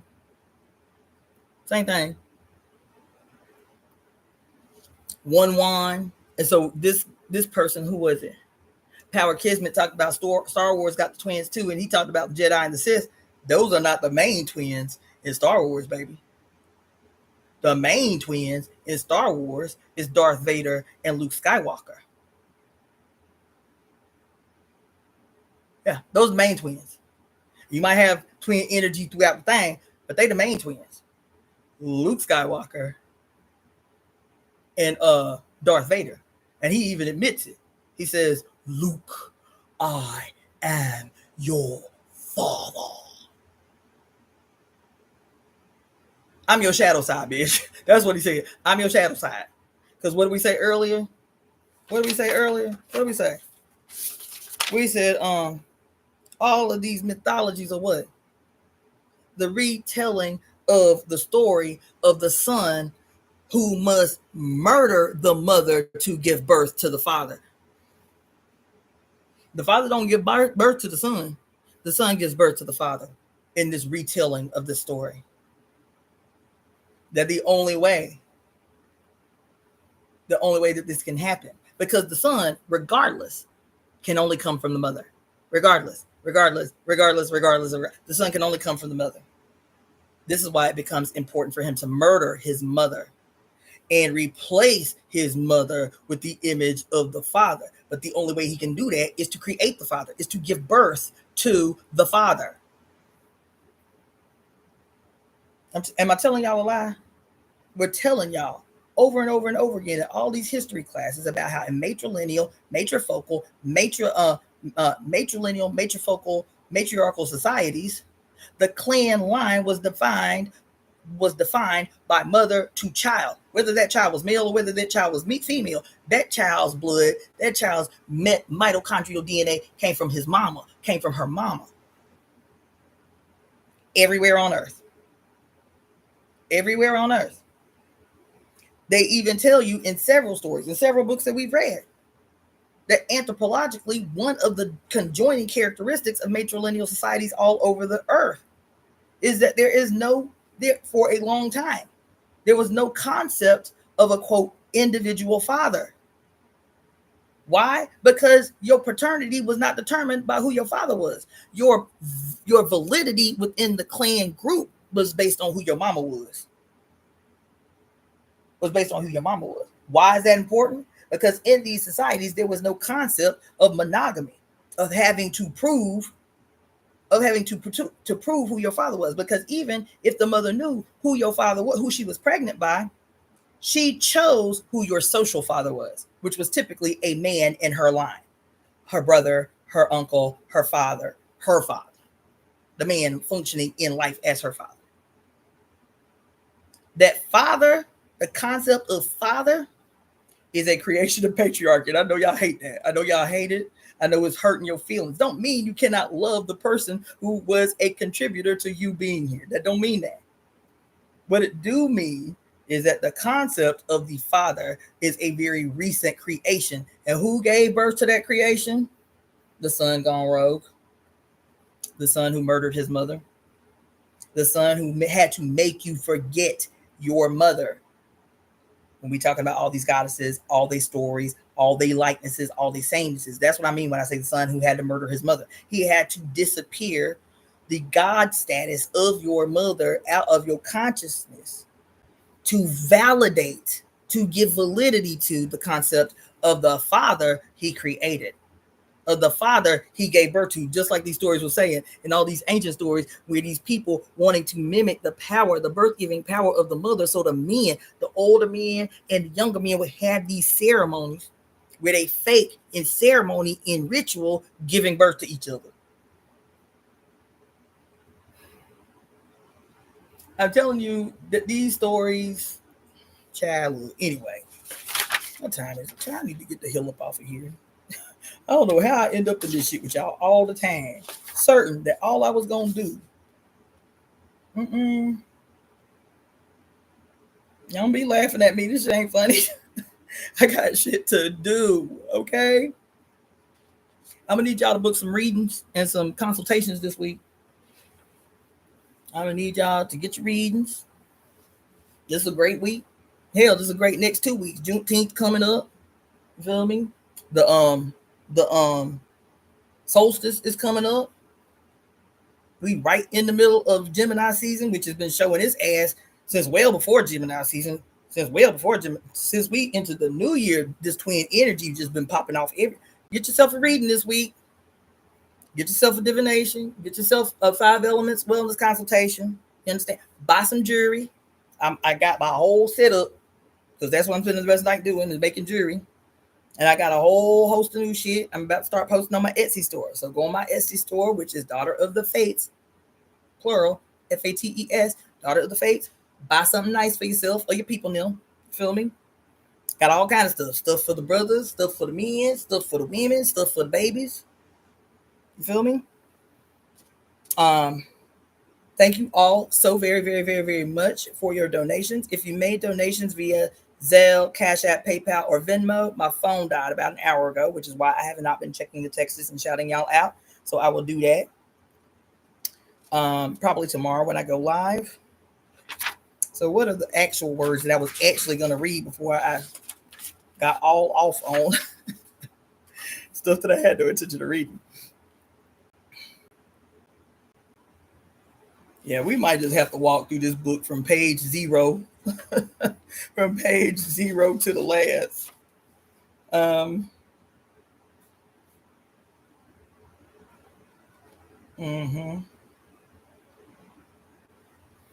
So remember we read earlier, what was it? It was, so we did thread, torch, we did veil. we did vitriol. Remember that mind blowing read we did on vitriol, and it looked like a number 7 with a seed like through it. I told you a sieve is like they call it a reaper. It's like what you use to like, cut corn or like cut sugar cane.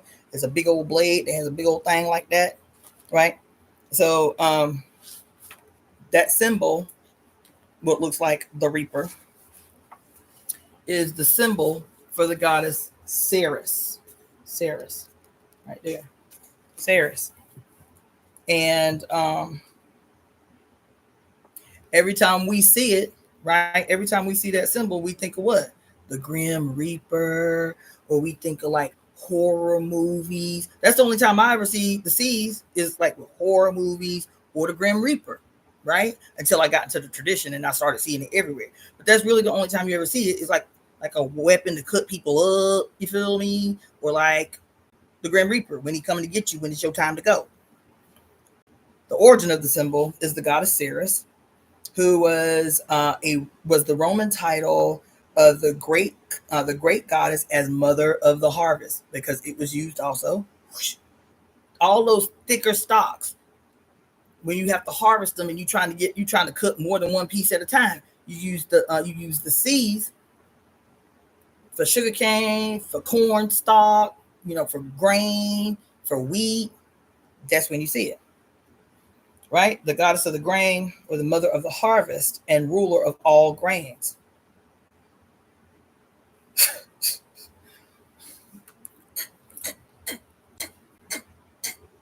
Excuse me. Hang on, man. Um,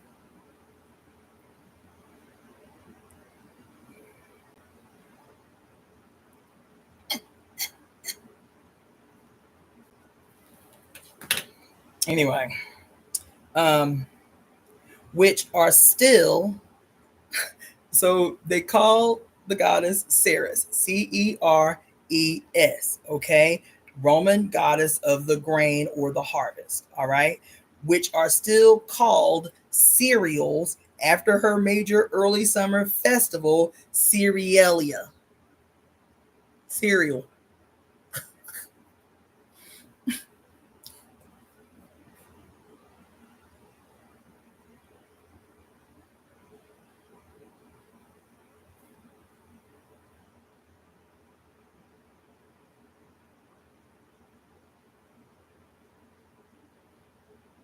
And okay. Uh, So anyway, Cerealia.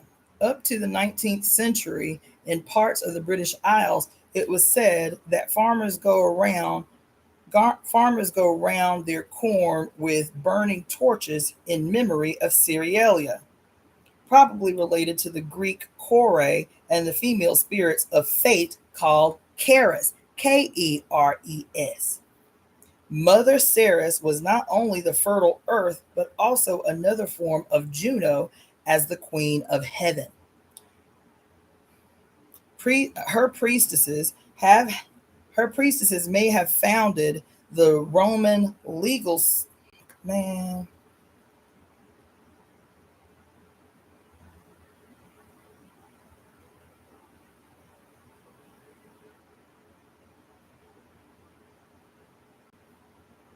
Man.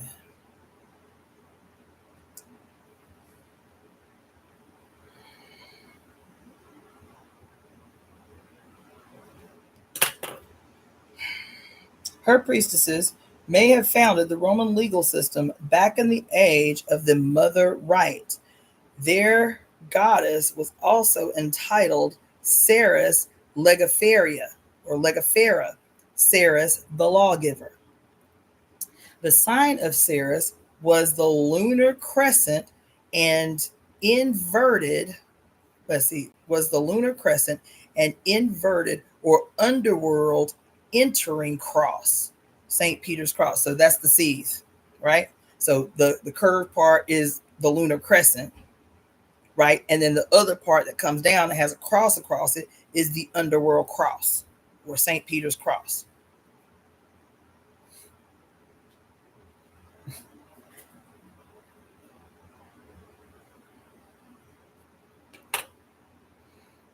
So the combination probably represented the sickle for the cutting grain, as well as the hint of the lunar seasonality and the planting of the male seed in the earth's womb.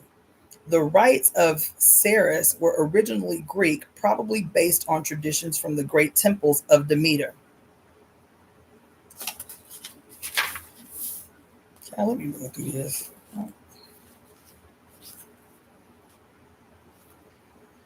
Okay, the rest of these are short.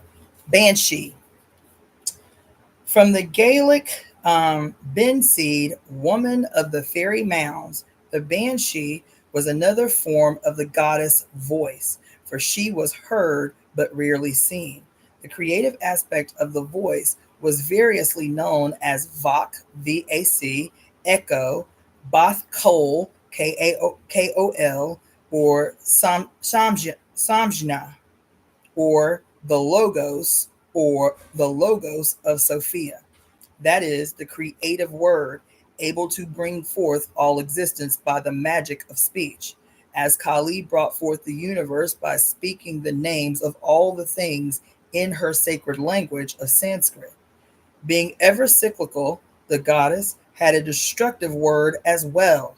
The blessing of life would always be counterbalanced by the curse of death. The anathema, or the malediction, the the bane saying of the banshee.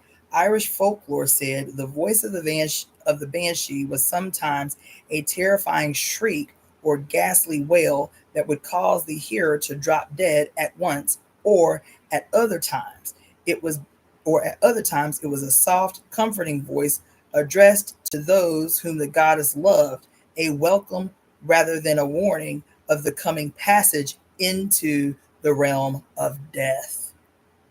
Whoa. Well, now remember we was talking about Harry Potter and the Chamber of Secrets and the basilisk? Here we go. Basilisk.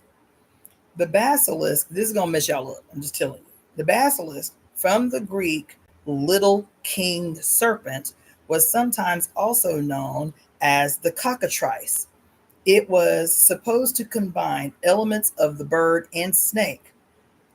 Anybody see the second is it the second Hunger Games? The second Hunger Games. This the song of the song of the bird and serpent. The song of the bird and serpent. Anybody remember that? All them rainbow colored serpents. Anyway, Little King Serpent, and was sometimes also known as the cockatrice, was supposed to be a combined element of bird and snake.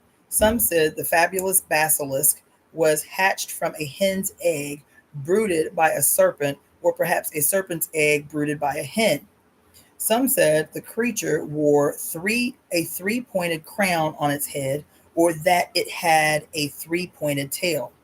But the outstanding characteristic of the basilisk was its poisonous gaze. Its poisonous gaze. Like the Gorgon Medusa, the basilisk was able to kill whatever it looked at, or alternatively breathed on. This is also in Harry Potter in the Chamber of Secrets when he faces off with the basilisk. What did he end up doing? He ended up having to cover his eyes so he couldn't look at it till he could get close enough to gouge out the basilisk's eyes. Remember that? Um, let's see. Like the Gorgon Medusa, the basilisk was able to kill whatever it looked at, alternatively breathed on. Thus, it was an animal. It was an animal embodiment of the evil eye. And here, this Jesus personification, known as Harry Potter, gouged her eyes out, the basilisk.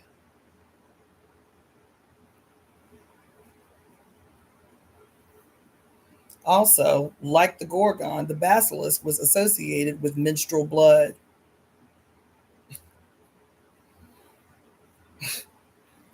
Like the basilisk, Like the Gorgon, the basilisk was associated with menstrual blood. It was often claimed that a basilisk would grow from the buried hair of a menstruating woman. Or again, its ancestors were the very same snakes that grew on Gorgon's head, which was the ancient symbol of warning about about the menstruating or the menstrual mysteries. Mm.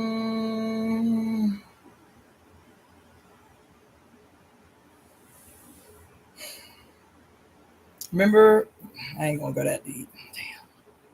According to the popular belief, the basilisk. Let me just make a note for myself for later. Might go in it later.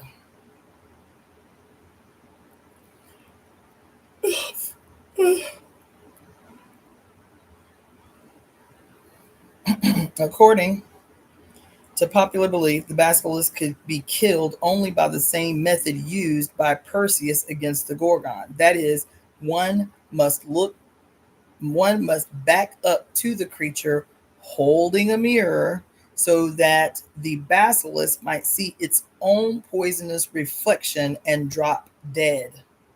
Old fashioned cannons were sometimes decorated with serpent like forms and were referred to as basilisks. The name has been given also to an ordinary animal, a lizard of the iguana family.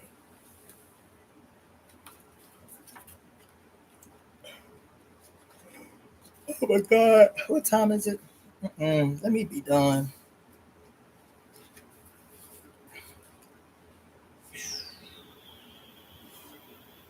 Yeah, I'll read that later. I'll read that later. That later, and that later. So I got, damn, 6 more words I was trying to read to you tonight before I got all off on the tangent. But I feel like it was a good and beneficial tangent. Now I gotta go get something to eat since I've been sitting here for 4 hours and 48 minutes. And I will see you guys tomorrow. Y'all have a great night. Book your readings, book your divinations, book your wellness consultations. Those of you who have jewelry pieces out, those are going in the mail tomorrow. Those of you who have not yet received your write up for the consultations, those are going out within the next 3 days. I'm just catching up on a mountain of them, truth be told, but all of them are going out within the next 3 days. And and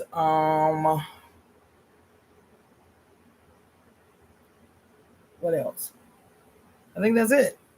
Remember, like, share, subscribe, comment. There are no amount of comments that I can get that will be too many. Make comments, timestamps. You feel me? Do short clips of my videos if you heard something that was gangster and you want to share it with a friend. You feel me? Use the little scissor icon right below the video and you can make a 1 minute, a 60-second clip of some shit that stood out to you. You feel me? What else? I think that's it. All right. So y'all have a great evening. Sleep well. Have great and wonderful dreams. You understand? Yeah. All right. See you guys tomorrow at 11:11 p.m. Universal Time. So 4:11 Pacific Standard Time. Google what your time zone is to 11:11 p.m. Universal Time so we can read these conspiracies, cast these spells, undo all wrongs done, and simultaneously generate and collectively give birth to the new world. Let's do that. Okay? Peace. Oh.